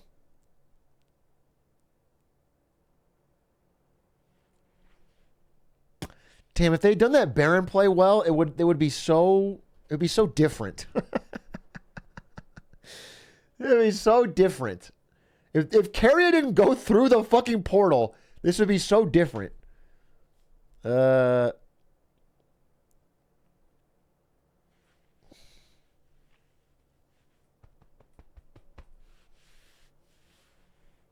see the screen. Open the YouTube stream and go to live. They're running the whole BO5 at once? Yeah, I mean, we're going to start game 2 after this.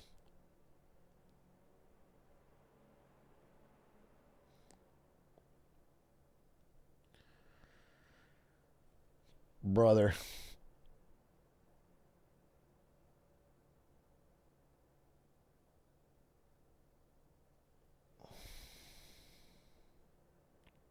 Oh, that stun fucked him.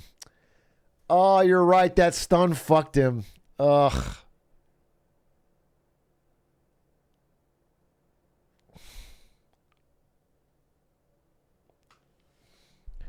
Do you need perms? Are there people streaming it that don't have permissions?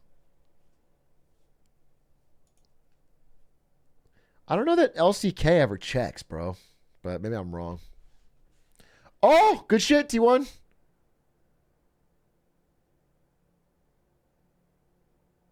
When's Dragon? Get Doran, get Doran, get Doran. What the fuck is happening? What the fuck is happening? What the fuck is happening? Zeus can't kill Viper. Can he? No.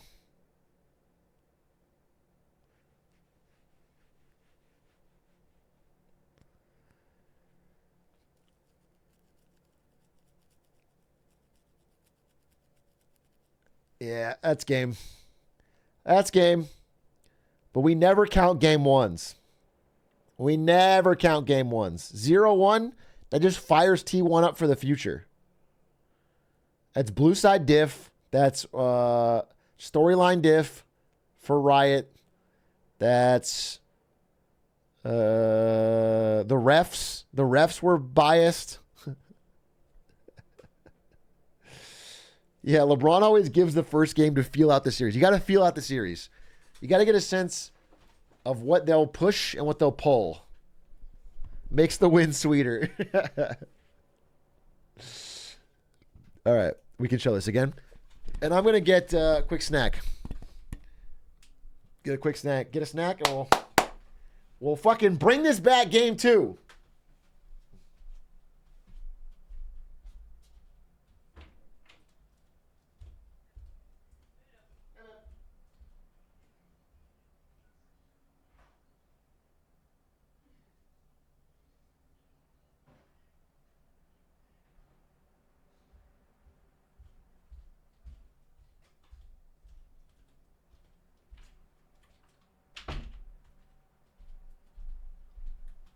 Yum, yum, yum, yum, yum, yum, yum, yum, yum, yum, yum, yum, yum, yum, yum, yum, yum, dum, dum. That game wasn't even bad for the first 24 minutes, and then it was terrible.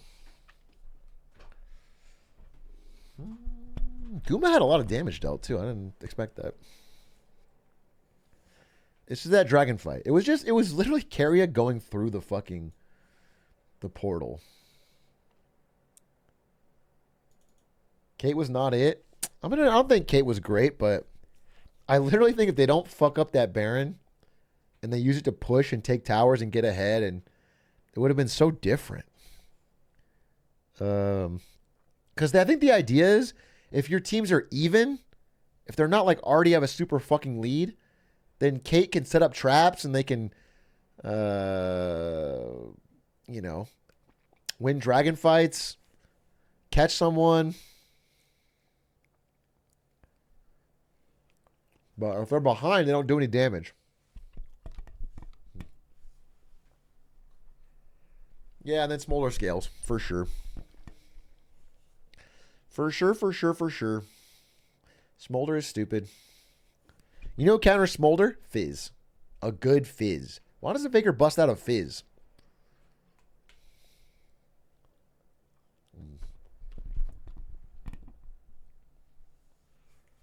T1 lost game 1 to DK. That they did. That they did. The last series in this playoffs. T1 lost game 1, looked bad. I almost went to bed, and then they came back. So they're just the same thing. Do you reckon Riot paid Faker for the Kate play to advertise Arcane Season 2? I don't reckon it. I know that's what happened. They said he couldn't get the money from his $500 Ari skin unless he played ball. They fucking blackballed him, dude. They put the fucking pressure on. He's going to go Vi mid next and then Jace. And we'll all know why.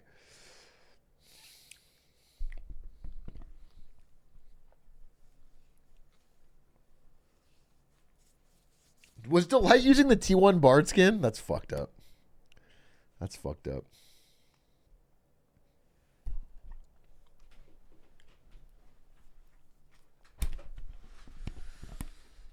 It's classless, Delight.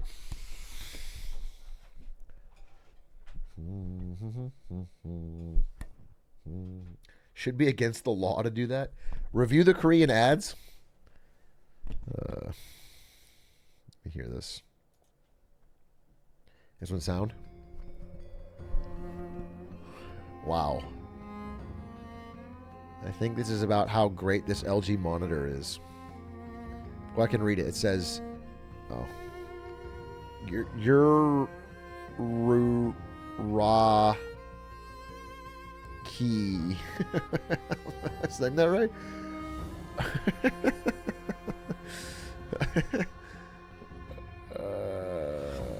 No, I'm not sure I nailed it, but Mr. Worldwide, Mr. Global. Your fluency astounds. Okay.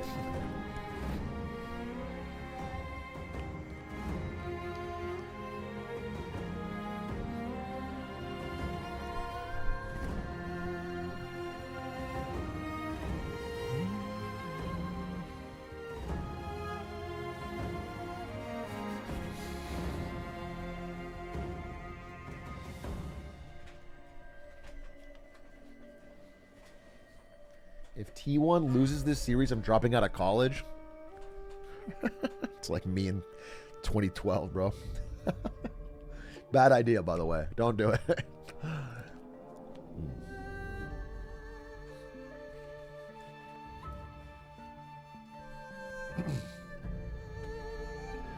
If you had to put a hard cutoff year on Faker, what would it be? Bro, why do people talk about Faker like he's not the current world champion? Talk about Faker like, oh yeah, he is good back in the day, but he's the reigning world champion right now. It's crazy.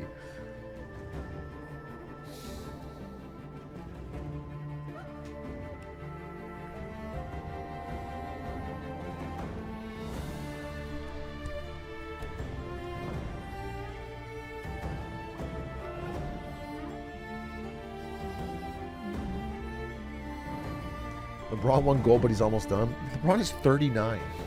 Faker's like 26. 27.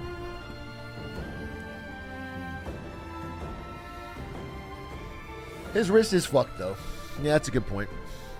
I don't think Faker has that many more years, but... 그래도 저희가 확실히 What's up, Mr. Nothingness? We're reacting to a live game in Korea. 충분히 이길 수 있다고 생각합니다. 결승전에 가보지 못한 지 오래된 것 같아서 꼭 그런 큰 무대에 올라가 보고 싶고요. 좀 재밌게 경기하고 싶습니다. 바이퍼가 무한 일이거든요. 돌아가면서 길을 막습니다. 바이퍼가 전했고요.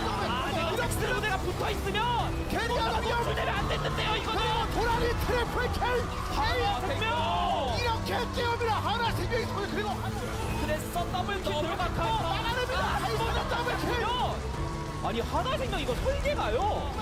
정신 한가운데서 멈췄습니다. 다시 전차 소리가 들립니다. 이번 연도 하나에서 팬분들의 응원을 느낄 수 있었는데 그 응원들 아깝지 않도록 쫄라온 이상 비가 없다고 생각하고 꼭 우승하겠습니다. 너무 큰 응원 많이 받은 것 같아서 다시 한번 감사드리고요. 꼭 결과도 우승이었으면 좋겠습니다. Now what about it? Is this a good Casual cosplay? I love Casual. But I don't know if he's enough of a T1 fanboy for me to watch this specific set. 서머 끝나고 롤드컵도 남아있긴 하지만 최대한 후회 없는 경기력으로 다 같이 웃을 수 있도록 하겠습니다. 그런 패배했던 경험들이 좀 더 도움이 돼서 꼭 첫 승을 우승을 드리고 싶은 마음이 있습니다. 또 응원해 주셔서 너무 T1's let him feel good. Yeah, I feel like T1 can easily win this. T1 can easily win this. We just need game 2 to go well. If they lose game 2, I'm much less confident. I might go to bed. 이게 하나생명의 파괴력이네요.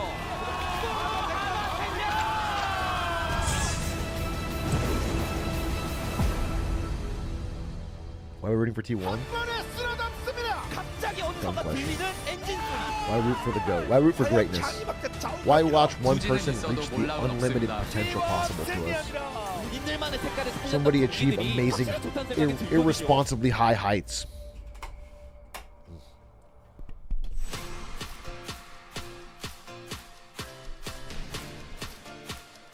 You buy the T1 skins? I have the T1 skins, but I only play Fizz, and it doesn't have a T1 Hello, skin. everyone, So. and welcome back to Gyeongju This dude's Indoor dripped Stadium up. at the He's got the rock fit Fan on. for the Uribank 2024 Summer Lower Finals. It's Digon here in the space on the road This is like to the break Rock down slash match number Stans 1. And fit. all the Stans matches wears this between too. T1 and Hanwha Life. Not doing it alone, though, are my two partners in crime. It's Wadid and Wolf here. Guys, game number 1, although T1 went with the wild draft and threw a lot of things at Hanwha Life Esports, very much what we broke down on the Too much pre-show hair? happened. Hanwha Life Esports stayed to fundamentals and were punishing at every mistake that T1 made. I mean, that was first time in LCK. We had the mid Caitlyn for the first time, but I don't think they used the Caitlyn that well because, I mean, you're playing Caitlyn, especially when you're playing mid Caitlyn into Smolder, you have to kind of winning lane harder than that. But I think level 1 strategy from T1 was not sharp enough, so they had a huge mistake on double the ganked. Faker getting back and just reset and not in time for the first mid wave was kind of critical. Yeah, I mean, we knew that there was a possibility the Ziggs could be flex mid. We were thinking maybe that since the Ashe was left open, they would actually play the Ziggs into the Smolder. We'd see the Ashe bottom lane, has a ton of synergy with that Sejuani priority. But ultimately, that level 1 that you mentioned, what it was so critical, Smolder was never punished in Yeah, this I guess trap. they You can coulda- feel they the coulda peanut tax already here with prioed mid. Hanwha Life's blue side game. You've got to ban Rumble. You have to Do you take his care about Maokai. melee You or have to League take his more? buy. I care about so melee Smolder gets more, through. You try to punish it. You but, fail at level 1. Must be a really frustrating T1 feeling the right now most. for T1 after how this first game went. Do you know what I'm Absolutely, saying? as it feels like they Does that cooked make sense? something up specifically for that, but you go back to fundamentals, you lose everything at level 1, and your whole plan goes out the window. Let's take a look at the highlights here as, again, one big fight here in the mid lane. You get a catch T1 after more than Mango? a greedy TP by Yeah, Doran, probably. and you're thinking maybe T1 has I mean, I've something been a here. T1 Hanwha Life fan stay cool and composed and punish T1. I mean, I 10, think this was the 12 first timing that actually years. T1 can reverse And I got the into game, melee. but I feel No, like I've been a Hanwha T1 Esports fan was even just more than a that. little bit I've chilling been a T1 and fan since just like waiting for them to make the mistake. And the many moment years when longer, I Keria guess. canceled the Poppy ulti with his E skill, Um, I think that there was no point to getting back here. Yeah, I mean, because Keria decides to go back in, he feels priced into actually trying to look for a pick here. But look at the zoning here from Viper as T1 try to approach. Owner is so far away. They didn't have mid prio. They're slow to come over. And then Keria decides, we're so priced into this, we cannot actually give this Drake Did you and see- then give the fight or Wait. just walk away from the fight. check this out. Check this out. Check this out. Check this out. Look at this. Look at this.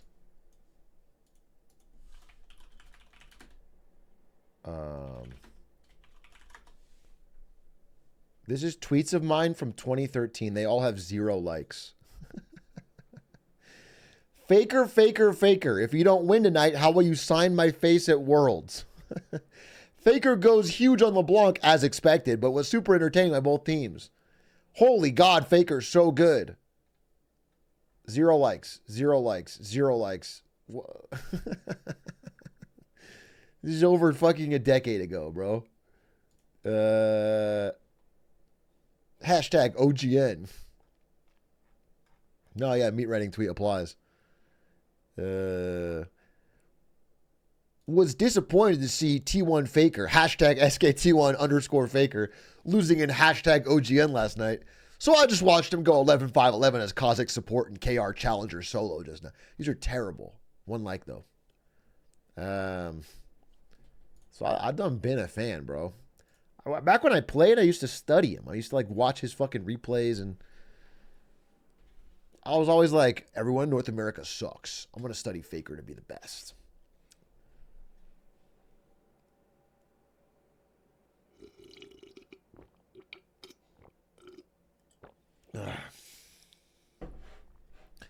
And, you know, surprise, surprise, a decade later, dude wins the world championship again. That's crazy. That's crazy, dude. If you can't respect that, if you can't think that's fucking so rare in the world of sport or esport, you got to give credit where it's due.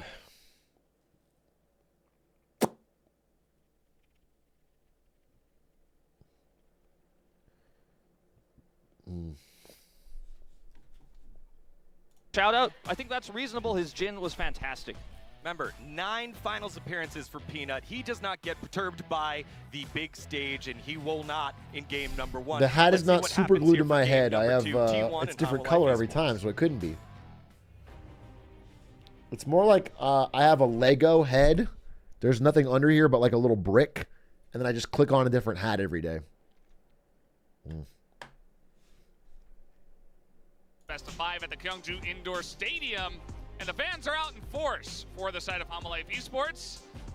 A lot of them predicting 3-0, as some of us did here on the space, and so far it's looking very one-sided to the side of Hanwha Life Esports. But let's see how T1 bounce back. T1 now get to choose Not sides. 3-0, I am bro. always a glass half full kind of guy. Not just because I'm prized, but I'm a glass half full kind of guy. I do really think that we could have had a mildly better game if we just let the Fur Dragon go and use our Baron buff on 5 people. And we'll see if T1 are going to make that pivot. Banner first pick Ziggs. T1 had Ziggs last time. That's not where they lost, bro. They had Ziggs. Didn't really hit the mark, and I feel like the second time you bring it out, don't know if it's going to fare any better. As well, you know, when we talk side selection, HLE being the highest seed coming into this, they got game 1 selection on the blue side. It is kind of like breaking a serve. You know, T1 went for a bit of a risky draft with the Caitlyn mid to try. Go Kate mid again. I say fuck it. Essentially a serve break like in tennis. They banned Jax? So because they banned. They can come in strong now. They do ban away the Jax. You remember what I said in the first draft? This really just neutralizes a lot of what Zeus would like to play in the top lane, especially from a counter pick side. I think from blue side you have a little bit less of that, but still I think it's been a really successful pick for the side of Doran. All right, they're picking Ziggs again. Zeus in the 1v1 actually was able to, you know, get those leads. Insta-picking Ziggs, huh? I think that T1 are identifying that we need Is to put Ziggs that busted? a player on the life further down for us to have a shot. The Ziggs Smolder priority again. not going to come as a surprise. We'll see if they go back to the Caitlyn So launcher annoyed. again. They did, of course, start with Nat last time around. That is obviously not ideal, but we'll have to see if Faker can bring out something else. If that is not the direction they're going to go. 9/11's towers. This time, it's going to go over to Peanut as. Yeah, it was bad. There's a better way to say The that. Jax is already There's gone, a better way to say but that. Still, even with how good Zeus was, I feel like picking Camille this early in the draft, even if it cuts with Ziggs, is a really big risk. Yeah, it means Sejuani also a really big denial because Sejuani Camille's so strong. Yeah. But I feel like T1 are now sort of leaving it into a composition where their goal Tristana will be Faker. to kill this Smolder. The Camille setup, the Ziggs to follow up, you have the resets on this Tristana. So anything that Viper ends up picking in this draft needs to bear in mind there's a lot of dive threat already, and that's before even locking in. If T1 loses, this will be the worst day in September historically. No day in September will ever been as bad as this one. Now is kind of the time to Probably get that true. in before we go to the next battle. Probably phase. true. Looks like that is what they're going to do. This will be a they bad were trying day. and they go for the Xanthi instead, so, you know, 2 tanks in the jungle and top lane, I think that's risky because they're going to end up in a 2-carry composition. You're into Camille, you're into Ziggs. It's very easy for them to just pick a carry and say you're dead now.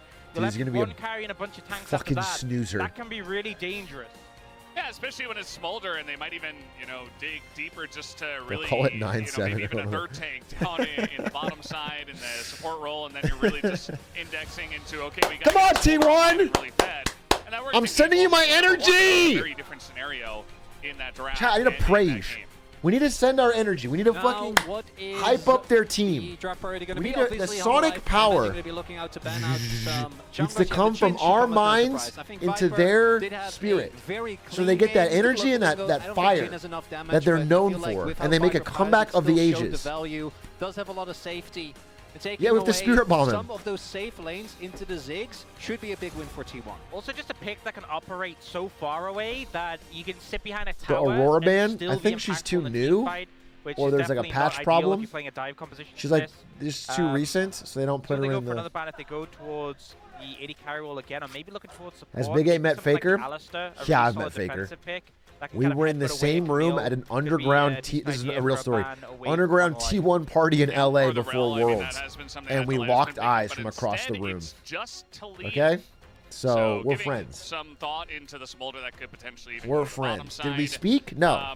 This is the rel. Was he within 15 feet of me? Another No. option. I think it's something that Delight has gone back into many a time. But just to there was a bolster the connection engage there and that provide follow-up after Sejuani throws it home. Imagine Carrier, if this gets locked in, is going to go towards the Alistair. And then the question becomes, what do they want to go in the jungle? And we as mentioned, breathe there the is sort of same a air potential generally. of the Smolder. There was an understanding the between Talia goats. Yeah, ban, it was but like a subtle head Smolder, nod. 80 carry, I think we've seen like That Aiden just played said, once, "Hey, I think, a while I back, get it." And it just didn't really feel like it had the same impact. That's a no-brainer. He What was is the one Owner like on all the going tweets. to bring here? That is even more dive, but that champion has not been doing too hot in the LCK recently. Zyra is still open, but You hit him Zyra with a that dive nod like composition Alfred just and doesn't feel that Batman. good. It doesn't fit, and I think you're all in already. At this point of the draft, you What know what the you're fuck coming is to this do draft? on Life Esports.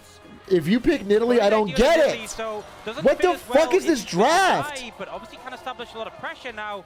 HLE, they're going to go for this. This is so stupid. And they're going to try and pick a really strong mid jungle 2v2. This is such a weird runaway, pokey. Yone as well. If they find an advantage in the mid bleeds in a jungle, maybe they can defang this Nidalee. And there is exactly one team where you can see Nidalee Tristana and go, What the fuck is this draft? Me if I was 18 during the Vietnam War. Team, +2. That doesn't feel that strong. +2. Even though in theory it makes sense, you get Prio, you play from there. Tristana's Prio have been substantially nerfed. Faker has not looked great on Tristana mid, really throughout the entirety of the year. And then Zeka not only gets his comfort I believe. but also alongside They know more than me. Peanut on Sejuani, They know more than which me. Really I believe. 2v2. So we're going to have to see if T1 can T1, deal with all these T1. things and get to a mid game where obviously they are going to be strong once everyone can sync up. I will say I feel for Viper though, you were kind of like, okay, me and Zeka are playing 80 carries, they have to dive one of us, the other can survive. It Zeka's feels "No, like I'm a playing bad Yone, draft. They're diving you. Like, the individual lanes aren't necessarily bad, but as a whole, the comp looks like it doesn't Kinda win the way team it's gonna fights. go, and we'll see how Viper can handle that. This is getting pretty interesting. They gotta win already. lane phase? I feel like Yeah. in this matchup against Yeah, they Double A do. Esports, you have to figure out a way. But maybe they to think defeat if they're one ahead of out of Peanut's lane, they'll just win. best jungle picks, and Which is they not leave the that Sejuani crazy. Open, he picks it immediately. We'll see Not if that T1 crazy. can figure it out. Otherwise, they might be in a bit of a rut. In Damn, this team looks best so of much five. better. Double A Esports looking on top at This the moment. comp But look, let's I see how mean, game number 2 goes. HLE's Off the comp rip looks right now. so much better. It's like a classically good comp. All right.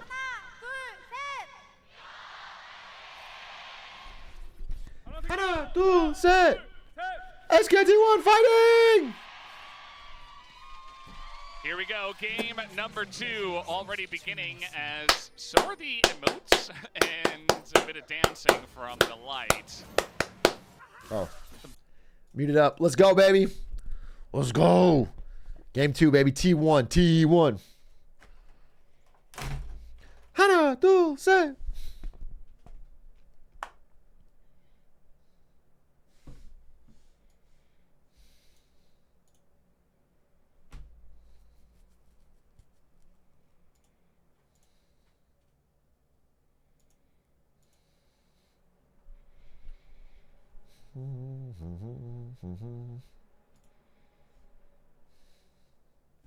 T1 more like T1. I'm going to speed up my YouTube. 2x. All right, we're caught up. Good start from Guma.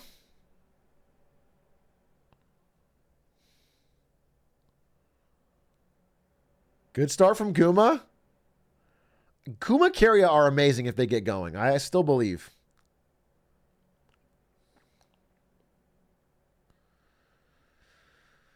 I hate owner on Nidalee, but what are you going to do?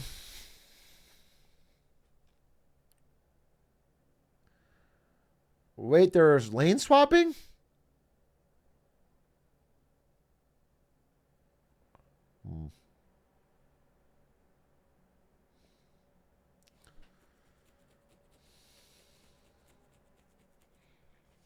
Why do you not like owner Nidalee? I just like a jungler like Sejuani or Poppy. Someone with a little bit of a tank.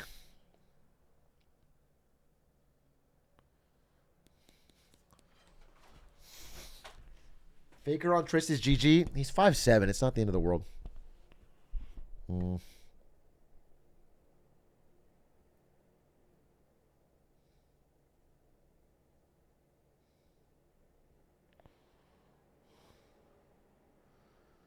What's happening?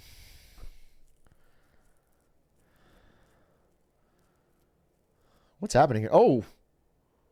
What's... That didn't work? Nice try, dipshit. Nice try. Damn, they are winning the lanes. They are, like, putting pressure on. Did he steal this?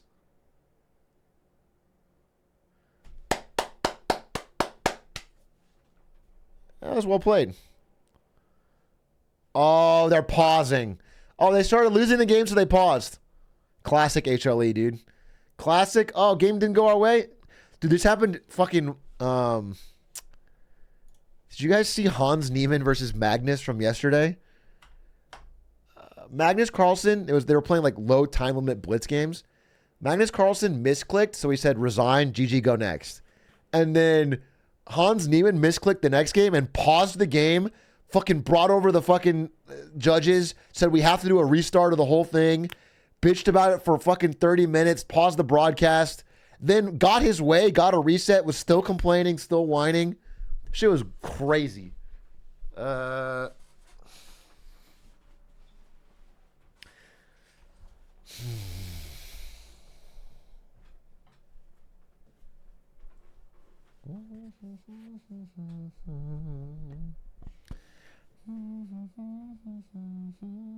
It's also annoying. This is such a cooler. Like, T1 was playing hyper aggressive early game, putting pressure on, you know, making them have to think. And now they get fucking 5 minutes to just pause and reflect and cool down. And it's annoying.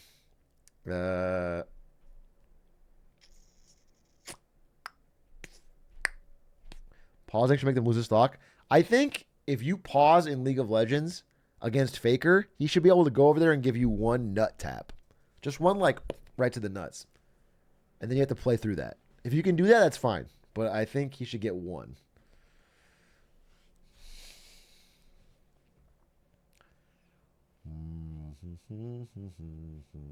I would pause every game. Okay, we're back. We're back.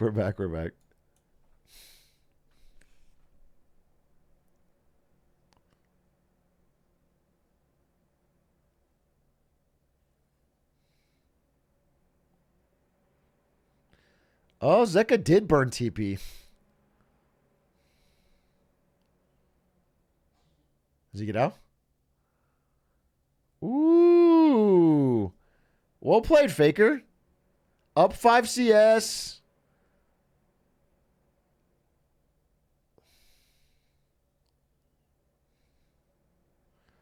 Is there any way they can stop the back?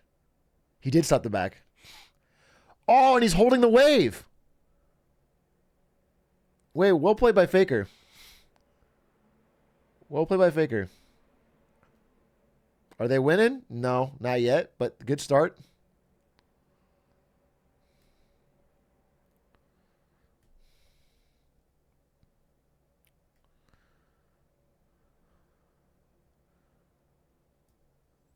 Yeah, this is a good start from T1.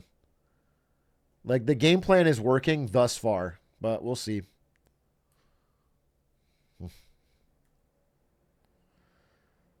The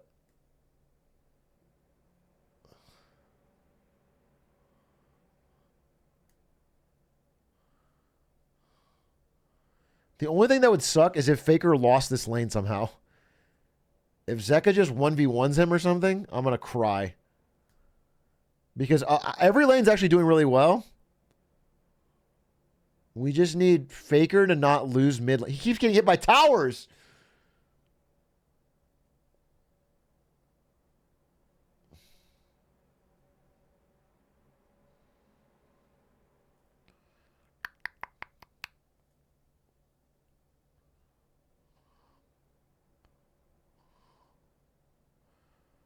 I'm sorry, I'm stressed. I'm stressed. I feel like Faker's going to die 1v1. I just get this feeling that he's going to die 1v1 to this aggressive Yone. Have you been to any Worlds event? I've been to many Worlds events. I was there in 2013. I was there in 2014, 15, and 16. I was there basically every year I worked at Twitch.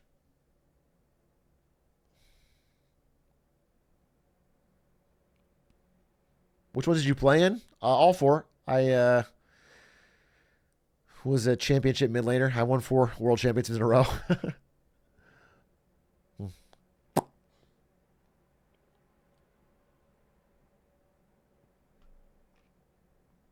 I'm going to Korea in the fall 25 semester. Do you have any tips? My tip is not to drink 21 shots on your 21st birthday. Zeus, you're dead. Zeus, you're dead. Wait, unless... Oh my God, Zeus, you're such a god. Zeus, you're such a god. If he lives? No. No, he died, but still. Damn, they have to get a lot after that, right? He at least made that worthwhile. This is a massive investment. Oh, diving Cassante is so tough.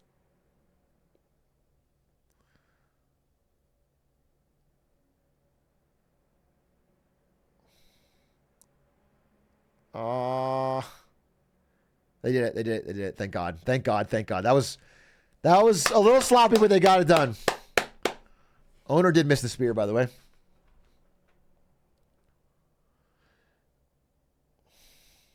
Yeah, it was good for turrets. I mean, I think that's T1 favored. It's because Zeus played it so well. I wish he had not died. If he had not died, it would have been amazing. But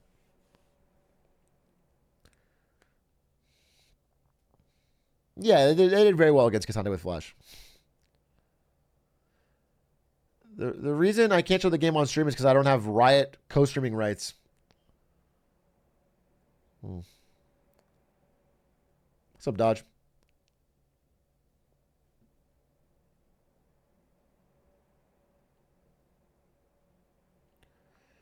This is a good start. I'm impressed. They just need to hold it together. The problem is they don't scale as well, so.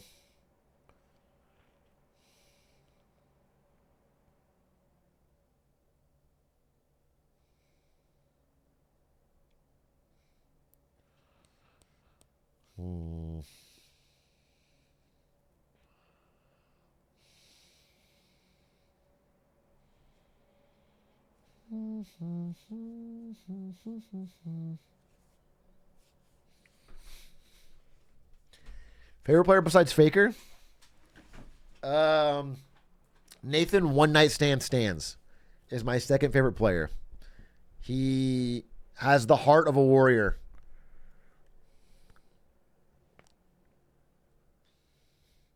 My third favorite player is a tie.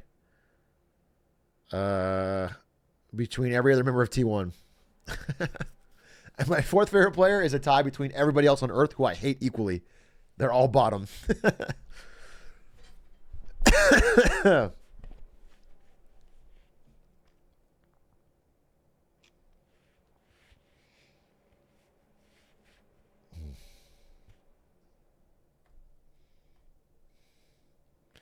Okay, big fight. Haven't seen one single spear landed from Owner. Not one single spear this whole game. Oh, he got one. Oh, good poke. Good poke. Good poke. What happens now? They didn't steal. Peanut playing so good this series. But the... damn. Whatever. Not a big deal. Not a big deal. They could take the tower, you know?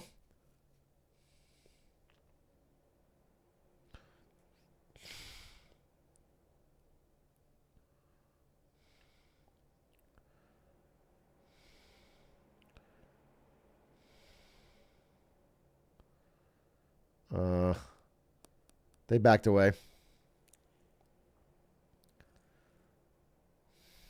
They're diving bot. They're diving bot. Faker, careful.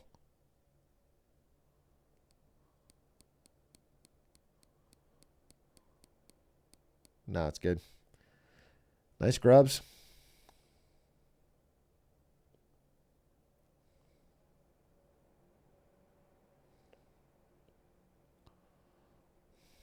What's the fuck's happening there?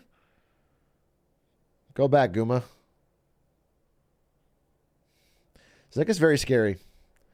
Zeka's very, very scary. But T1 up a grand. I think this Camille will be scary. T1 players should start speaking Chinese. Peanut will choke thinking he's at Worlds. That'll work against Chovy. That'll work against Gen G next week.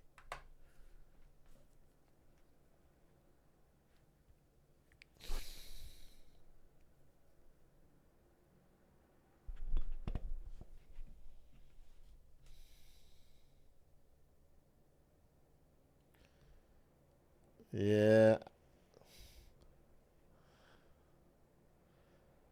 Oh, dive.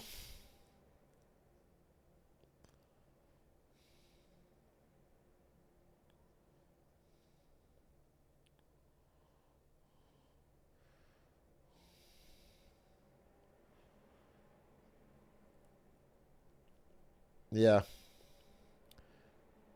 Well played, Zeus. He's playing good this series. Definitely the loss is not Zeus' fault.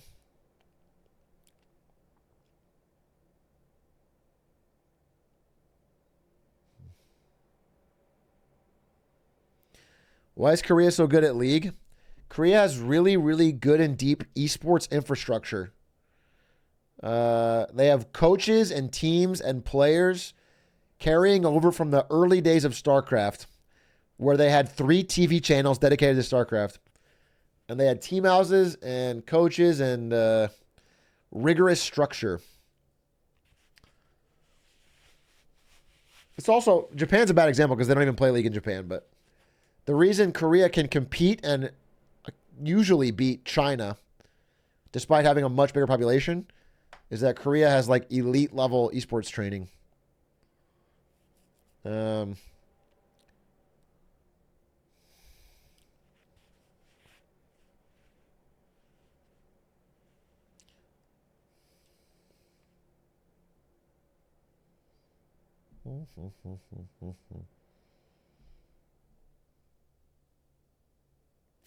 China ain't that good at League? China's great at League. North America sucks at League. We haven't won a championship. They have.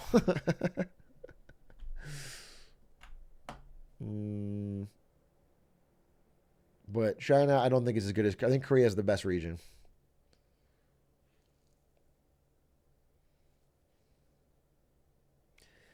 You see the rumor that Linkin Park's making the world songs? I think it's more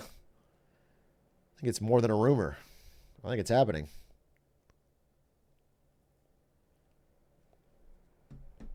T1 ahead on gold. They are. I mean, they should be with their comp.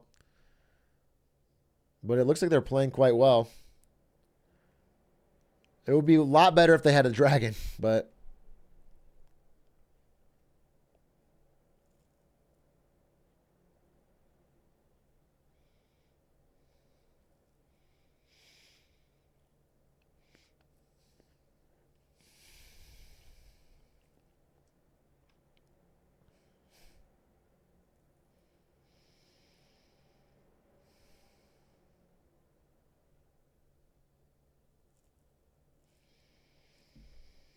Feels weird that Linkin Park's still making music. I don't think it's weird. It's very sad what happened with Chester, but if the rest of Linkin Park found a singer they like and have music they want to make, I mean, their new album sounds good. I'm excited for it. It's not a replacement. It's like a new evolution. I think it's fine. I'm excited for it.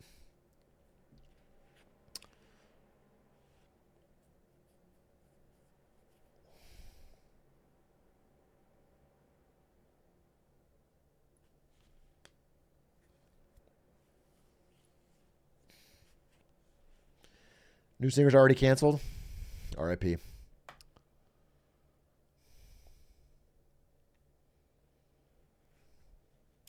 Listen, Tom Cruise is a Scientologist.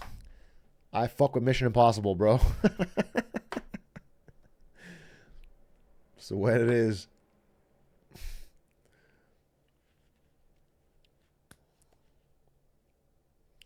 But she does need to skydive. Yeah, I agree. It would really help my opinion of her and Scientology if she skydove.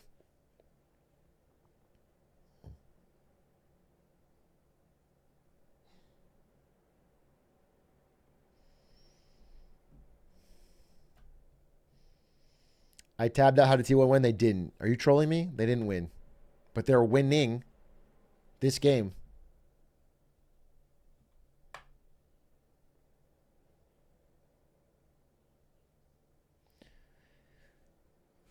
Can someone tell me what each symbol means? Yeah, I can. Can you see my mouse? So this symbol is gloop points. Okay? In League of Legends, you're trying to get the most gloops. So they've got 27.3 gloops right now. That's really big. These are flubers. This right here.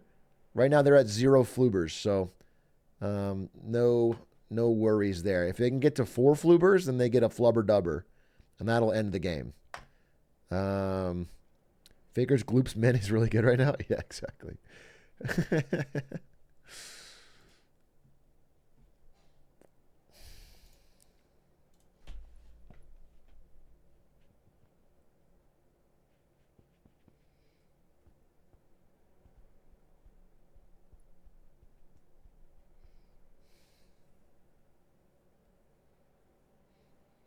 Yeah, this game's pretty chill. I mean, T1's pressuring lanes.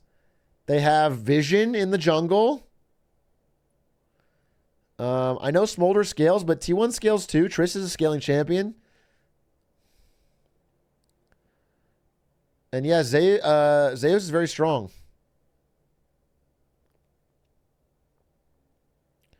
Are they trying to dive? What's happening here? Zeus, what's happening? Get one, Zeus? Fuck me. But bottom lane's going well. Damn, Zeus's life is just being triple teamed and trying to make it happen.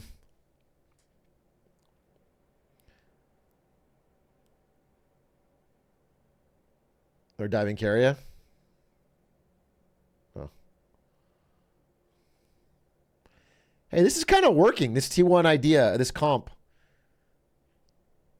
I don't know how.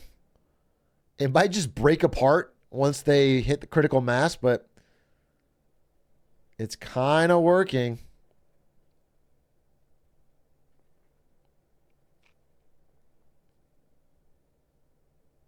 Oh, Carrier. It would be a lot to kill him. This would be... They did kill him. Jesus Christ. Jesus Christ.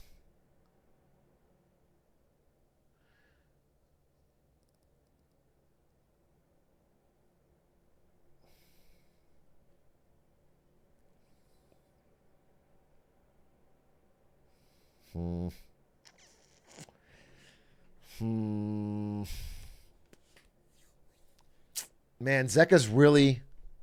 If Zeka wasn't playing so good this game, it would be... I think T1 has actually had a great game plan. I'm a little worried. Damn it.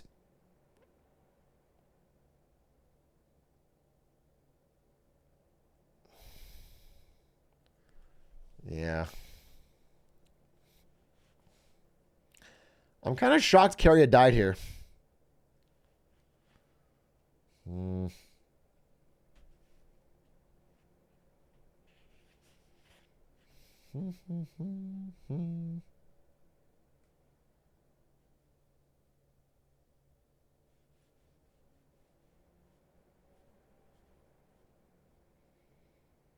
They are abusing it.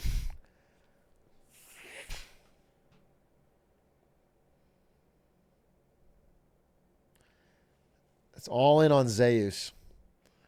I don't want to lose like this. They're playing so good.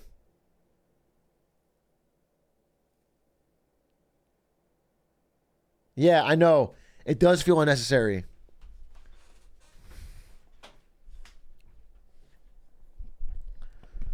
Yeah, they could be winning either. Yeah.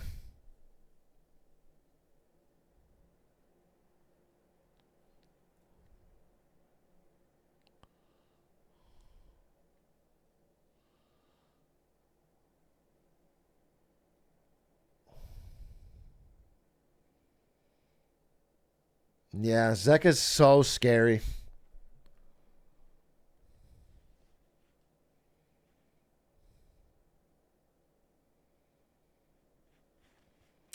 So winnable. This is so winnable.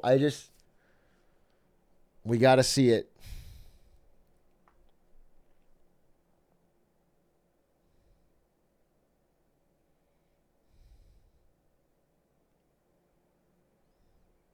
Good night.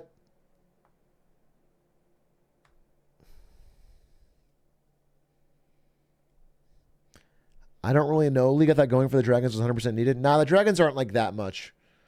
Once you get 4 dragons, it becomes an elder dragon, and that is really important. Extremely powerful. But the early dragons are whatever. Some are better than others.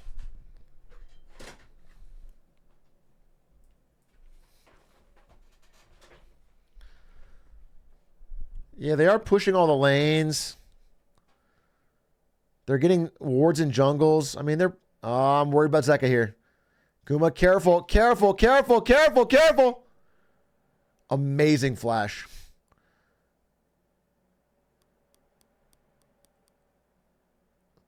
Yeah, they lost Flash, but still, well played. No kill. Zeka is just the problem. If they can just get a shutdown on Zeka, bro.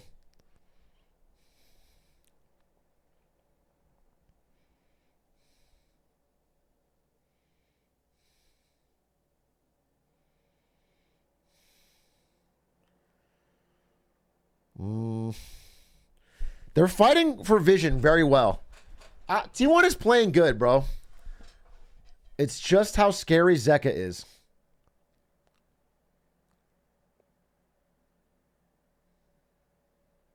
They're up 2K. Yep. They have good vision. They might get a catch in the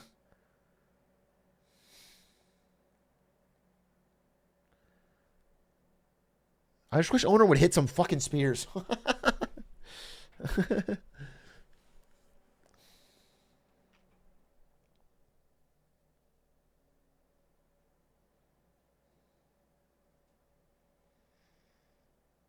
Zoning spears. Right. 3K lead. Mid turret still fully healthy. That's awesome. Good for Faker.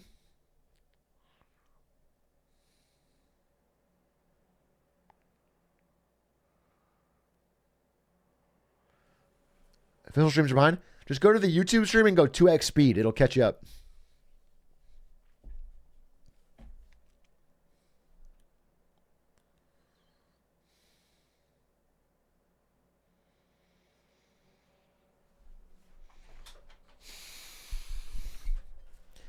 Yeah, it is wild that Faker has a 200 gold shutdown when he's 0-0-0. Or 150 gold, I'm sorry. And Zeka has a 150 gold shutdown with a 4-0-0. I don't know how that works. That's Riot.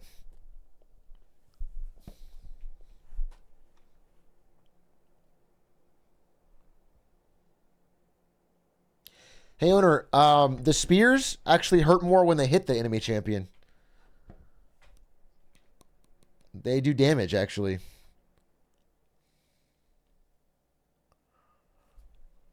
I wish I could calm with him right now. T1's winning by miles? No, they're not winning by miles. They're not winning by miles. They scale less. This is crazy.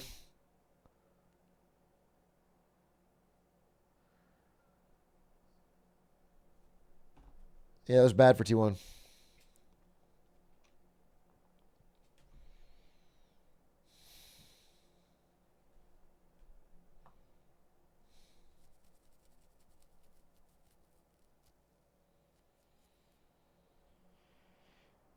Faker hurts.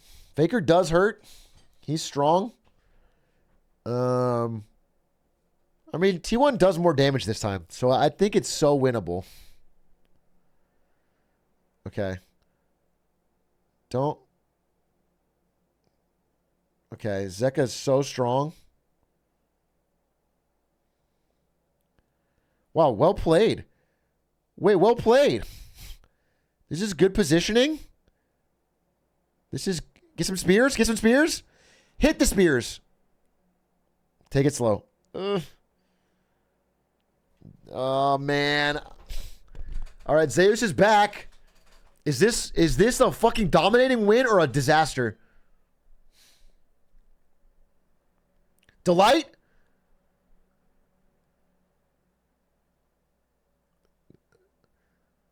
They are running into T1's. Cut them down. How do they catch them? That's crazy. That's crazy. They just ran away, bro. Baron? Imagine.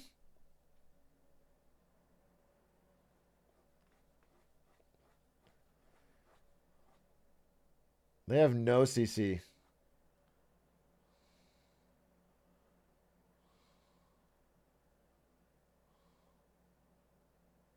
It's just a crazy. Peanut will smite though. Oh no, this was bad.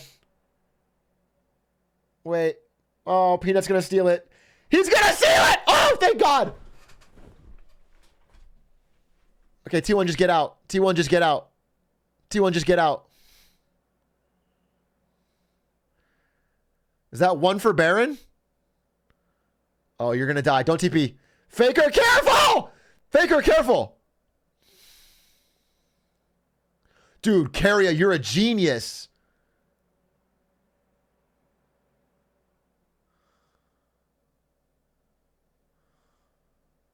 Oh! Oh!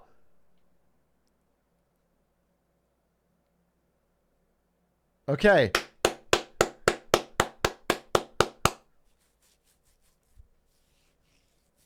That's awesome. No, they're playing it really well. They're playing it really well, actually. Casante's busted, but they got the dragons. They're stealing the jungle. Zeka, please don't kill. Don't. No. Show live. I don't want to see the pre-play. Show live. There's a fight. Why replay here?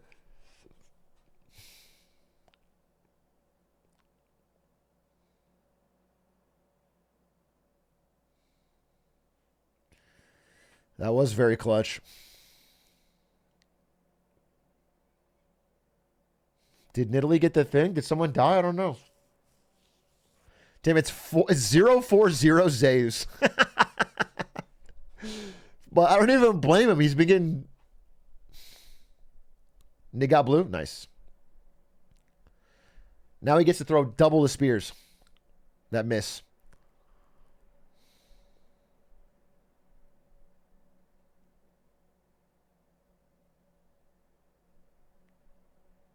Dude, that spear actually doesn't hurt Cassante. That's crazy.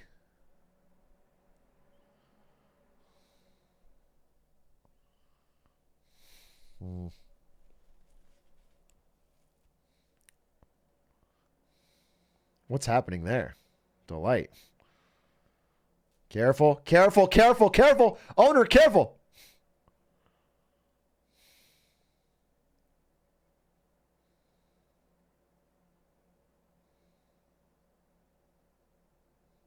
This poke is going well. They're just backing up. They're poking and backing up. It's hard to get a hard engage. Zeus can lose to Zeka. Please don't fight.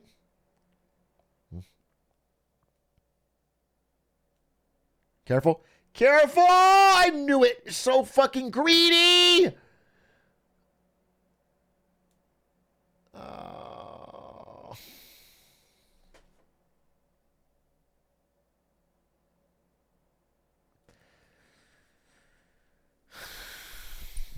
Owner. That was so greedy. Why you got to be that close so you can toss a spear?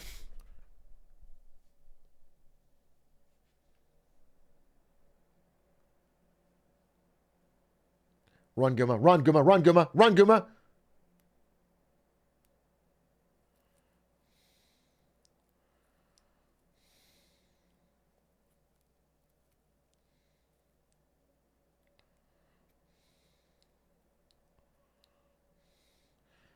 Owner, this was crazy. Damn, bro. Peanut's been playing good. Fuck.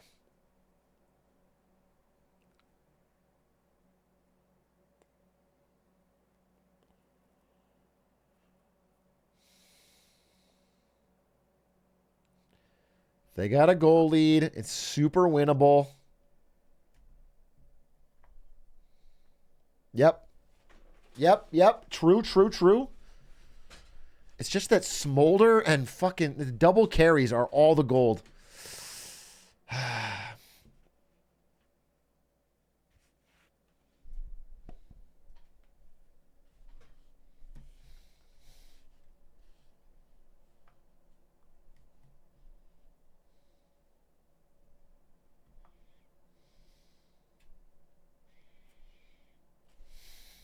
Yeah, he's really fed.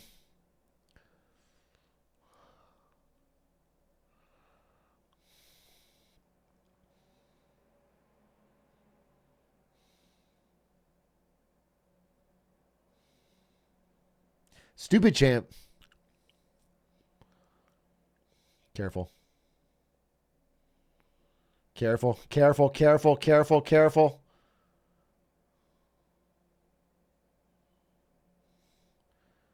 Okay.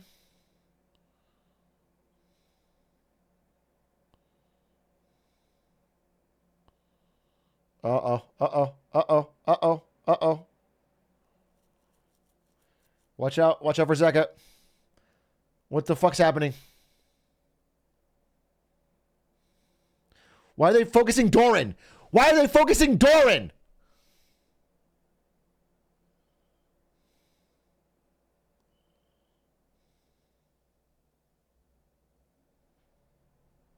Okay, Faker. Faker, jump out.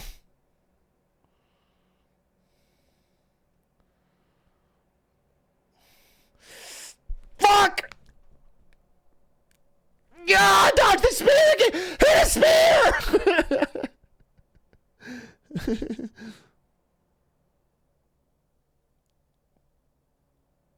Soul's up. Get Soul.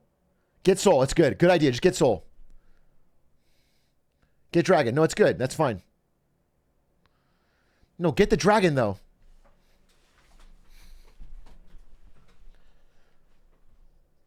Don't let him steal it. Oh, don't let him steal it. They're getting both? No, this is so stupid. Yeah.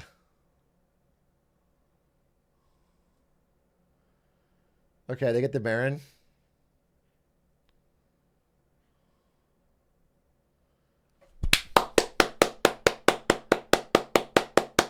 Stop pausing! Hans Niemann! Korean Hans Niemann! Oh my god, Korean Hans Niemann, dude. This is crazy. This is crazy. Yeah, check Zeka's asshole for the beads, dude.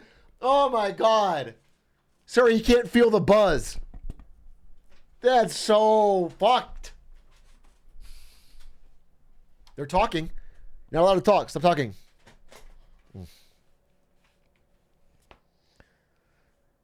Bro, this is an ice man. This is such an ice.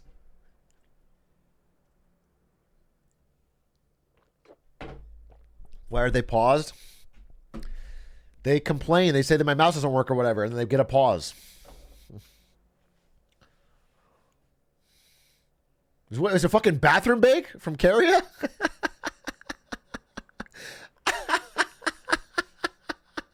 I'm sorry. Okay. Oh my god, is it actually? Wait, is it Carrier's pause? That's so funny. I'm blaming HLE and fucking Carrier has to pee. That's so funny. That's so funny. Hey, you know what? Good call. Hey, good call. You know what? Let the man pee.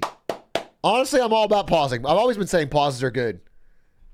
In my mind, you should be allowed to pause.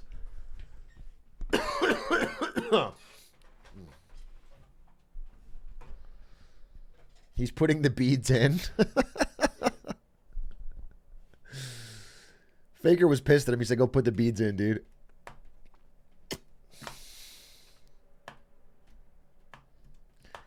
Why don't they have desk bottles that they're pro gamers? You want him to pee in a bottle live on stage in front of thousands of fans? Carrio whips out his dick and pees into a bottle. I think no. I think that would be bad for the sport.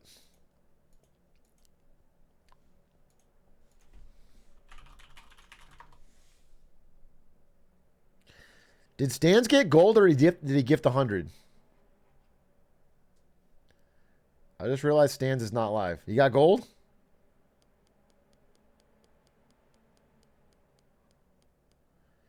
He rage quit? I called it, bro. Nobody makes those goals happen. That's League of Legends is designed to they know. If you ever say I'm going to get a certain rank by the end of the day, then a alarm goes off at Riot headquarters and they put the fucking worst people on your team. They fucking... Their CEO boots up on his own PC on his alt. Sets his elo to whatever yours is, gets in and feeds. They literally...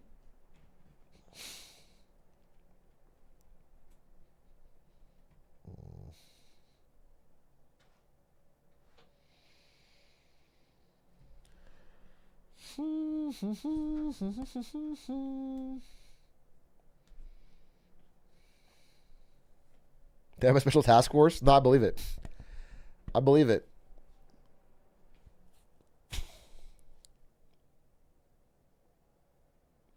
Dude, I thought this game was over. I just realized it's not. I realized Carrie is pissing. I was sitting here feeling smiley and happy because I felt like T1 just won, but it's not even over. I thought it was just Carrie pissing.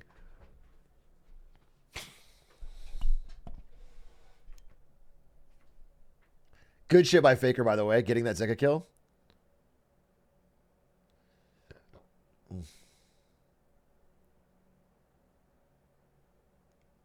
Dude, that fucking spear gets dodged again. These girls in chat losing their... I mean, in chat. In the crowd. Losing their mind.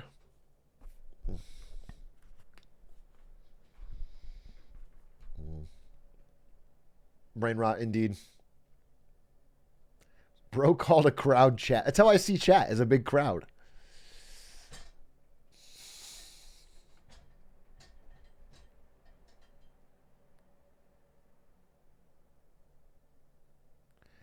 They're at 5K gold. Owner, don't die. Owner, don't die. Owner, don't die. Owner, don't die. Owner. Oh, Viper is a fucking smoldering bitch. This is bad. God damn it. No. Run down!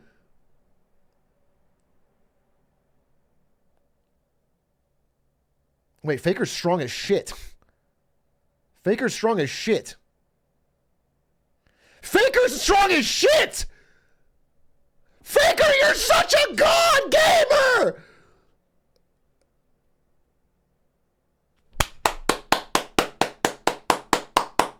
Quadra kill! My fucking goat!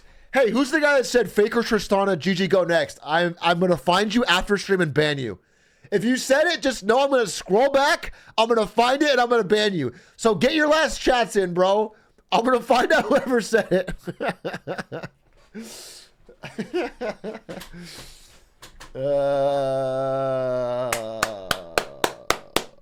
Let's go! Let's go! 5-0-1 Faker. Quadra kill. My fucking goat. Ice in his veins. Grabs a sip of his water. Actually, that's fucking rum. Bro has a fucking 40 ounce of rum, dude. Straight. He's getting tipsy. He's got two fucking baddies in the green room he's trying to get back to. Oh, yes!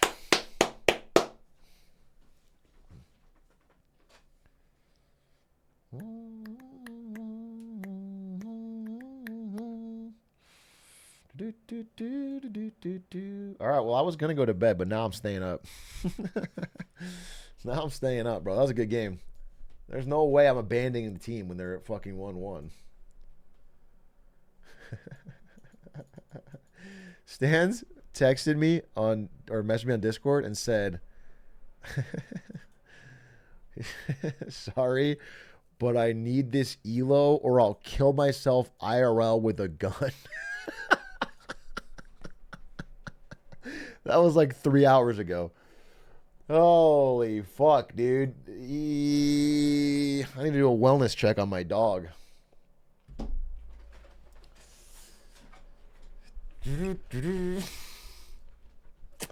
That's a real League Legends player. That's what it looks like. Owner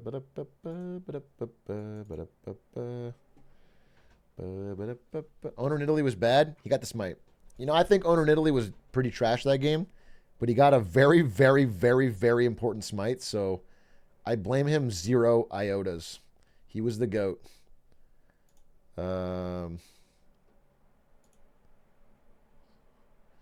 Imagine Carria went to the bathroom and Stans came out. Carria leaves to the bathroom, then comes back and stands in a Carria outfit.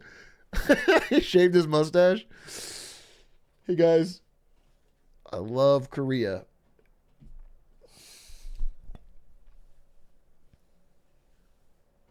Instantly goes 0-12 feet. Dies. Yeah, it'd be fire.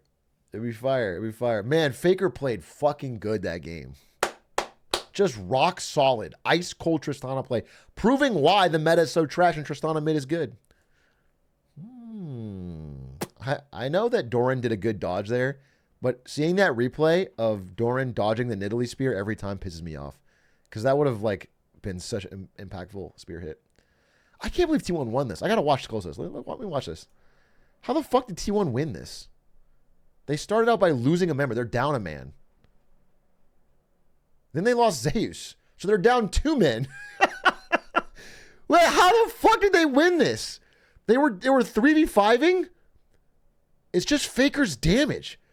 Faker's raw damage. Bro, Faker actually just put it on his back. You really see it on the replay.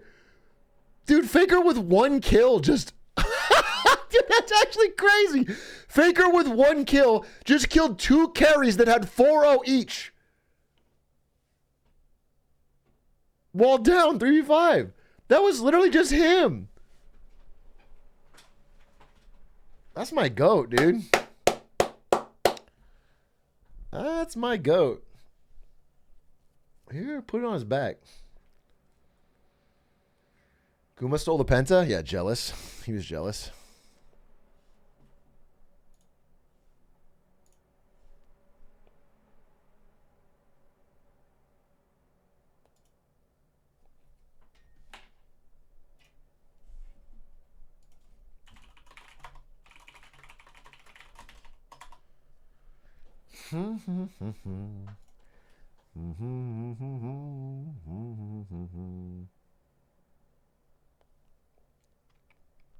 Have you played more Quidditch since the video?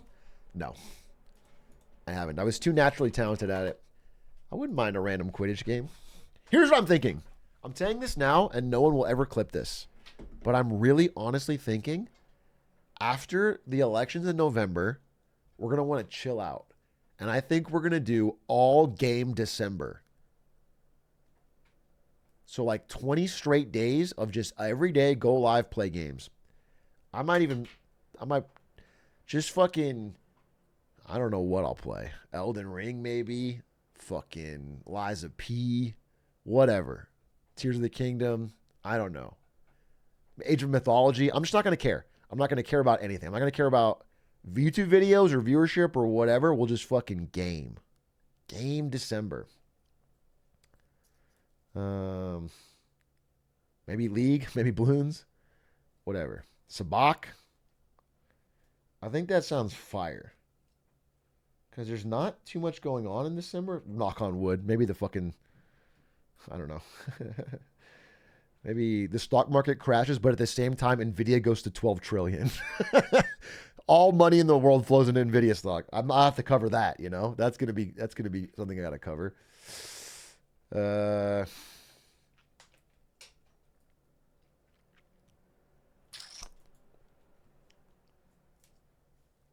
Christmas ads?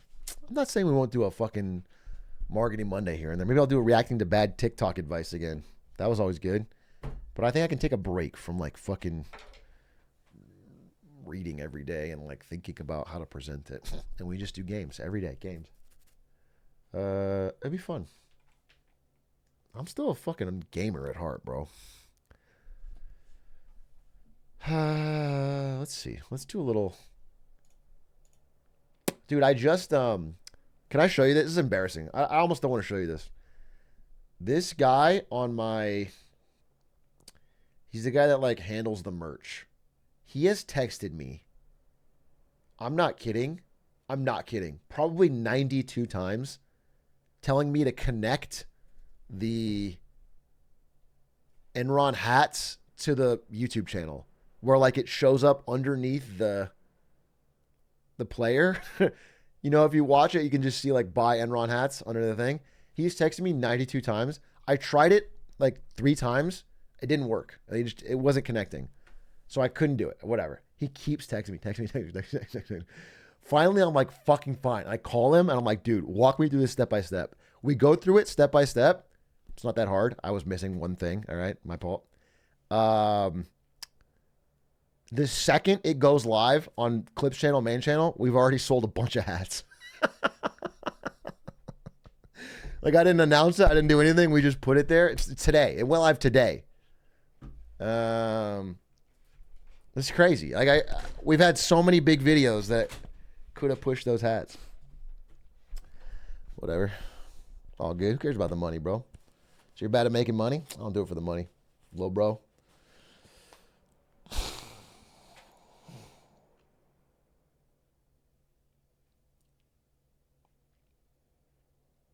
You don't mention the store at all in the videos? Yeah, I don't want to mention the store at the videos. I don't want to overly do anything, bro. I just want to be able to pay all my employees and to have just a simple 800 grand a month living expenses. Okay?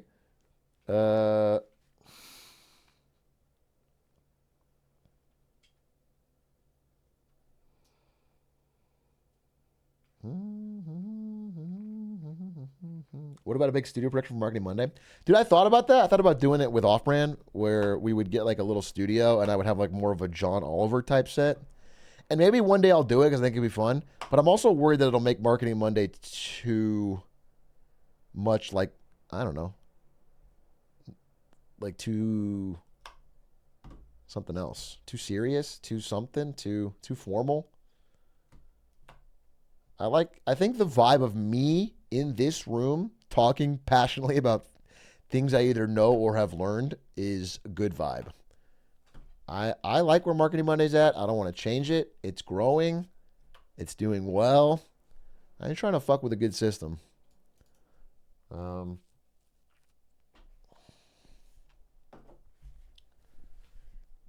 Add buttons for fart sounds. Now we're talking. Now we're talking. What if we get a really nice high quality set, but I can slam a fart sounds button? NVIDIA earnings today. Uh-oh, stinky.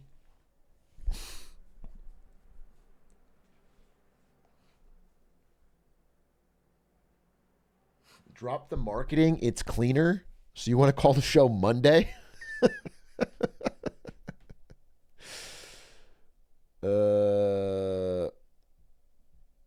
I watched you on TV once and realized how much you yell on stream.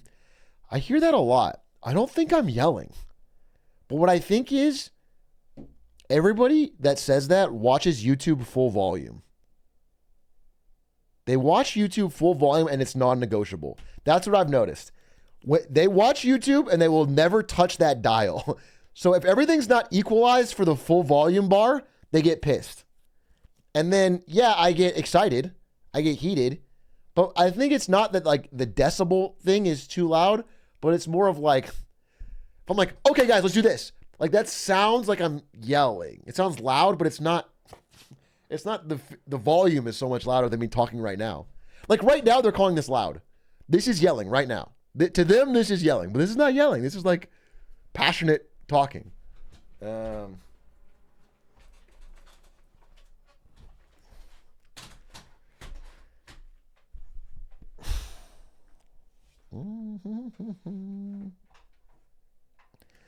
But I think we could be better about audio balancing. I think if I spoke the exact same way, but we did like an audio balance filter, no one would fucking give a shit.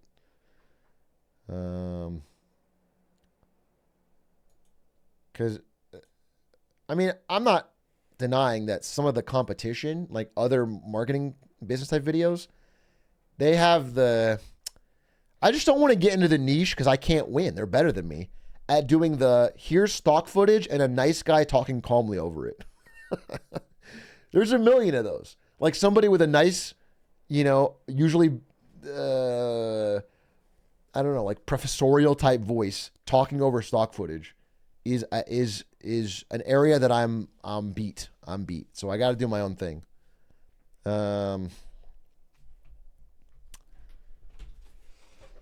When is this game starting? They're still highlight reeling.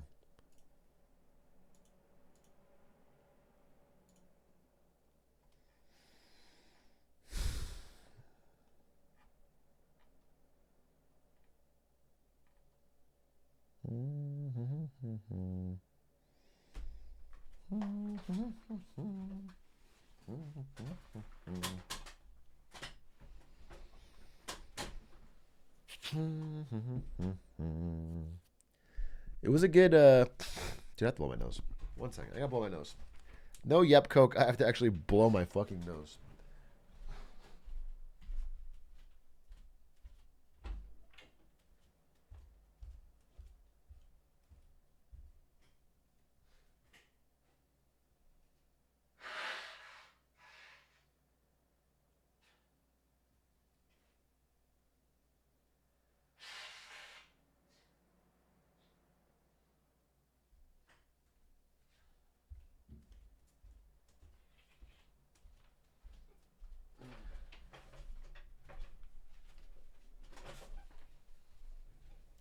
When there's trouble, they knows who to call. Atrioc. Atrioc, it's up to you to decide whether I should go to sleep or stay up watching you ruining my day tomorrow. You can go to sleep, bro. If you don't fuck with T1 like that, you don't need to stay up. I wouldn't blame you. Bad sleep fucks us all. Damn, I can't believe Faker got a quadra. I'm so glad I stayed up for that. Look at this Giga Chad. Look at this Giga Chad. Goat. One of these?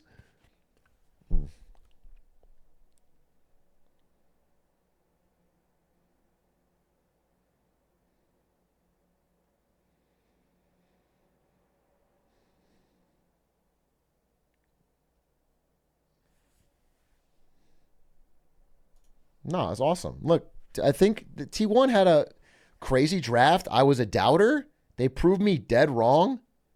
They executed it really great, even when they were down in kills.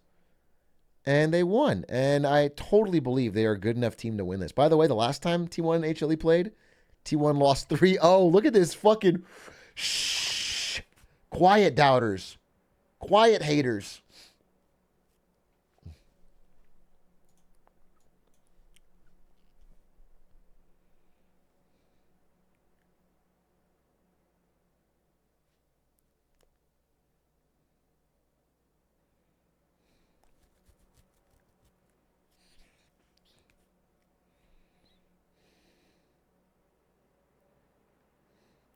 This is so wild that T1 won this. Every time I watch it, I'm kind of stunned. They just straight up 3v5'd.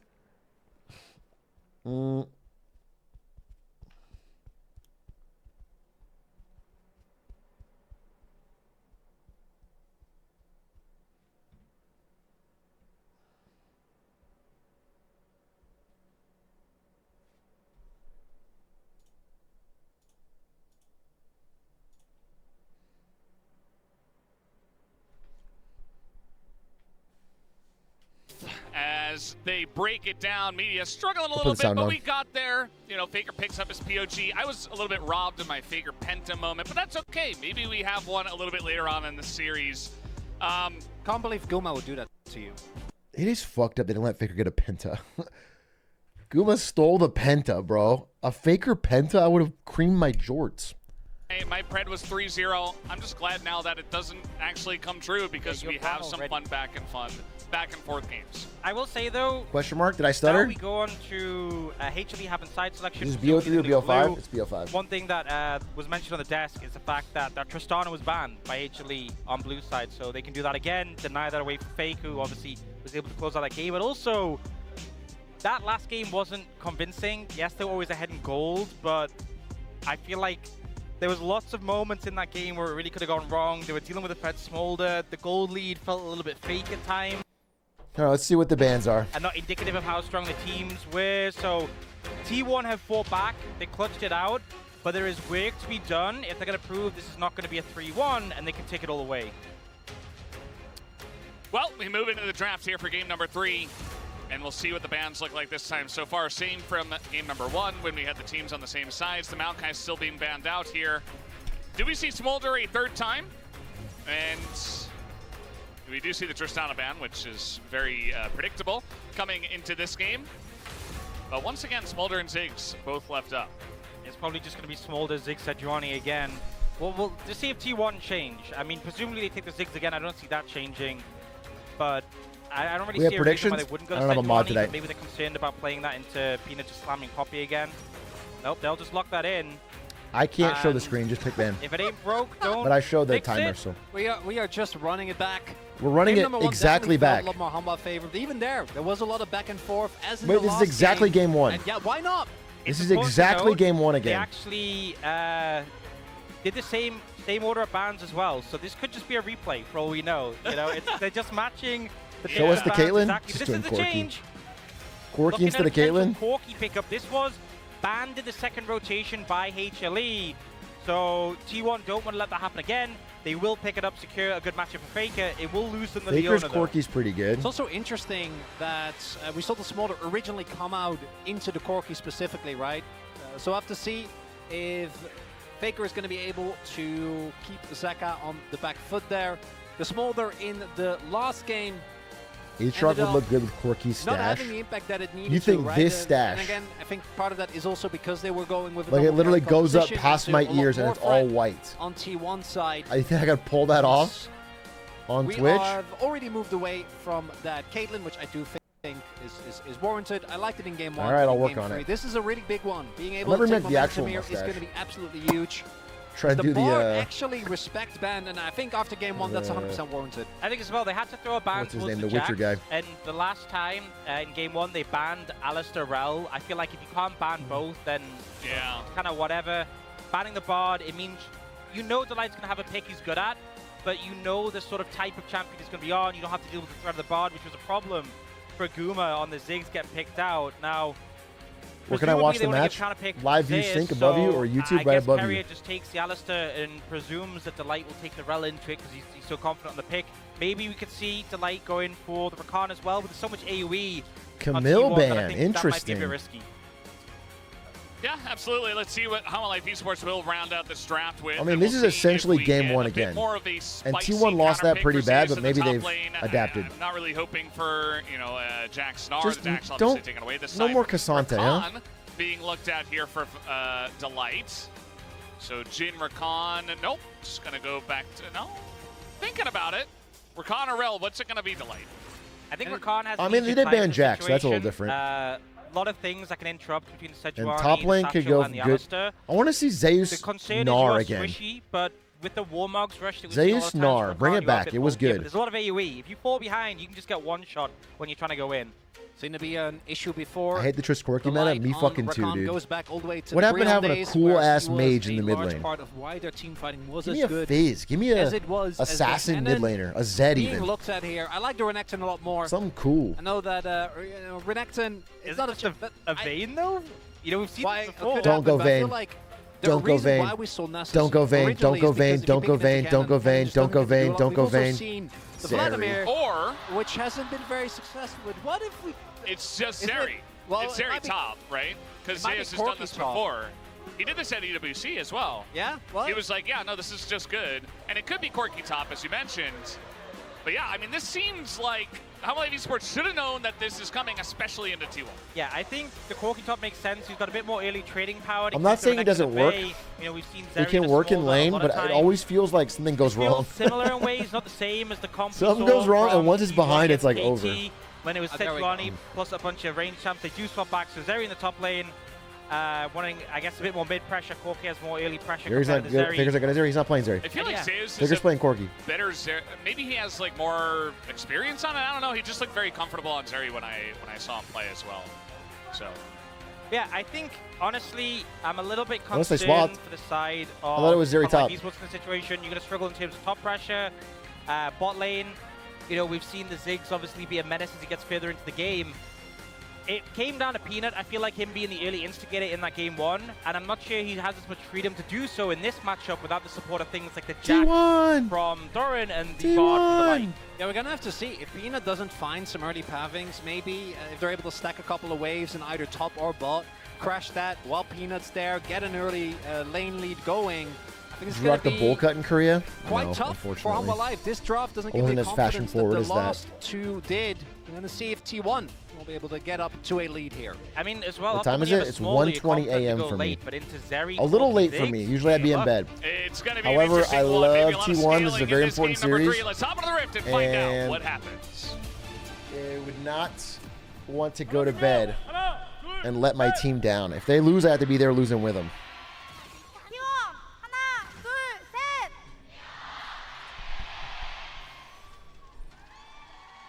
Fans are out here in force at the Gangju Indoor Stadium, and it has T1 been fighting! I feel like it's already delivered a bit more than I expected, and I'm going to be happy to see just how far this is going to go. They're going to give that ward over to Doran. Might make that early laning phase a little bit easier. Yeah, I think we often see like the kind of rock, paper, scissors situation top where, you know, supports will go top, place a ward down. Sometimes you'll see teams baiting to try and...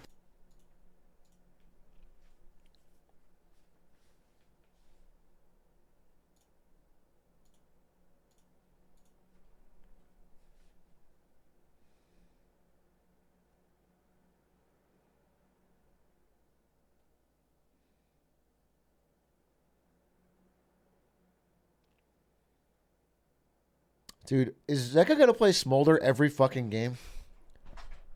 Actually, he didn't play his phone. What the? They're gonna play. Is HLA gonna play Smolder every fucking game? Have some pride.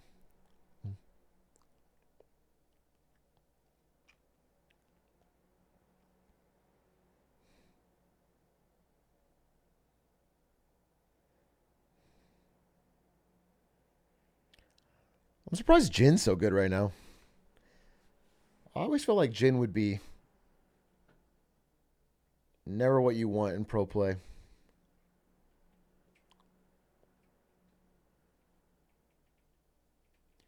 Could you reenact the gameplay IRL?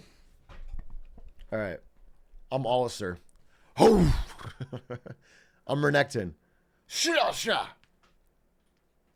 Is that... You have a good picture of what's going on? Oh, shit. Carrie almost died.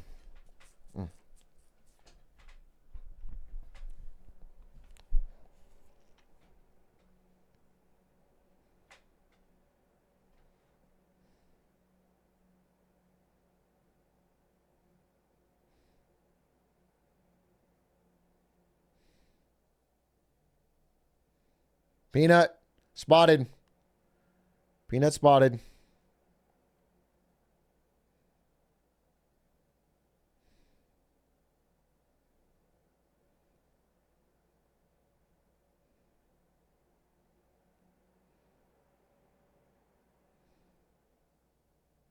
Okay. Yeah, no man, I know how. They couldn't get this. Oh, they're going for the blue too? Oh, this blue steel is fucked up. This blue steel is fucked up. Flash the wall. No, Owner, what was that flash? Owner, what was that flash?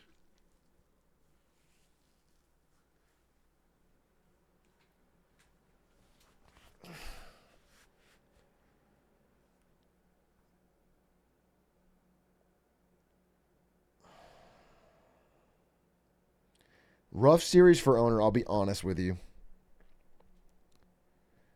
Damn, that's a nasty start. That's a nasty start. Jungle lost, 2 buffs down, and dies.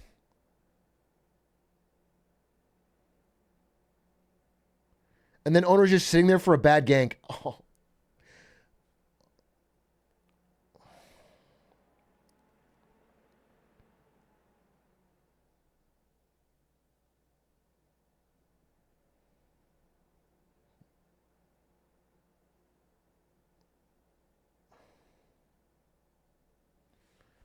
Yeah, what can they do about it? What can they do about it? I mean, Zeus winning top. Zeus winning top pretty hard.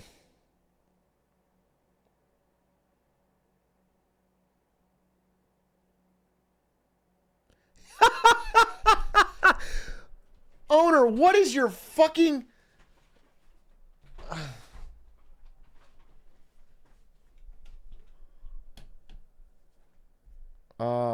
Owner's nervous. Yeah, owner needs to go pee. Damn, that was such a bad flash. You gotta know you need a wall flash there.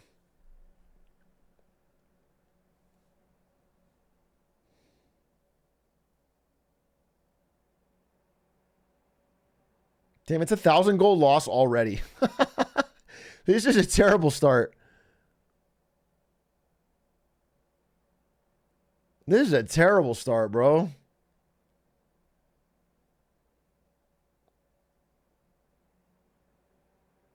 T1 needs to just pick all lane prio champs. Because...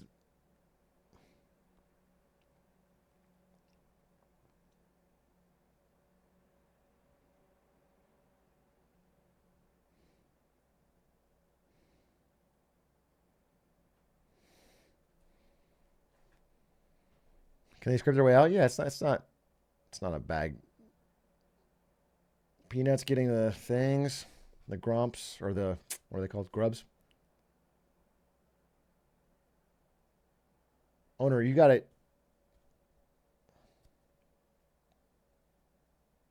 What the fuck?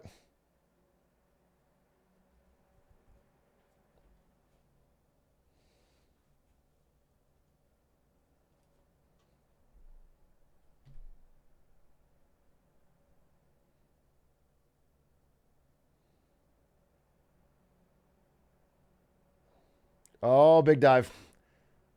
Carria, save the game. Good timing, Carria. Smart map movement. That would have been bad.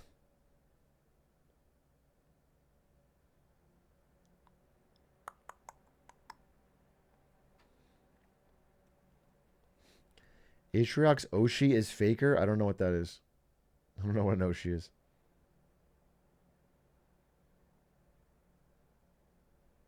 Damn, Peanut's just going off this series. He's just going off. He's playing really good jungle. Peanut's Poppy is fucking scary.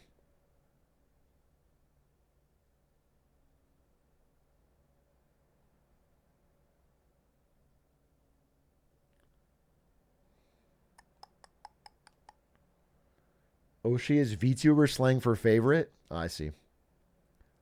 I see. Yeah, I guess he's my Oshi then. Is that cool?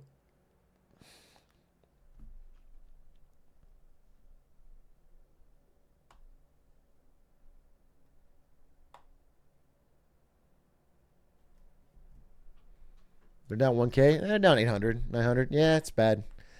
But it's not terrible.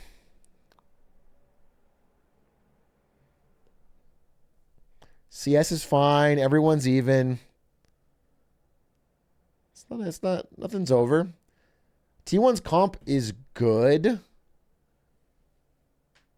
But man, I just always prefer the comp that has like the tanky top and the ADC. You know, like just the like HLE's comp is so classically good.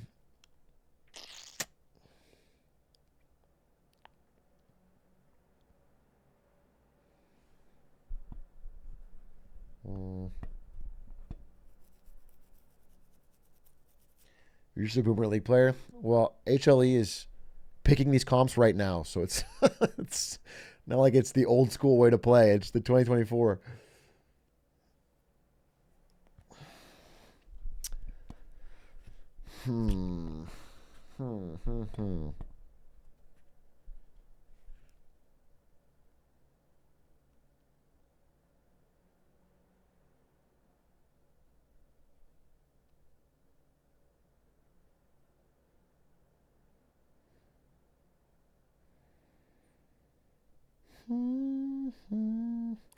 Zeus picks these Degen champs. I mean, Zeus is playing well. Right? He's doing well in lane. But he's not like winning so hard on Renekton that it matters, you know?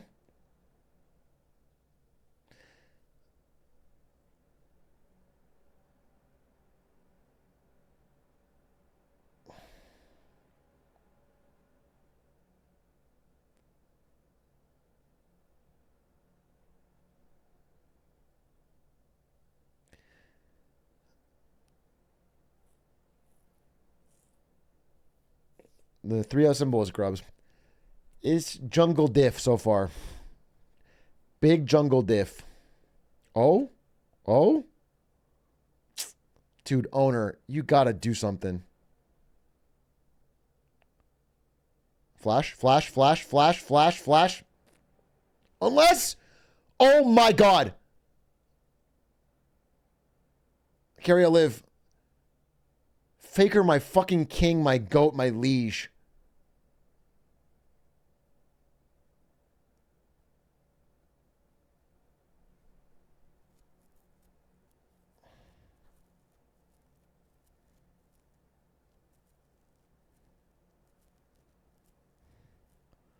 Okay, what's happening? What the fuck's happening? Oh.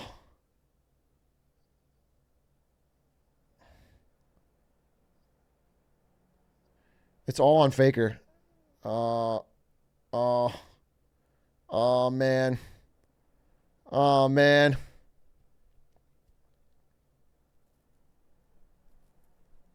Go next. What a disaster. Terrible game from owner.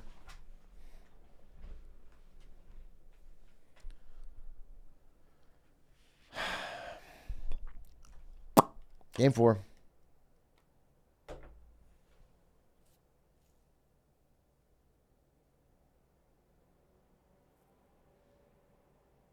Oh, good steal.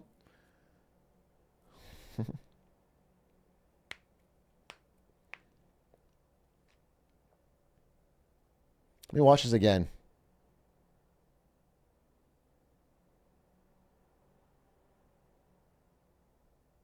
I mean, that was also kind of bad by Zeus. He got straight up caught and then got...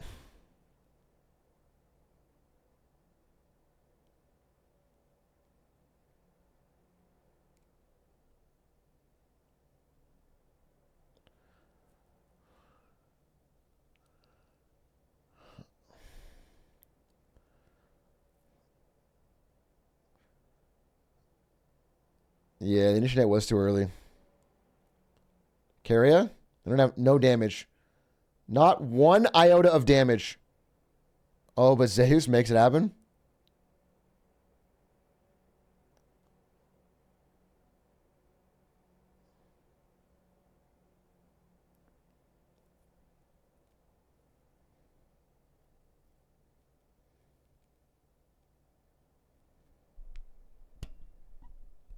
Zeus, a little psychopath? Yeah, I mean, he's good. I love Zeus. I think he's a great player, but in that last fight, it sucked he got caught. And then owner's just been...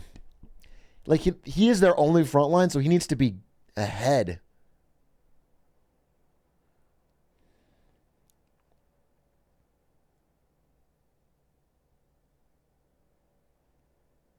He has the highest highs and the lowest lows. Yeah, I agree with that.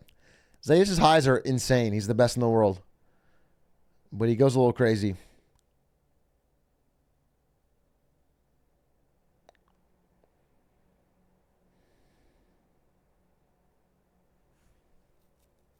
$2,000 gold, yeah.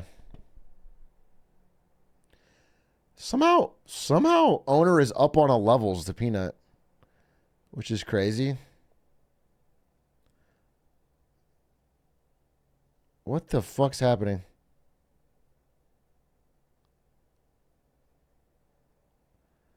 Owner's dead.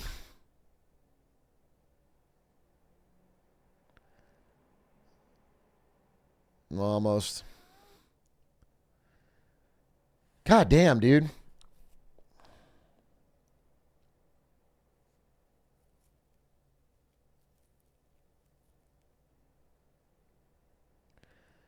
Would you rather have lunch with Faker or a Brazilian citizen? It's not such a tough call, man. That's such a tough call. You know, I'm a huge Faker fan, but the people of Brazil are so intelligent and wise that the amount I could learn just from a moment.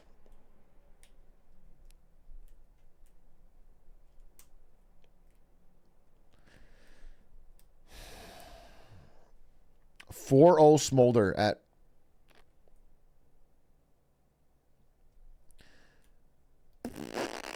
This game's actually over, I think. I'll be the one that is wrong.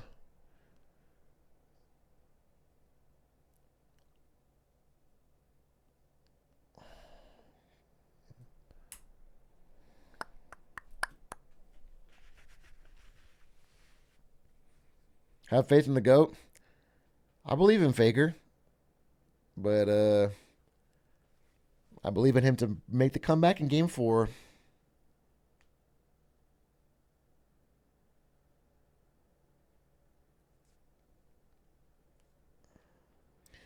Yeah, I mean, Peanut's just been so good.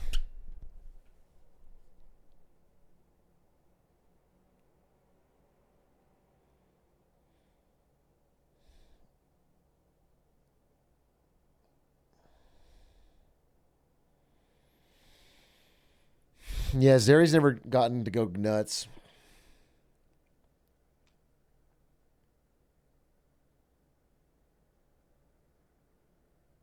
Maybe owner's allergic like Squeaks. T1 can win late game. I'm not denying it. It's just they have to get there without losing every objective. And they want to contest. They got Doran. They got Doran, right? Oh, no. Carrier's trapped.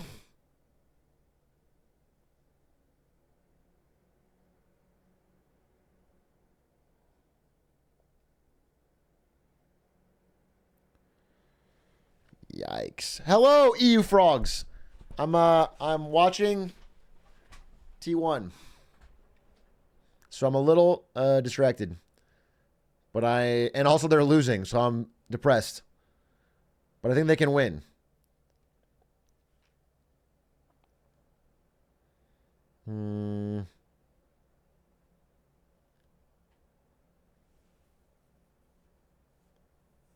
But not this game. I don't think they can win this game. You know, it's maybe Zeus can do something.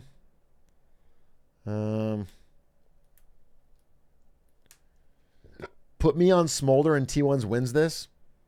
I believe that. I actually 100% believe if T1 swapped, or I'm sorry, if HLE swapped you onto Smolder, you would lose him the game.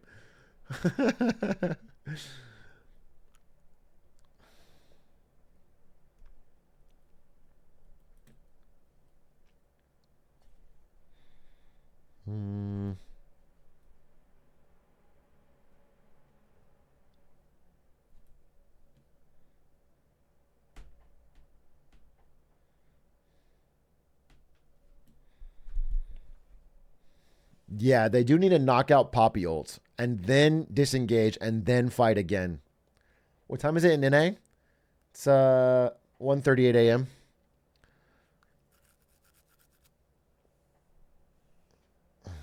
It's late. It's late for me. I'm a sleepy bear.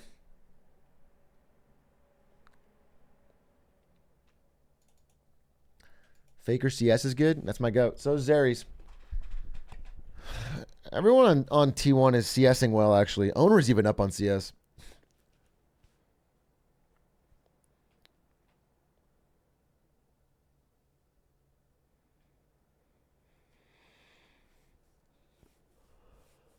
Is League in T1 in Korea profitable?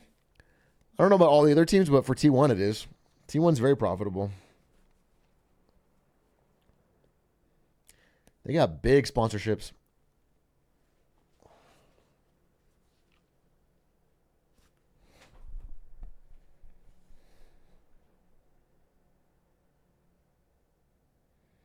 All right, Dragon Fight.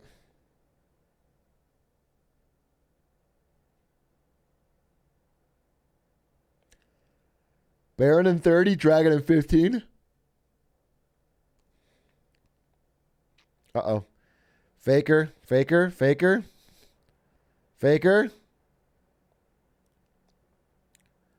Jesus Christ.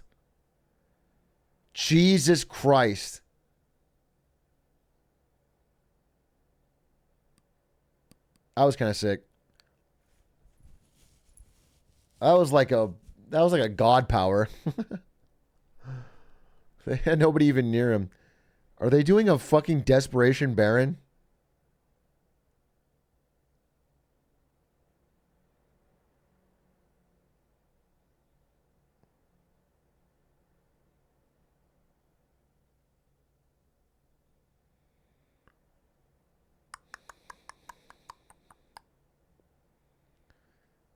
T1 Baron? They can't even do it. Like, they can't even... Nah, this is a slow grind loss. It's too bad they're not allowed to surrender in pro play. I think this would actually be a good idea to surrender. Yeah, go next. Damn, I'm getting tired. I wonder if I watch this from my bed.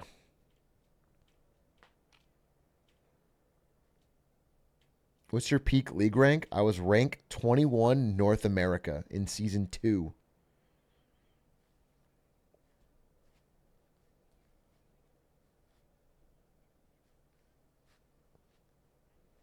But back in season 2, we played with chisels and stone. So it was a little different.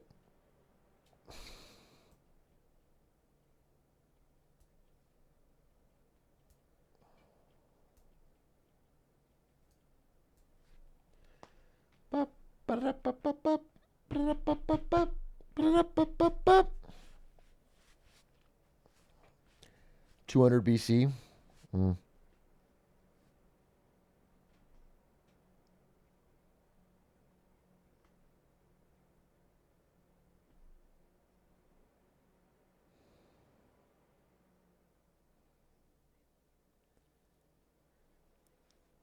Oh, yeah, mana pots. I remember mana pots.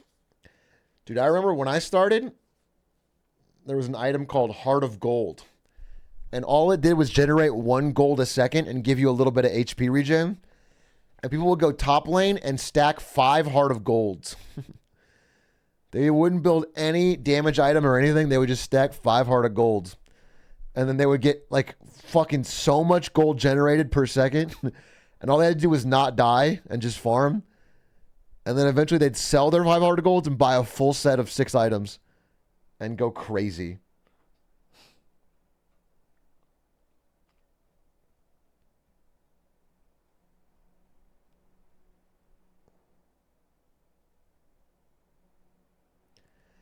Faker's dead. This game's collapsed.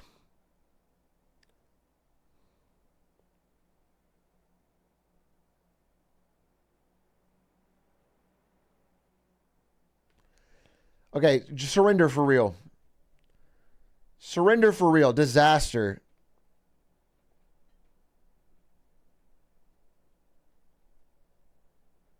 Hi, Xenon25. This is a Marketing Monday right now. Every Marketing Monday has a period in the middle where I sit there in silence for 25 minutes. So stay tuned. This is a perfect Marketing Monday presentation.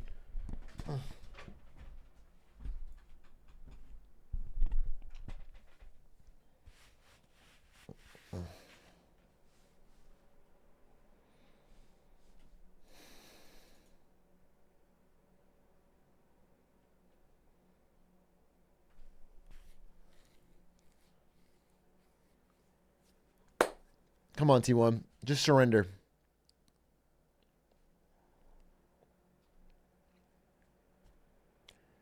Why did T1 bench you for this game? I don't know, man. I don't know. I don't know why this coach does what he does.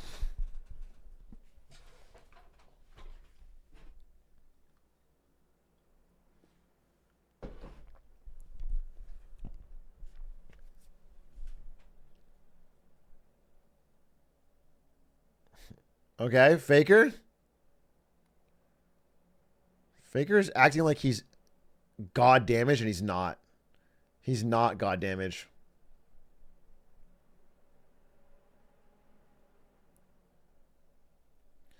Okay.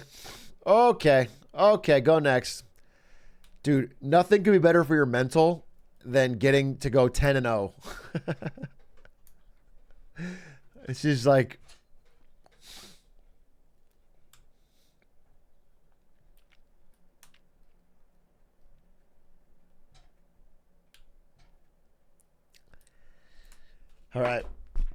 Go next.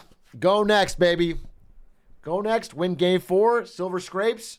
Use your clutch. All right, I'm getting water. I'm getting a snack, and we're gonna win this series. All we need to do is believe. The problem is we stopped spirit bombing. Also, maybe ban Smolder, huh? One Smolder ban for the fans. I'm gonna put this sound back on. They need to win the game on blue side, and I think that, given how the game 1 and 2 played out, that's doable. But in game 5, they not only will they be on red side, but they got to swap something up. We can't keep going into this Smolder, into this Poppy, because it is just proven to be a trade that you're not winning. And if they don't adapt, Humble Life are going to finally end the dominance of T1 versus Gen G, the biggest rivalry that we've had in the LCK in the modern era. And we've said constantly that red side is in a rough spot this season because it's so sparse on bans. But against Peanut, Maokai ban, Vi ban, Feels Force, Rumble's a given. And Peanut still pops off this game and dominates the early game. I don't think that leaving open like Maokai for Peanut is the right decision at all. But it feels like they're sending 2/3 of the bans towards him, leaving the Smolder open, and then still getting gapped by Peanut. There doesn't seem to be a good answer, but it's definitely looking rough right now, and Peanut's showing up once again. There's just too many things that he can play, and there's too many OP stuff if right T1 now. starts this game down, and Humble Life Esports. I'm going to bed. I don't think I can take it. I don't think my heart can take it. If T1 starts this game down, I need him to come out swinging, dude.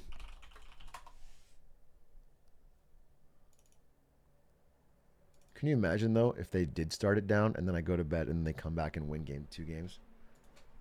I'll be so sad.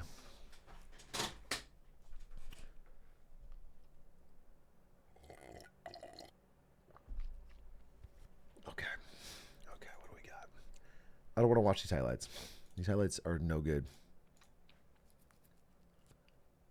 If they draft a normal comp, it's GG. I mean, it wasn't that crazy of a comp.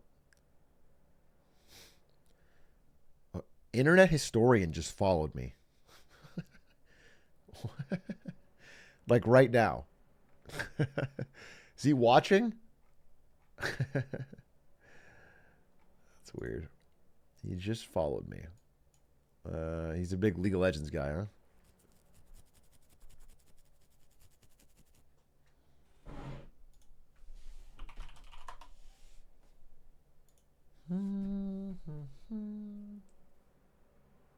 Maybe he's looking to take your script.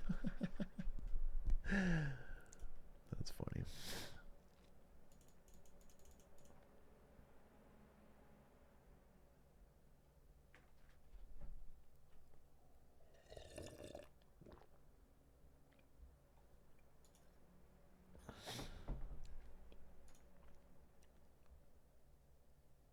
Go onto the League Twitch page. You're the first to show up. That doesn't make any sense. Isn't Cadro live?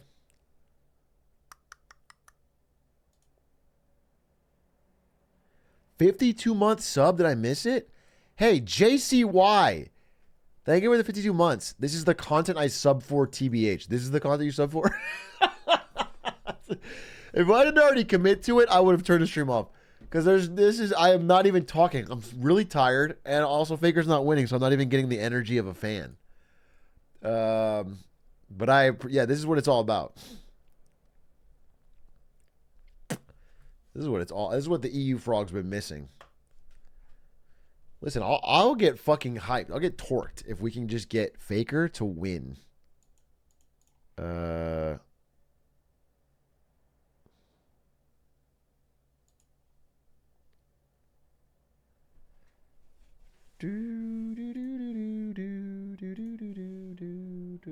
As it EU frog will take anything these days? Bro, you get the videos. Jerry TT, thank you for the 19 months. Thank you for the late night subs. Quick Draw, Chubbit Complex, the Zax. Thank you, thank you, thank you. Faker needs you awake to come back. No, Faker needs to come back to get me awake. I don't have the energy, bro.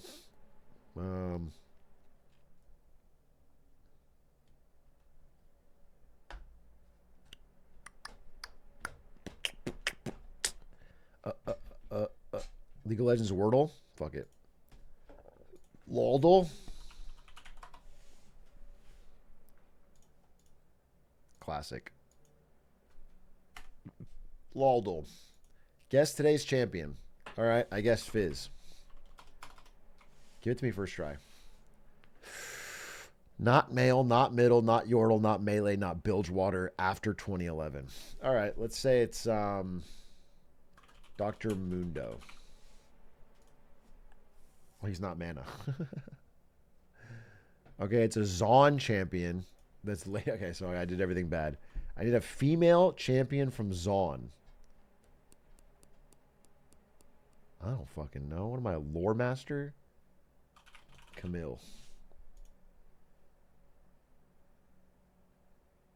She's from Piltover. I stole it from chat and you were still wrong. Okay. Female mana champion from Zaun. How about Renata? Okay. Oh, this is the right year. It's a Renata. It's a Renata angle. A different female Zaun champion from 2022? Oh, is it Zeri?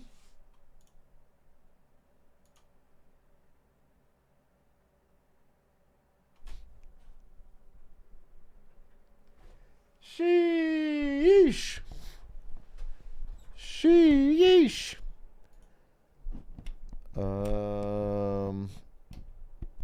Guess with in-game quotes. Okay.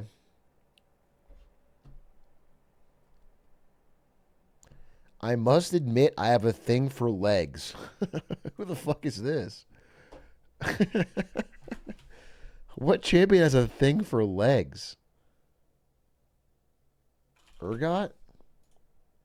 Oh, wow. Good call. Chat got it, not me.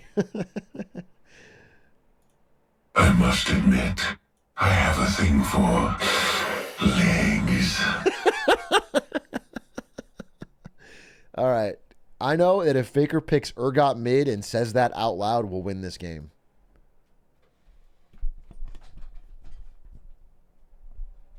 We'll win this game for sure. I didn't know Urgot was a freak. I didn't know he was crazy like that. All right, what about ability? What champion has this ability? I don't fucking care. Okay, what champion do these emojis... All right, Wind, Janna. Wind, Sword? Gust, Sword? Yasuo. I stole it from chat again. Holy shit, I'm on fire. I'm on fucking fire, dude. I'm on fucking fire. Splash. Whose champion has this whole splash art? This is obviously Rumble. Nope. This champion's obviously Misfortune. This is obviously Kale. This is obviously Jin. Let's go. It's that fucking easy, bro. This is High Noon Jin. Everyone knew this. That's off the dome. Off the top of the dome. What splash wave? High Noon Jin. Damn, bro. Let's go. Now Faker will win for sure. Faker is out there feeling how quickly I sped through these. And he knows that he can win. All right, what if I do the NYT connections? What if I just bang this out? Easy fucking free. If I can get this, Faker will win. Create 4 groups of 4. Tank, Glove, Scale, T, Coach, Rocks, Polo, Crop, Filter, Ball, Rotate, Mustang, Godiva, Flip, Pump, Driver. Scale, Rotate, Flip, Crop. Boom.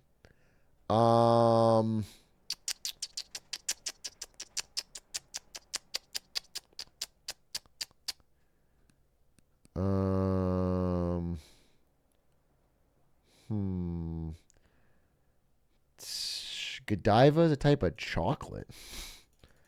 Rocks, Polo, Tank, Mustang, Glove, Ball, Filter, Coach, T, Pump, Driver.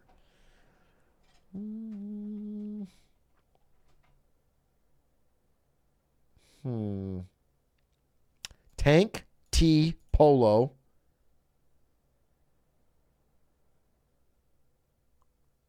Pump, maybe? Am I crazy? Well, it wasn't even right because it would say one more. Polo, Tank, T. I thought that would be 3 types of shirts. Why is that wrong? Why is that wrong?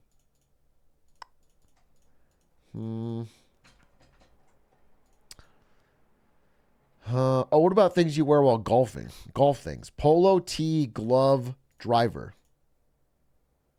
One away. What about instead of glove, it's ball? One away. What about instead of ball, it's I don't fucking know. I thought these are all golf things. Golf tee, golf ball, golf. What the fuck? Oh, man.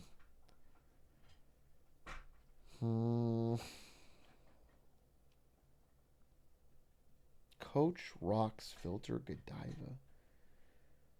I don't know.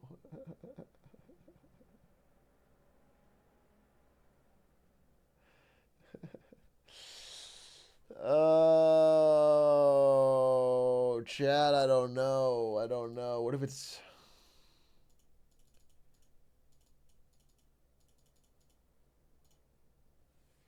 I lost. Ball, driver, glove, tee. Did I not say that? Back to puzzle. Did I not say that? Logos with horses. Coach Godiva Mustang Polo. I don't think I would have got that. And then, okay. I kind of got this. What did I say? I said ball, glove. What was I putting in? Polo. I was putting in polo. That's what it was. Because it was a golf polo, bro. Tragic. All right. The only way I can save Faker. The only way I can save Faker is if I get the NYT Mini.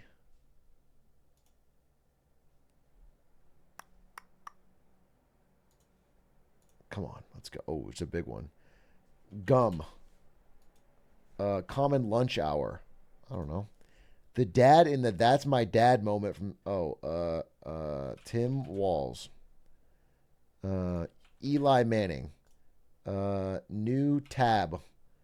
Cup of tea. Tea time? Tea time? All states. No, all. I don't know. Me day destination. Spa. Map. Era. All star. Star. Hey now.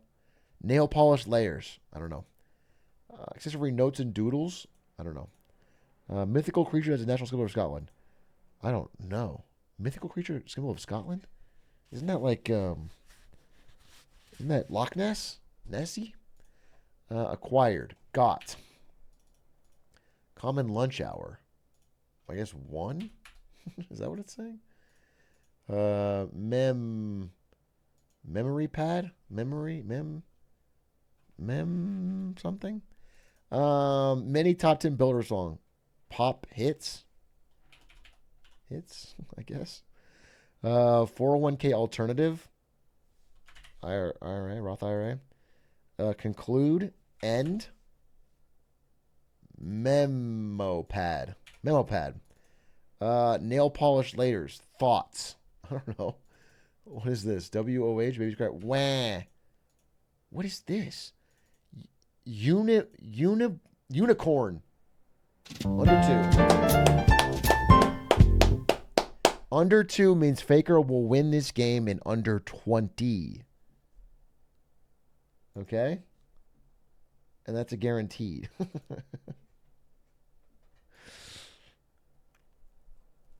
T1 Faker is saved. I did it.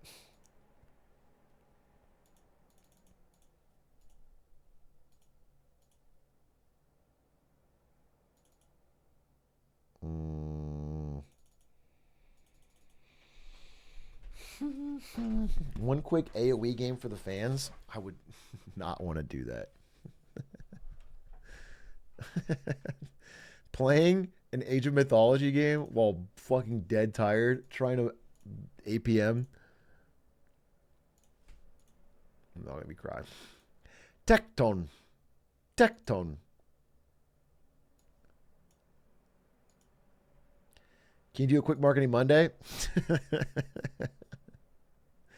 Yeah, I'll knock out a quick one.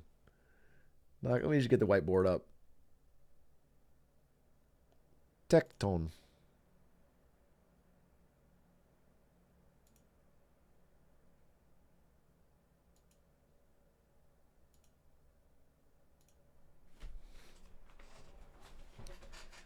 Can you do a quick pop-a-thon?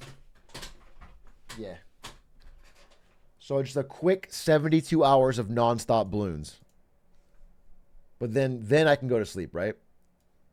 Just like one quick.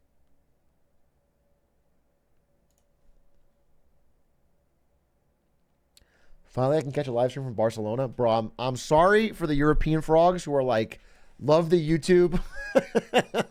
Finally, I get a live stream. It's time for your best one yet. And they tune in and it's like, I'm fucking dead tired. And you can't even see what I'm watching on screen. Draft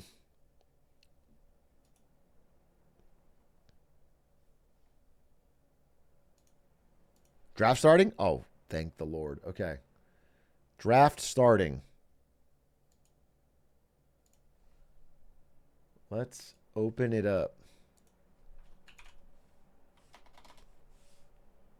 Wait. I'm trying to stop my thing from fucking overheating. So I'm closing all this stuff, but then it... What if I just end task on Chrome?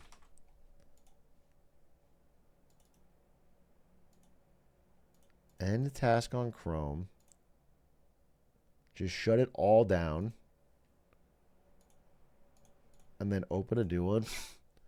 And then go to YouTube.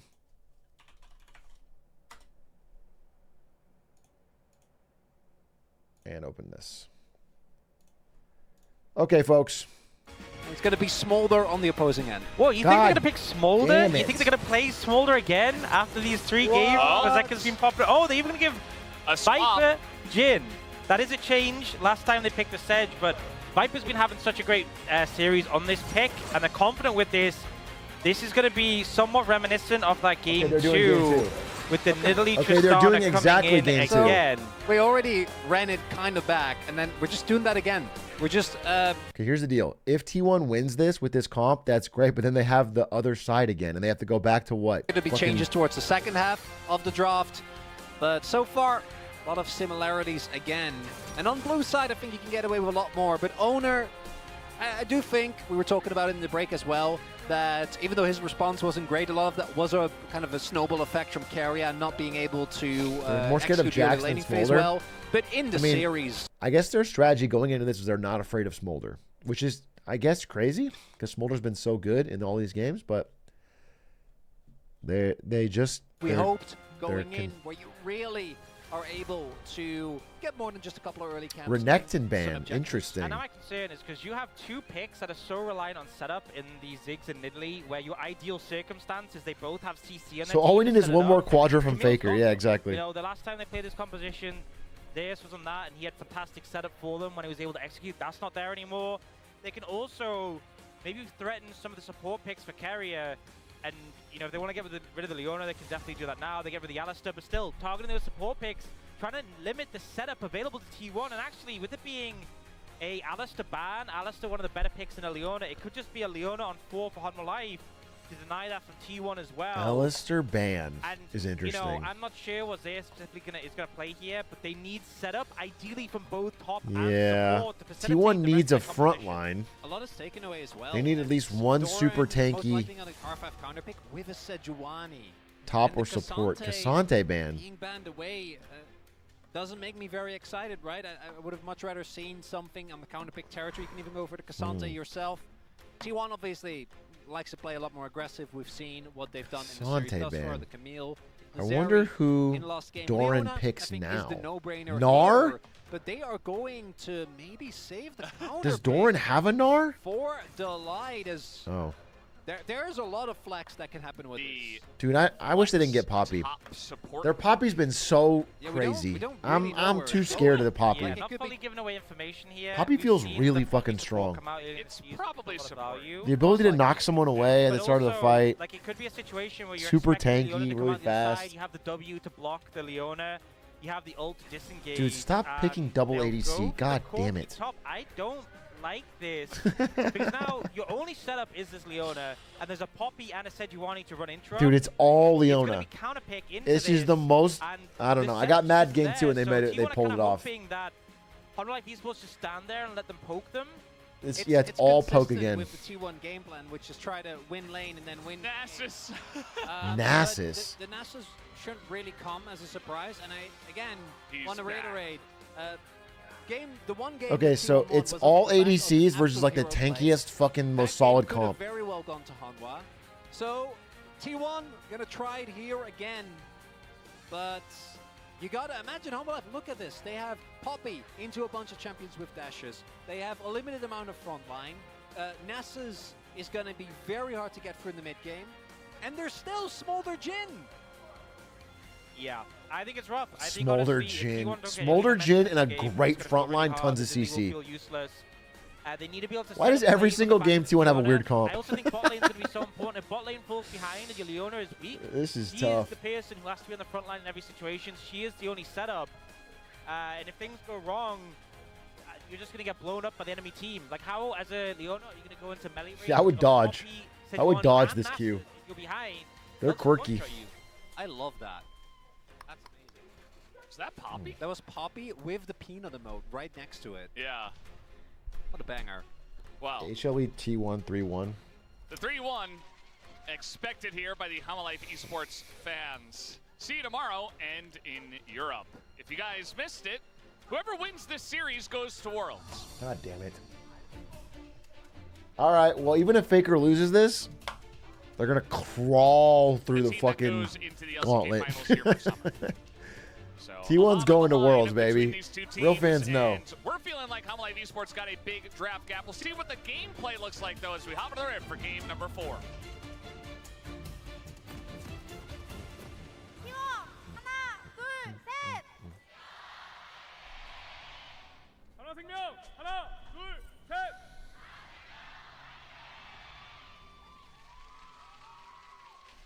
Game number 4 begins with Owner. All right, no bad starts. At least Owner on Nidalee This is what you want to do if you're going to pick can the be Nidalee aggressive. blind, He misses every spear, but because Nidalee is so strong in the jungle early, like they get prio. Yeah, bit of good trading happening. They T1 don't really lose trying their to find jungler and pressure die. on.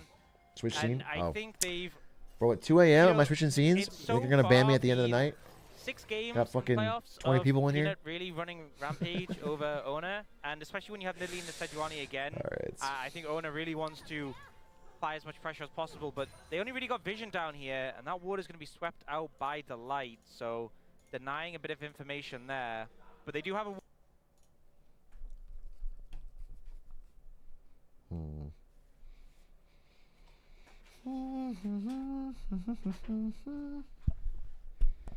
All right, come on, T1. Come on, T1. You can do this. You can do this.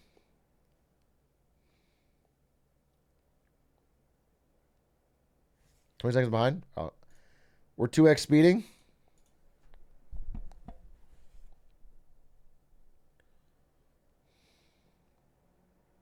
Faker almost loses level 1 to Zeka.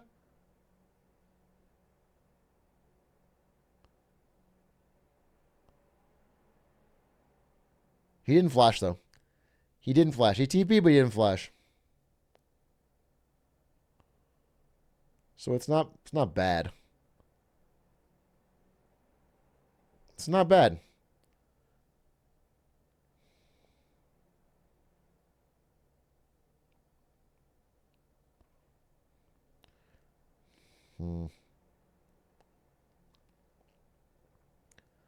What the hell? How is Faker?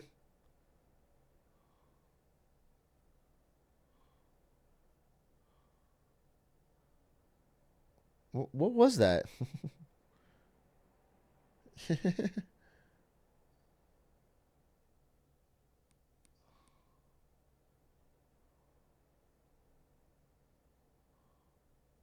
Yeah, the Faker was really dumb to take all that damage, knowing he had TP. It was Giga Chad, but it was stupid.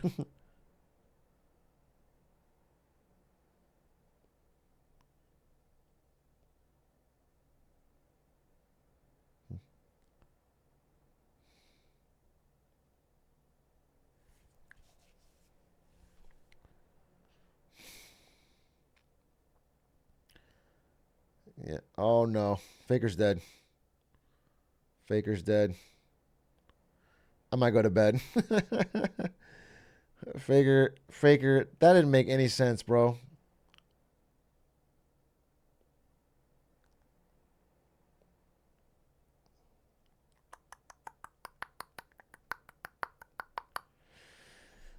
Bad season for T1. They're going to have to gauntlet it. Zeus about to die top.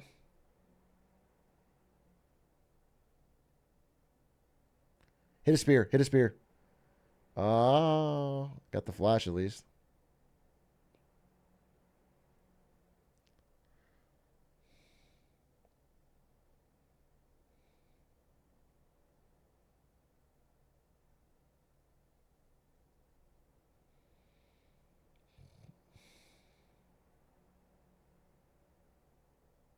Oh my God. He hit him. I mean, he hit him.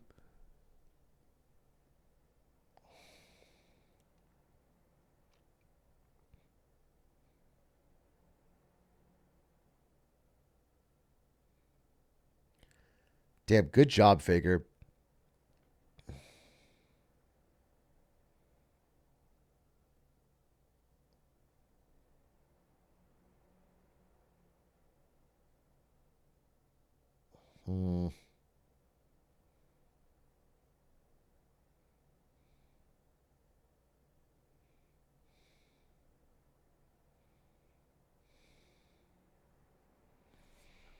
Damn, I'm...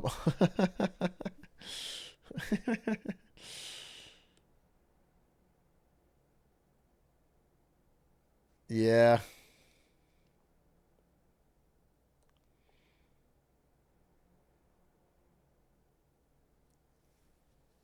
It wasn't that he burnt TP early. It was that he jumped over the wave to try and do damage for some reason to Zeka. And then he went down to low HP.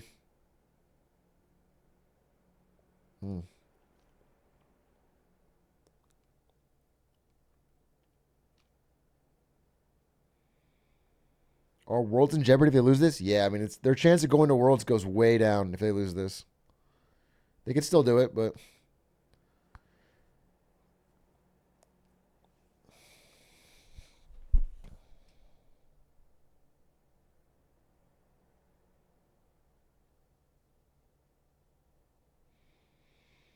It's not 1K goalie. It's only 400.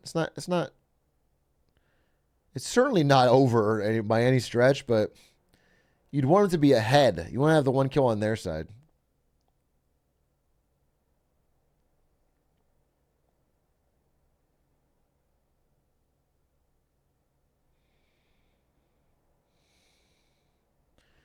The Worlds patch is better for T1. They have to get to Worlds first.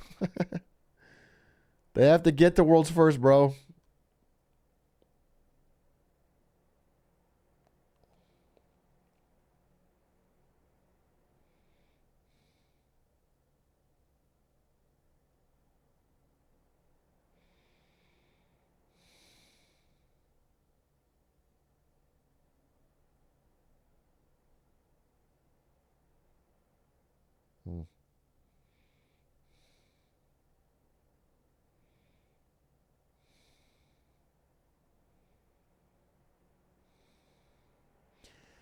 Yeah, Peanut's been amazing this series. But, I mean, owners in Italy, if they just hit a spear, he's much better at moving around.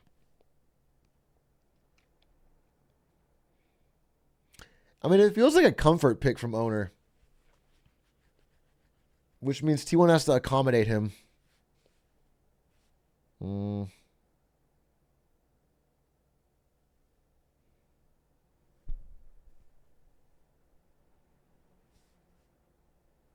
lose 2 series in a row in Gauntlet. What's up, Type Goons? Terrible time to catch me live, but hopefully T1 wins this.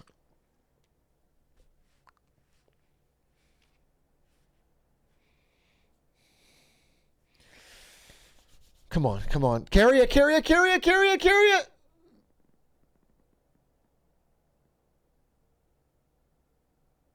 Dude, this is actually just an outplay.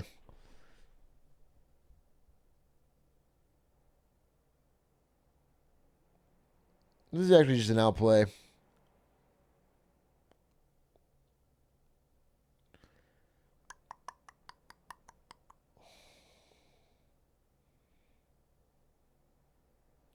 I feel like Zeus might just lose this lane too.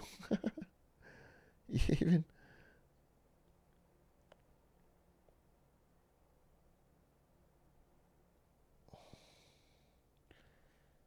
Smolder 4 times. 4 times. It's 4 games that Smolder's been let through. And it's done good every game.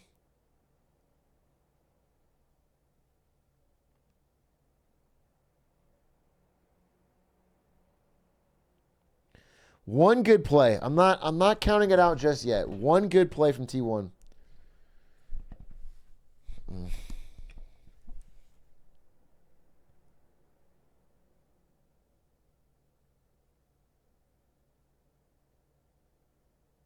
Damn, Kyria getting caught, bro.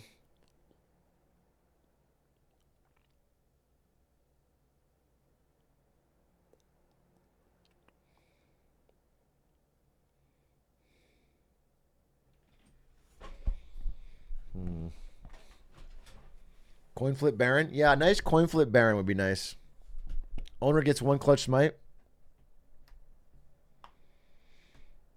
The gold's still even. I mean 400, but it's not. No big gold deficit. They haven't lost a tower. It's just you want T1 to be ahead here because their team is worse. Their comp is worse.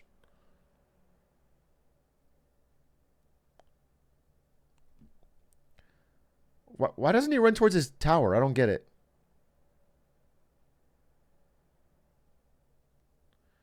Bro's getting dove.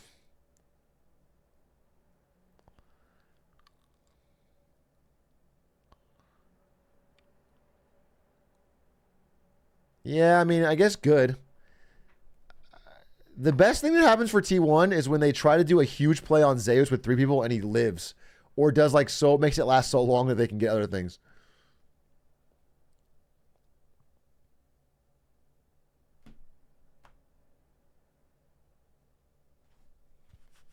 Yeah, Grubs with Zig is huge. I mean, like, that was good. It was really good that Zeus didn't die there, and it made a lot of difference, and they took advantage of it.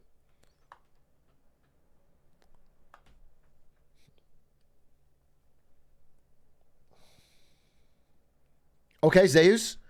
Zeus? Imagine? Oh, man. Man. I would have gone for it. But I'm an idiot inter solo queue player, so... I would have died probably, but feels like you could have gone for it.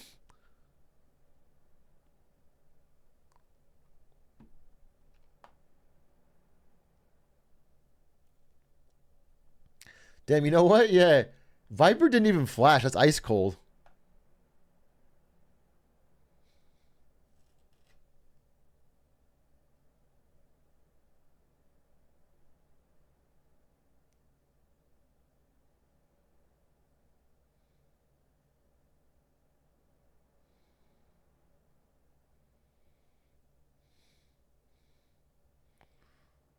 All right, back it out, back it out, back it out, back it out, back it out, back it out, back it out, back it out, back it out.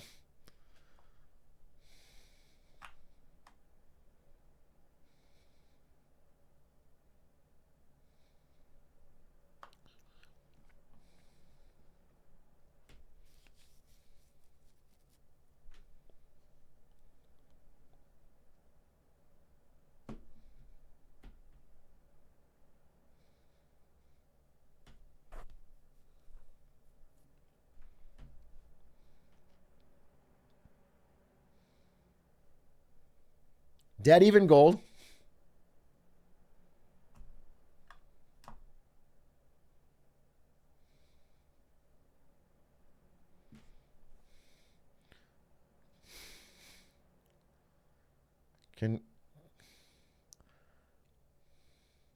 Oh, hit a spear!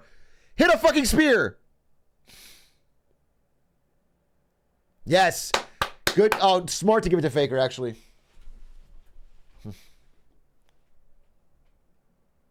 Zeus is dead. Zeus is dead. Zeus is dead. Unless...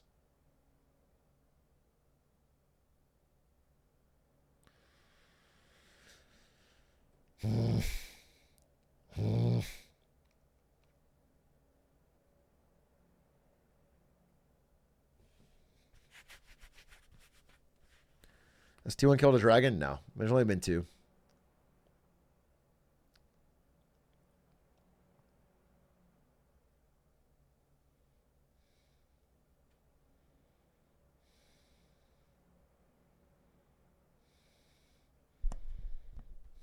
Okay.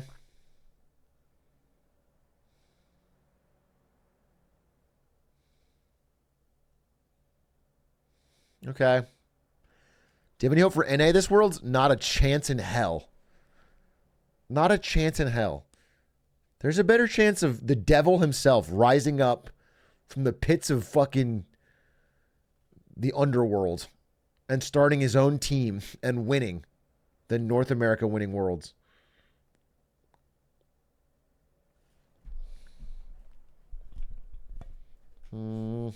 So better than usual?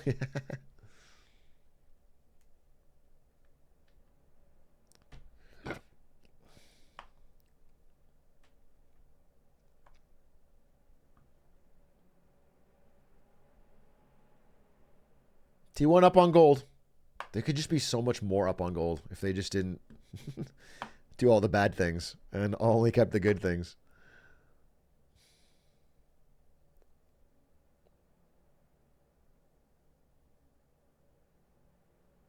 Zeus Corky's pretty strong, pretty fed too.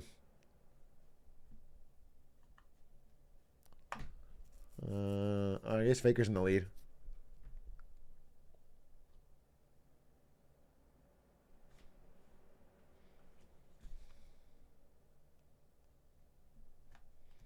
Yeah, I'm not counting him out.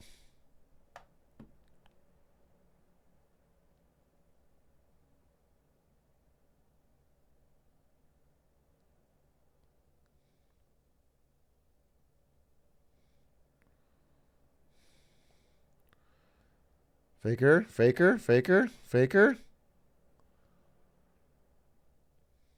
Where's he going?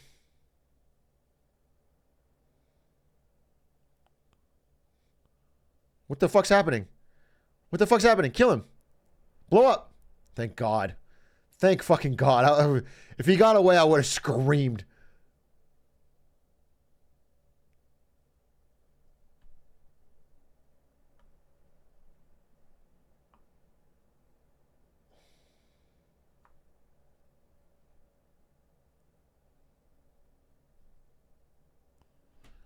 Yeah. Well, they should have been able to do it without the TP. Let me watch this again. I feel like they could have won this fight without TP.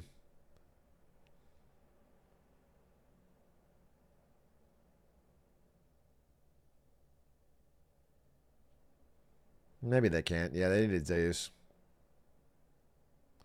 I think Faker backing was dumb. Faker was backing. Just finish the job. Get back to... How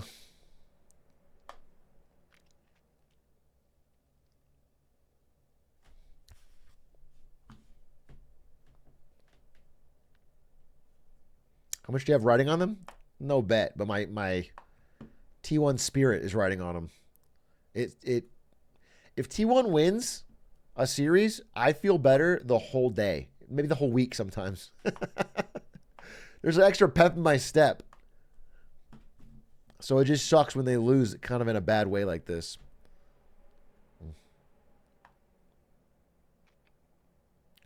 Oh, they dodged it. They dodged it. Delight is not Peanut. Nice clear from the Ziggs. Hey, well played, T1. Yeah, good play. I swear to God, this poke comp is so ugly, but they play it well. Maybe it's their meta adaptation.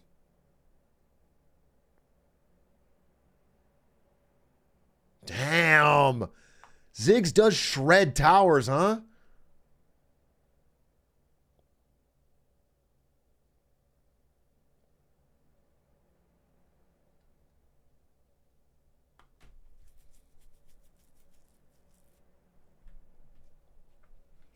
Yeah, they played that well.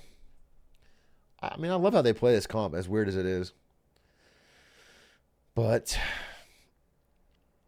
it just feels like one fight can go terribly with how tanky they all are.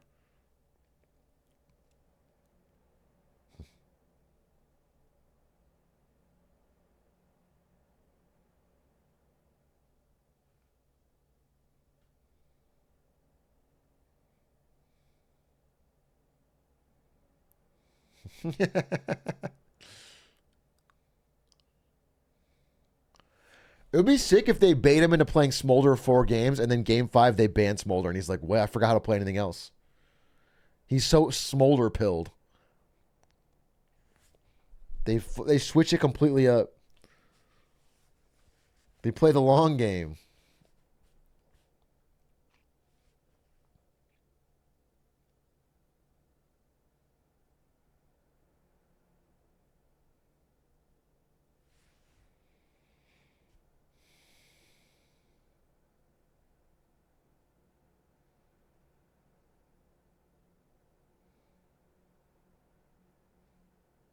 Yeah, they're using the power of their... I like the way they play the poke up because they get jungle vision and they play the map really well. They don't take as many dumb fights. But this is where they'll try to catch you with a big...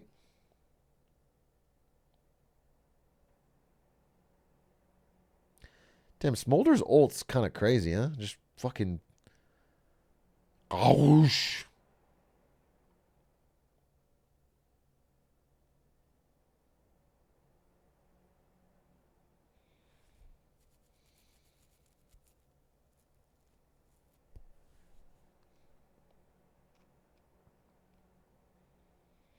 They need to be so ahead against NASA Smolder scaling. I think in solo queue, yeah, but Tristana scales, bro. They have, like, in pro play, just you need to you need to start the fight in the right way. As long as you're not super behind, they just need to get one good...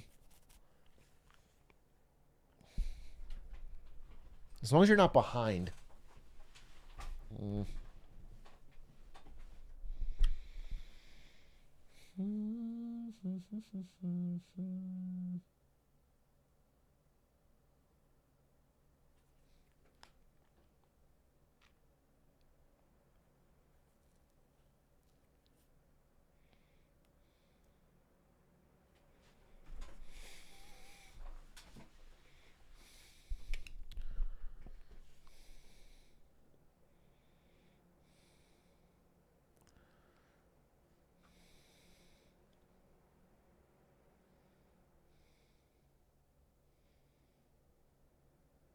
How many seconds does Peanut have?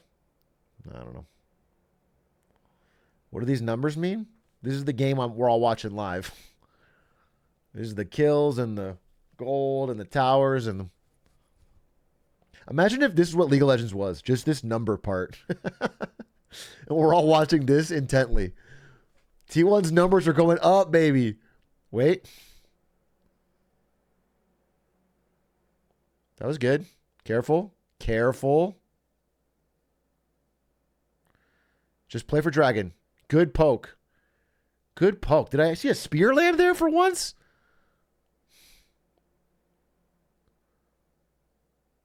Still 20 seconds on Dragon. You gotta poke him more.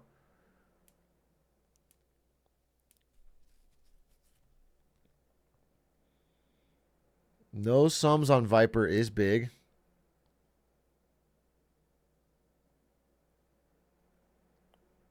Why was... Yeah, T1 attacking the... They're on a ward. They're on a ward. They're on a ward. They're on a ward. They're on a ward. They're on a ward. Clear the ward, please. Clear the ward. You're on the ward. Thank you. Thank you.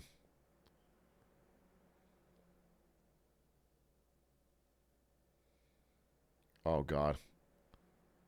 Oh, God. Back up. Back up. They're trying to hard engage. Careful.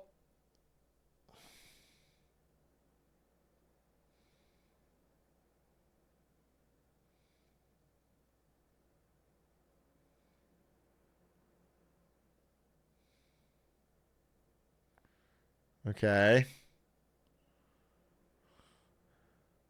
Oh, they got... Okay. This is awkward. This is awkward. What's happening, dude? This is so intense. This is so intense.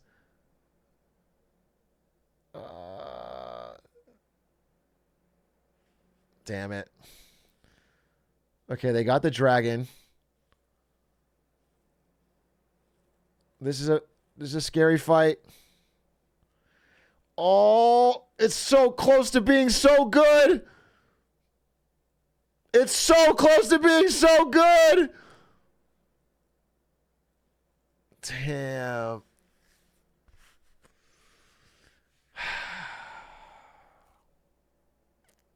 That was so close to being another quadra from Faker.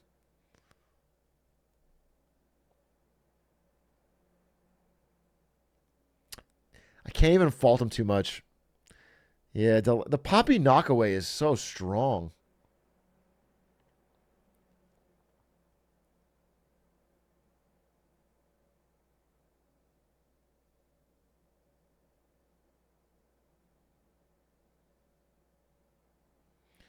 Damn it, they got Peanut. Or one more reset. Oh, dude, one more reset.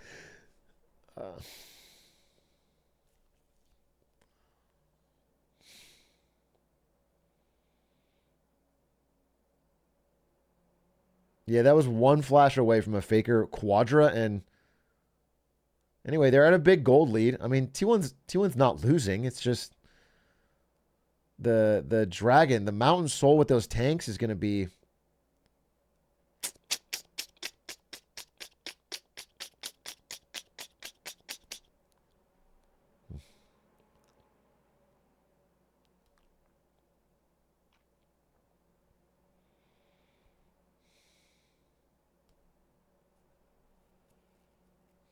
They didn't get the dragon. They got the gold and the kills, but not the dragon.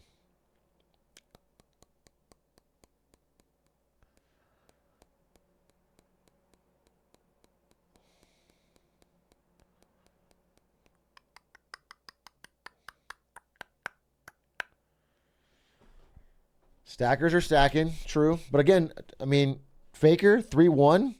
You know, when Faker got the quadra last game, he was 1-0. Now he's even stronger. He's the most fed person in the game, I think.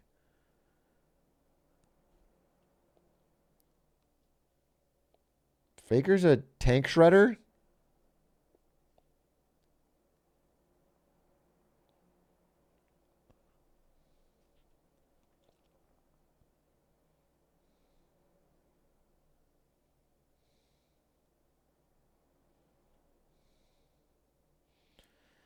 Yeah, a lot on the line. A lot on the line.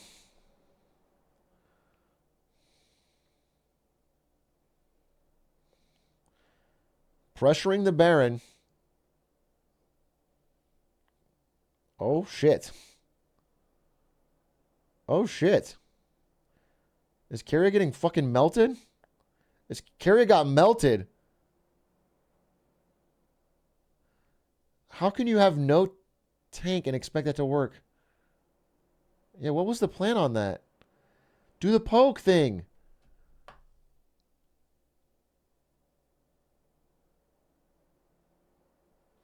Ugh.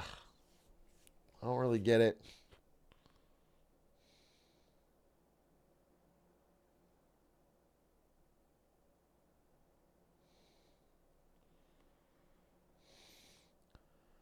Sometimes bro just be doing shit. I think he gets bored. Yeah, or nervous.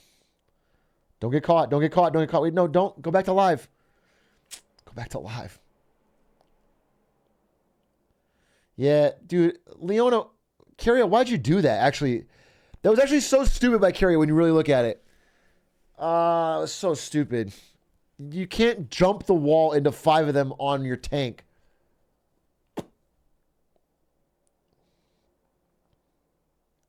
Faker! Oh. Oh.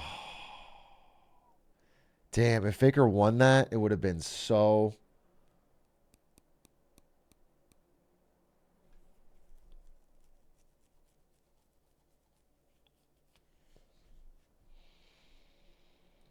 Yeah, it was bad, but I mean, he was like 1 hit from just cleanly winning that.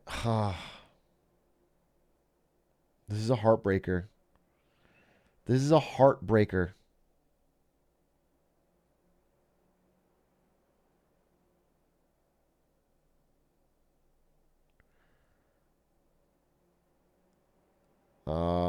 This Mountain Soul's a problem. Owner, we need to steal. Owner, we need to steal.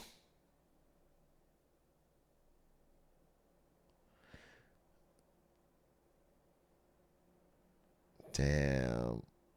Damn. That's like an L.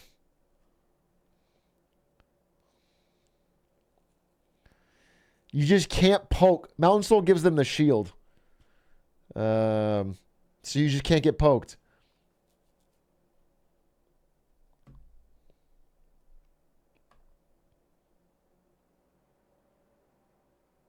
Are they just blitzing Baron? Oh, God. It's all in. It's all in.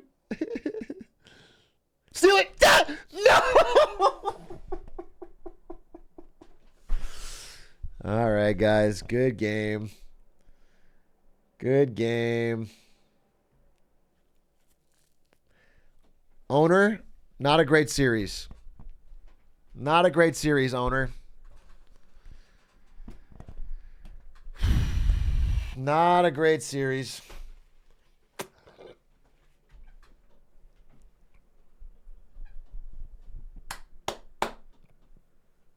Why'd you call for a steal?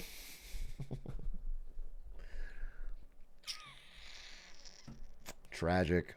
Tragic, tragic, tragic. They can't end? Yeah, but they have Mountain Soul and Baron and Gold Lead and a stronger team and scaling. This team comp from T1 does not work from behind. Is T1 out of Worlds? They're not out of Worlds, but it's a tougher road. Dude, if they had just...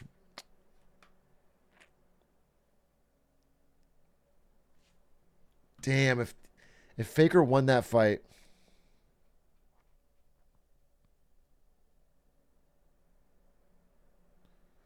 Oh, bad. Owner, bad.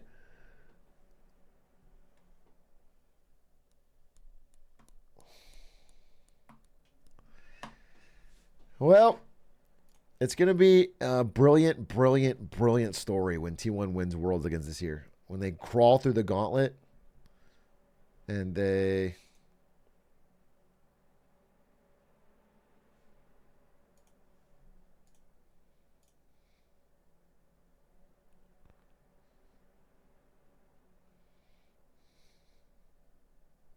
Owner, terrible. Owner, what a terrible series. Oh. All right, guys. Thanks for watching. I'm going to bed. I don't even want to watch the end of this. I'm sad and tired. Appreciate you staying up to watch. T1 fans unite. We'll be back tomorrow with some Astro Boy, I think. Good stream today outside of this T1 part. I don't know. I had a blast. Good night.